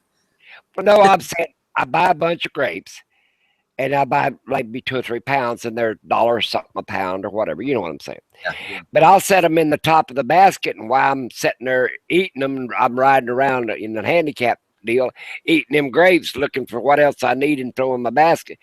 Right. And when they get them and set them up there, they're about half of them's gone, and they just weigh what's there in that package. I thought, I wonder if this is working out for them. Nomadic Spirit says that he didn't know that Lucky. I think he meant that he didn't know that you could eat food in the store and ain't nothing to do about it. Off-Grid wants to know if you live next to Jimmy Rance. Oh, God, no. He lives in Colorado, I think, or somewhere, and I live in Oklahoma. Yeah. Yeah. He's got that 9,000 height elevation over us. These sound like him in a way. Oh, probably. Well, when you get a certain age, and you'll get there in another 10, 15, 20 years, you'll figure out you don't care what people think of you, because who cares? I don't care. I mean, you know, if I sit across you from Thanksgiving or Christmas dinner, it's getting rough. You know, you'd be surprised. I mean, even your coworkers, that's what I told them when I worked. I said, I don't sit across at Thanksgiving. You're not invited to my Thanksgiving dinner. And I'm not invited to yours. We're here for a job. Let's work on it. And you have a better working relation. It's the same way out there in life. 90% of the people is trying to impress somebody else on this computer. And why? Because you'll never see them again. All you got to do is unplug it and turn it off and go somewhere else. You know, I like that. You know, Nomadic Spirit, actually, Nomadic Spirit said that to you. Actually, you are right, Lucky. If a person is hungry and eats in a restaurant, he is homeless. He can't be arrested. Yeah. See, everybody worries about the particulars. If I was hungry, and I've been there, let me tell you, kids, I have been there. I'll tell you one little story. I went down south one time. I was in, I don't know, Carolinas or somewhere back in there. Might have been Alabama. But anyway, they had work farms. And they had a store there that you bought your stuff for, your produce and stuff like that. And they paid you in scrip. You know what scrip is? Yeah. It's the company's money that they're using. It's not United States money, it's script money. And they figure out a way where you owe more in a day's time than you're going to work and pay for in a day's time. So they sort of got you as a slave. Yeah. All right. I walked out of there one time in the middle of the night, and I think I owed only like $23. But I figured it's going to take me 6 years to pay off $23. Right. You see what I'm saying? So I've seen some rough things in my life. And these kids nowadays, if you want to do something and it's legal enough and this, that, and the other, and you ain't hurting nobody. My problem is I can't see anybody hurting anybody by insulting them for any religion, their race, their color, creed, whatever they are. Why? There's nobody better than anybody else here on this planet Earth. That's the first thing you got to start off with. And why would you want to be better than somebody else? That's what's wrong with society. They want to be better than their neighbor or whatever. I'm going to tell you, you all go to the grave, every one of you. And the story about getting there is half the fun or the worst part of the fun. And I decided I was going to make it fun. You know, Yeah. I've seen a lot of things, just like I found that out a long time ago that if you eat something inside a store, they can't charge you for it. And I thought, well, that's sort of stupid, but that's the law. You know, you didn't steal it. You ate it. Yeah. I thought, damn.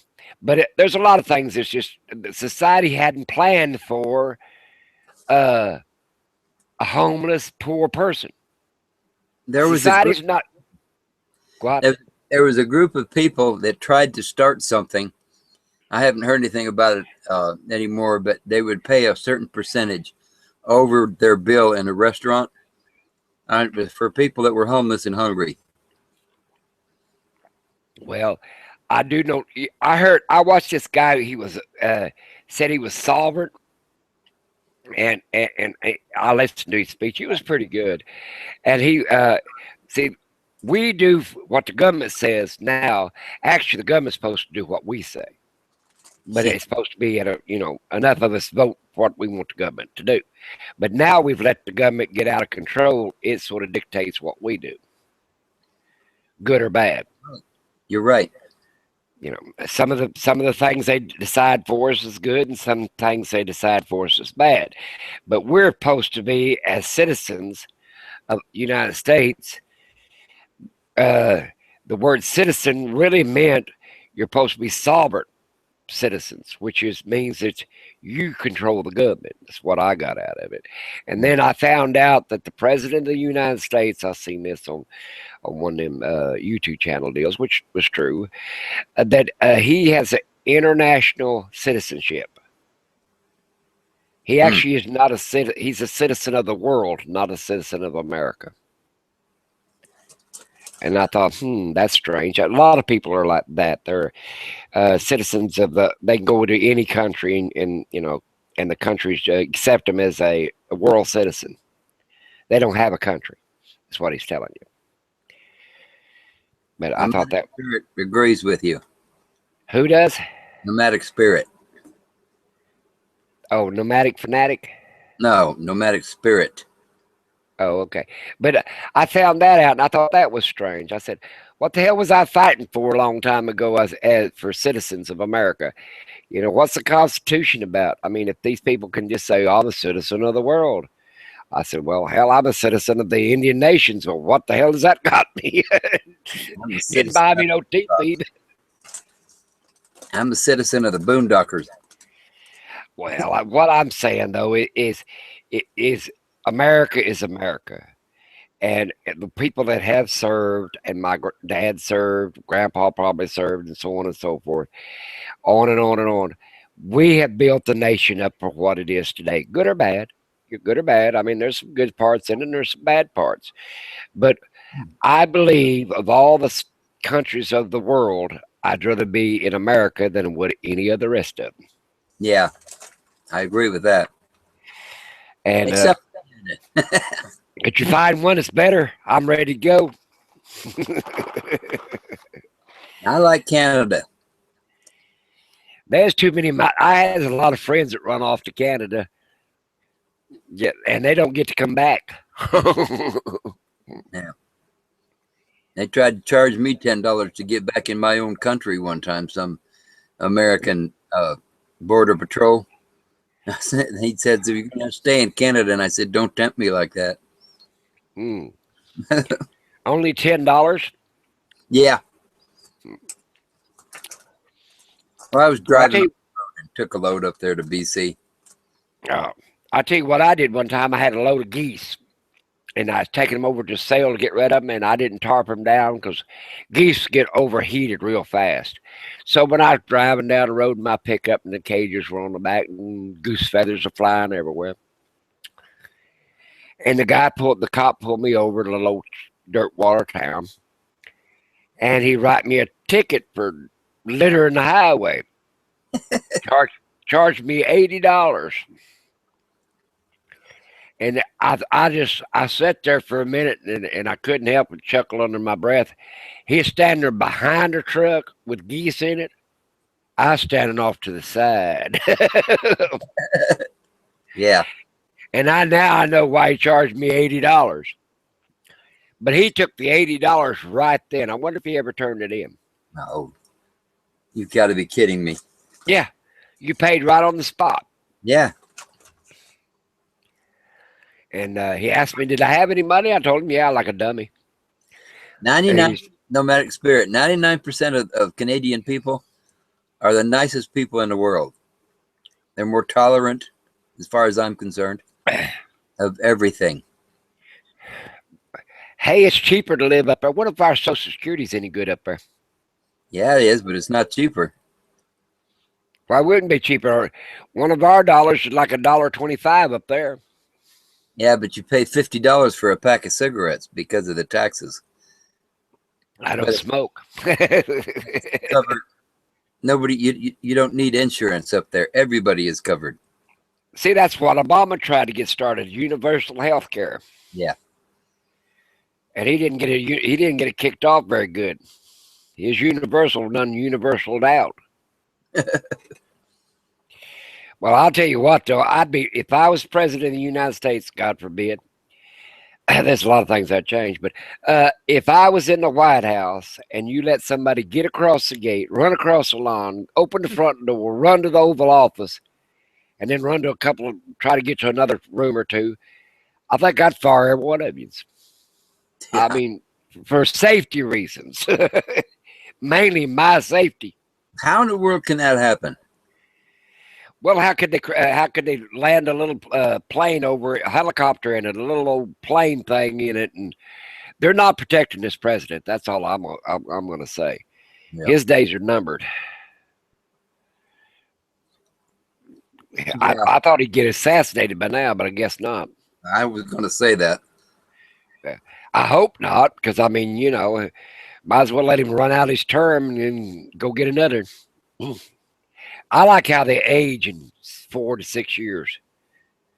Man, they're young. They got all kinds of color in their hair, and then 4 to 6 years later, they're all dried up, and they look worse than I do.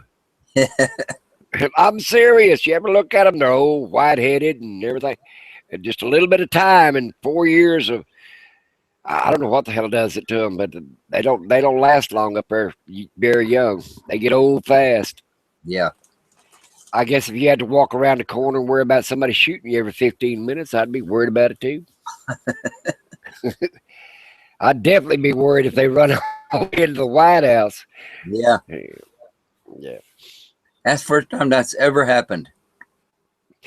Well, that ain't the only incident. That's what's so sad. There's 3 or 4 of the things that's happened here and abroad that shows the lack of security for the president of the United States.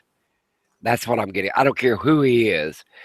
If it's Obama or any president we'll have now or had or in the future, that's our president. You know, that's who we chose. The majority supposed to have chose to run our country. Yeah. He deserves more safety than what he's getting. Yeah, Unless they figured I Let's mean, say, we celebrate the President of the United States. right. He's the highest person that holds the highest office here, and we chose to make our decisions in case of emergency. Yeah. And then we may not agree with him on everything, but he is the President of the United States. well, I'm talking as my United States. That's who we put up there. Yeah. And you're insulting my United States. Not so much him, but my United States. You see what I'm saying? That's what irritates me. It's my United States. It's my White House. Yeah. It's, and you let somebody run in there and act like a nut in our White House that we own as American citizens. That's what I'm saying. Yeah. That's why I don't understand a lot of this stuff. People don't have no pride of their country anymore. Yeah, it's cold up there. Off grid, it sure is cold up there in the winter, but nice in the summer. Yeah. I was at the edge of it over at Preparedness, went up to the border.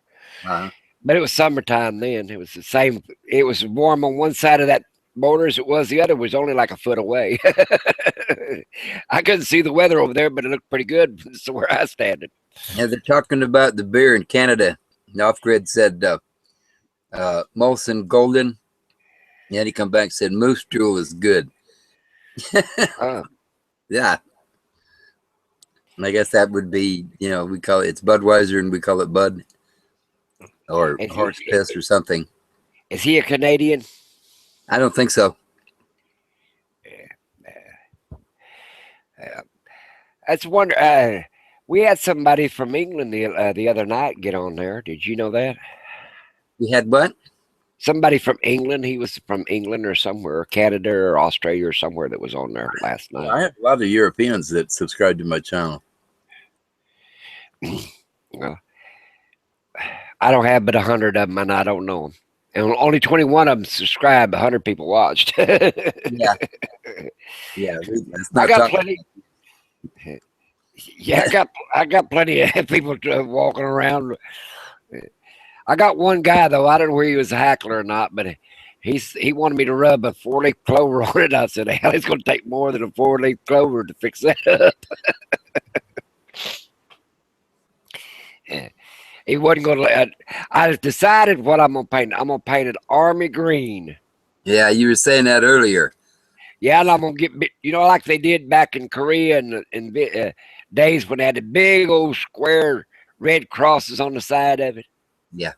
I wonder if they still have big old red crosses on their vehicles now. Makes them a target. Yeah, but I'm saying they great big old red crosses. I mean, you couldn't miss this thing. It was like, 3 foot by 3 foot square, red cross on both sides. Yeah. I think that's what I'll do. Put one on each side of it, big red cross. Yeah. That way, if I parked somewhere, they wouldn't know if I was a government or not.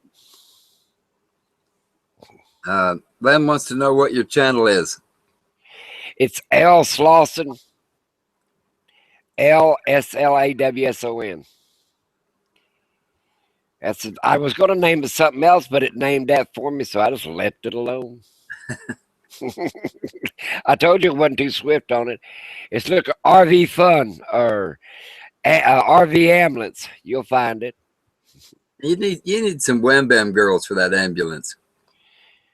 Well, now I told you I got a bad heart. They got a commercial. I watched it on somebody's video, YouTube channel. It says something about if you had sex, check with your doctor and see if you got a bad heart. I said, well, at the end of that.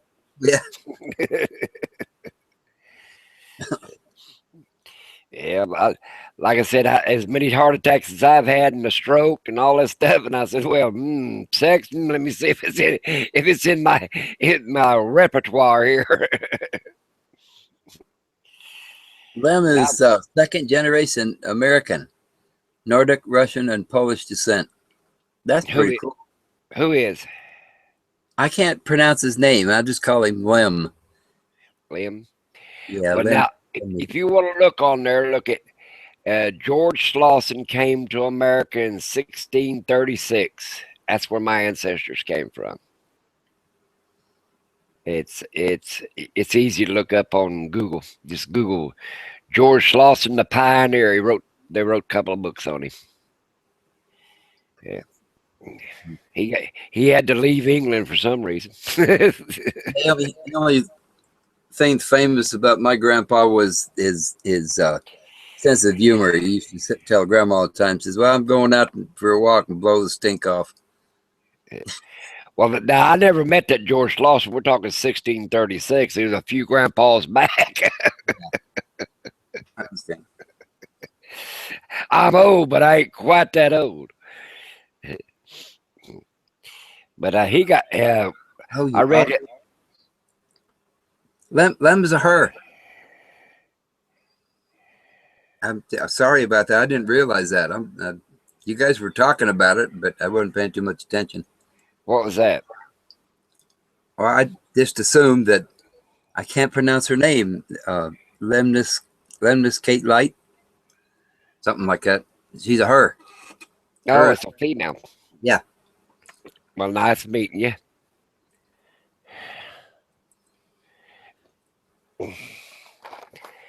Chris says why they call you Lucky. Why do they call me that? Oh, that's okay. Why. I'm going to tell you why they call me Lucky. I am the 13th child. There's 14 kids born to our family. I'm the 13th child and the 7th son. My mother was superstitious. And that's why they named me that. And that's what's on my birth certificate. I don't know. Being on Friday the 13th, you say you were born on Friday the 13th? No, I was born on the 3rd, but it might have been a Friday, but I don't know. I was going to say, that's not too lucky. Well, I'm still alive, though. Call her Susan. Okay, I'll call her Susan then. You guys were talking to Susan, and I'm looking all through the chat trying to find somebody named Susan. Well, see, I wished I could see all that stuff. I don't see none of that crap. I see one big screen with your head in it and a sheet behind you, or a pillowcase or something. That's the curtain, divider curtain between the cab area. Okay, I like that. And the living room. Yep. When I lost my wife, I'd go out. I had the bus, and I'd go out there and I'd sit in the bus because I could see her in this house. So I'd go out there and she knew I was going to buy a bus before she passed away, and she said go get one, and I bought one after she passed away. But I'd go out there and I'd sit all night. Sometimes I'd just stay all night and like camping in the front yard. And that's another reason I bought that. I just, besides something to mess with, I could get out of this house. Yeah. Because if you live in a house with somebody this many years, I can see where I'm sitting right now in my recliner. I can look off to the right, and every once in a while I catch a wheelchair going by because that's what she'd do. You ain't doing nothing. And she'd drive back by. You still ain't doing nothing. Because I'd sit here and watch TV or something. Yeah. Or read my Bible. That's why I could just see her out of the corner of my eye. Well, you ain't doing nothing. She'd ride back by in a minute. You still ain't doing nothing. And then if I left her, I bought her this antique table. It's still in there. It's got 2 captain big old chairs with arms in it, and then 4 of the chairs. It's got like 6 chairs to it. Real pretty fancy wooden table. And I got so much garage sale junk and thrift store junk and stuff I bought at the other stores and regular stores, and I've got it all piled up. And I hear, look what you did to my table. Look what you did to my table. I said, this woman ain't never going to leave me alone. Susan wants you to spell your channel name again. LSLAWSON.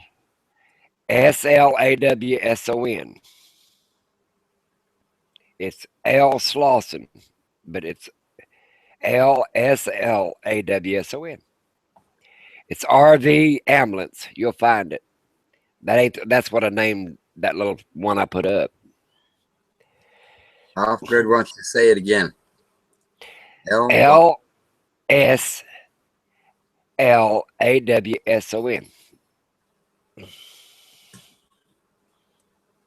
I'm going to have to rename it. I heard you could rename it after so many days. Could you? Guess not. Okay, what is it? And I'll type it. L. Wait a minute. Now my chat's messed up. You ready? No, my chat's messed up. Okay. Hang on. L. S. Yeah. L. A. W. S. O. N. AWSON. Okay. Yeah. I only got 3 videos. I've been working hard. I need a donation. Yeah, you don't have a job. What's the matter with you? Not doing anything. What? What? I can't hear you. I said, you don't have a job. You're not doing anything. Nah, I ain't doing anything. I ain't going to do anything either. Still not Like I doing said, anything. I got away with buying this program called Dragon. Now they're gonna have to send me a check as much as I've told people about this Dragon. You just talk and it types, but sometimes it don't understand what you're saying, so it puts another word in there, Yeah. and you have to go back and check. If you don't, it could sound a lot different than what you're actually trying to say. I know what you're saying. But that way you only have to change 1 or 2 words. See, it's already typed most of it. Yeah. I sort of like that thing. I always get that. What the hell did you say? Okay, they got your Susan found it and subscribed. Oh, they did. Well, I'm coming up in the world. I got 22, 21. Right. Well, like I said, a lot of people are, and I don't blame somebody if they can make a little money on it. Hell, do it. You know, I don't care. That's why. But I had problem with one thing is I think you have to take the pros and the cons because I don't like anything people hiding anything from me. I don't like. That's what I don't like about some of the government stuff. I don't like them hiding something. Hell, I know you're out to screw me from day one. I mean, you know, I live in America. I know America. I've been lived here long enough. Yeah. You know, I've been around a few preachers. I know what the lowdown is. Susan wants to know where your donate button is. I don't need one of them. Wait, I'll tell you what. I'm going to be cremated. You can help scatter the ashes if you like. Nah, I don't need no donate nothing. But if people wants to, that's fine. I mean, people worry about all the hang-ups. Now, if people don't understand, you have choices. You can do it or you cannot do it. You see what I'm saying? It's your choice. And that's all there is to it. I mean, people think, oh, they got this going on. Well, I don't like people hiding things from me because or going behind other people's back because they can get away with something. That ain't the way to do things. Yeah. And that's why if you're really wanting to be honest and aboard something, I think you'd have more people that subscribe to your channel, more people would watch if you just be honest. You know, just be honest with them. They've seen plenty of corruption. Yeah. You know, hell, they get that from birth. You know, when the doctor starts coming at you with a pair of scissors, you know your shit's up. You didn't understand what that meant, but most Jews will. Most Jews will figure that one out. Oh, okay. Just be honest, and I think you'll have a better time with your channel, and you'll have a better time with your viewers. And if you got one of them trolly things that's trolling you around after, I say he's a fan too. He's watching more of it probably than my fans are. Yeah, don't knock him in the head. He's a good one. Yeah.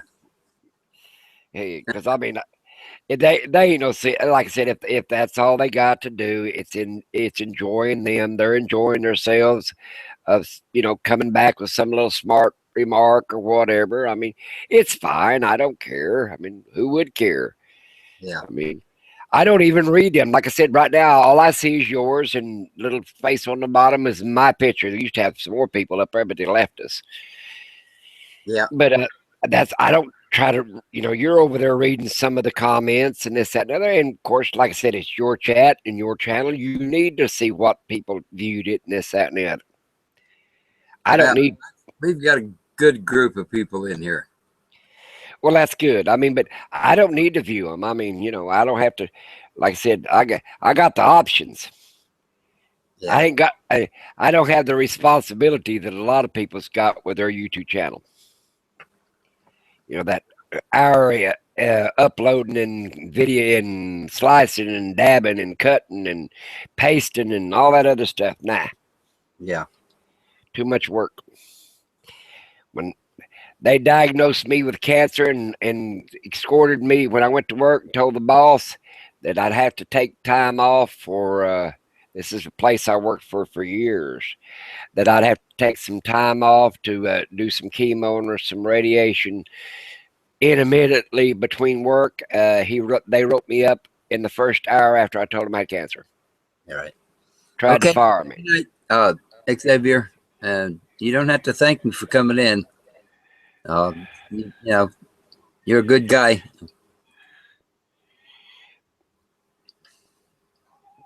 Somebody leave us? Yeah. Xavier. Nomadic Spirit. I'm going to look that one up. I'll check this. Do it, but I mean, everybody's having a good time and the chat's really clicking away, but I need to get some rest myself. Well, we'll have to let you go. You know how some. See, that's another thing about being old. You can sleep when you want to. Yeah, well, I got a cat that wakes me up at 7 o'clock every morning. Feed it before you go to bed. So that's your problem. You got to feed that cat before you go to bed.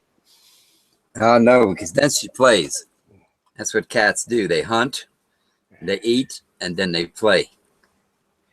I thought cats slept in the daytime and prowled all night.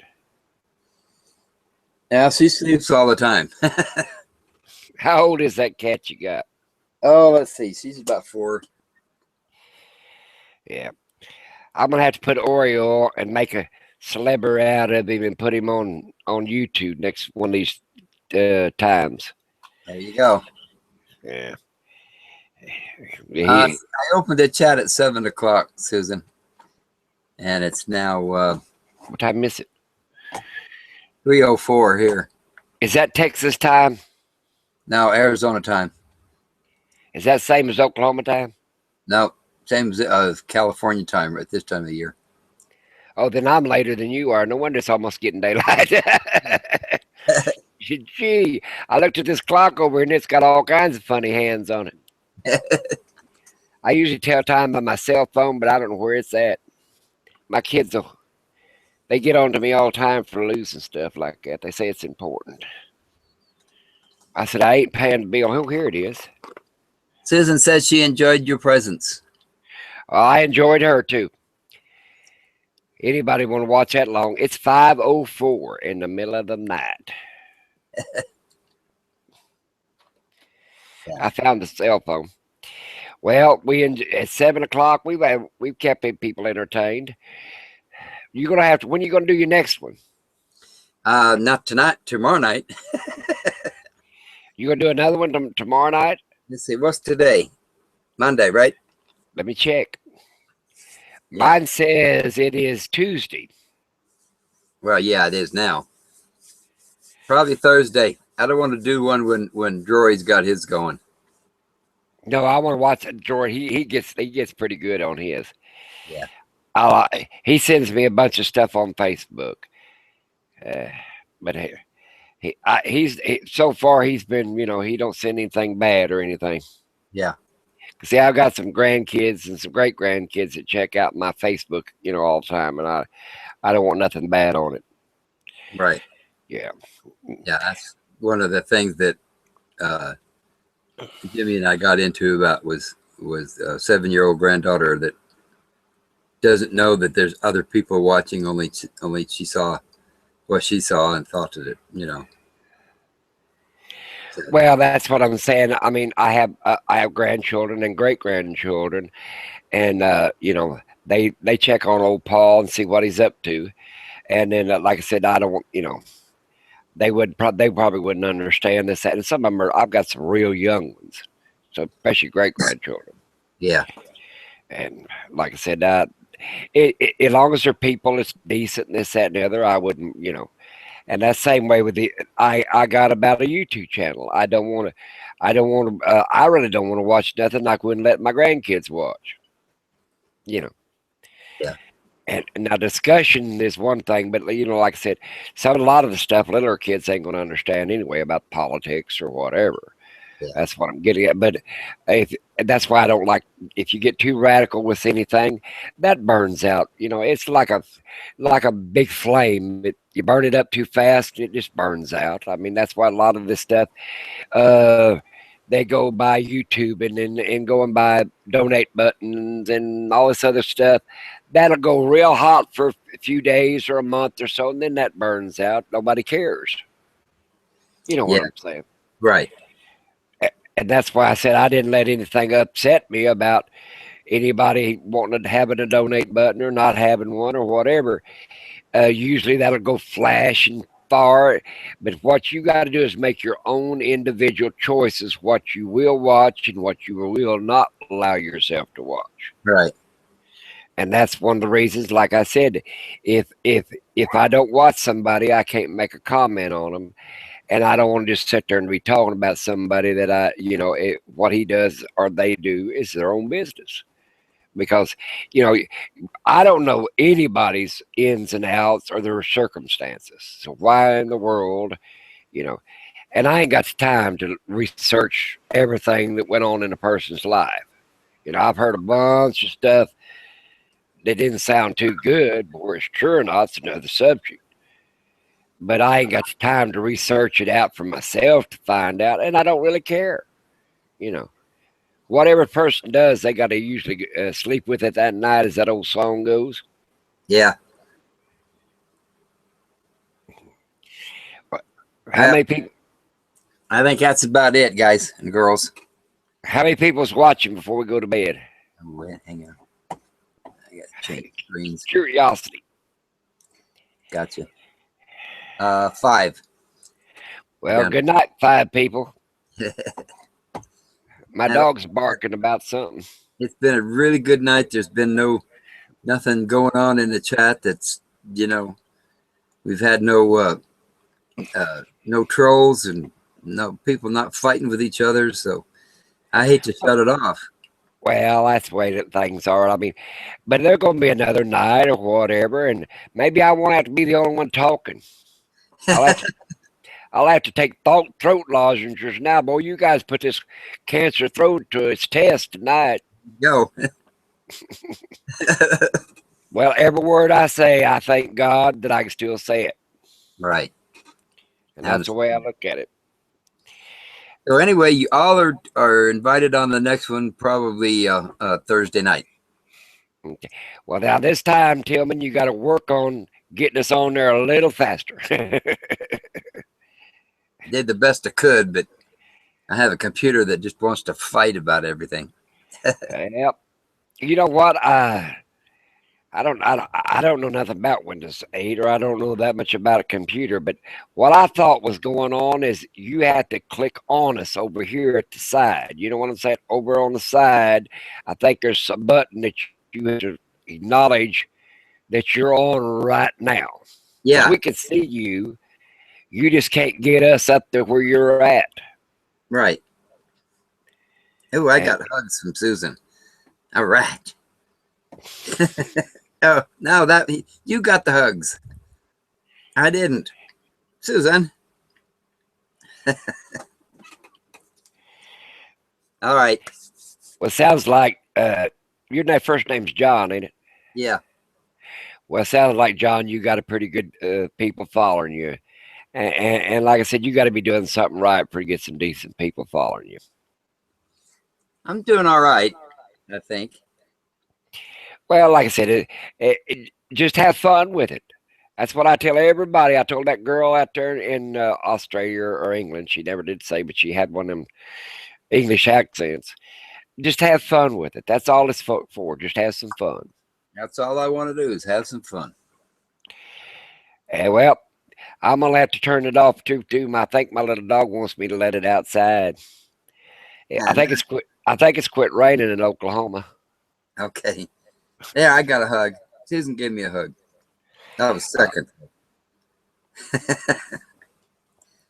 All right, guys. Y'all have a good evening. You too. Good time. Night. Good night. Good night.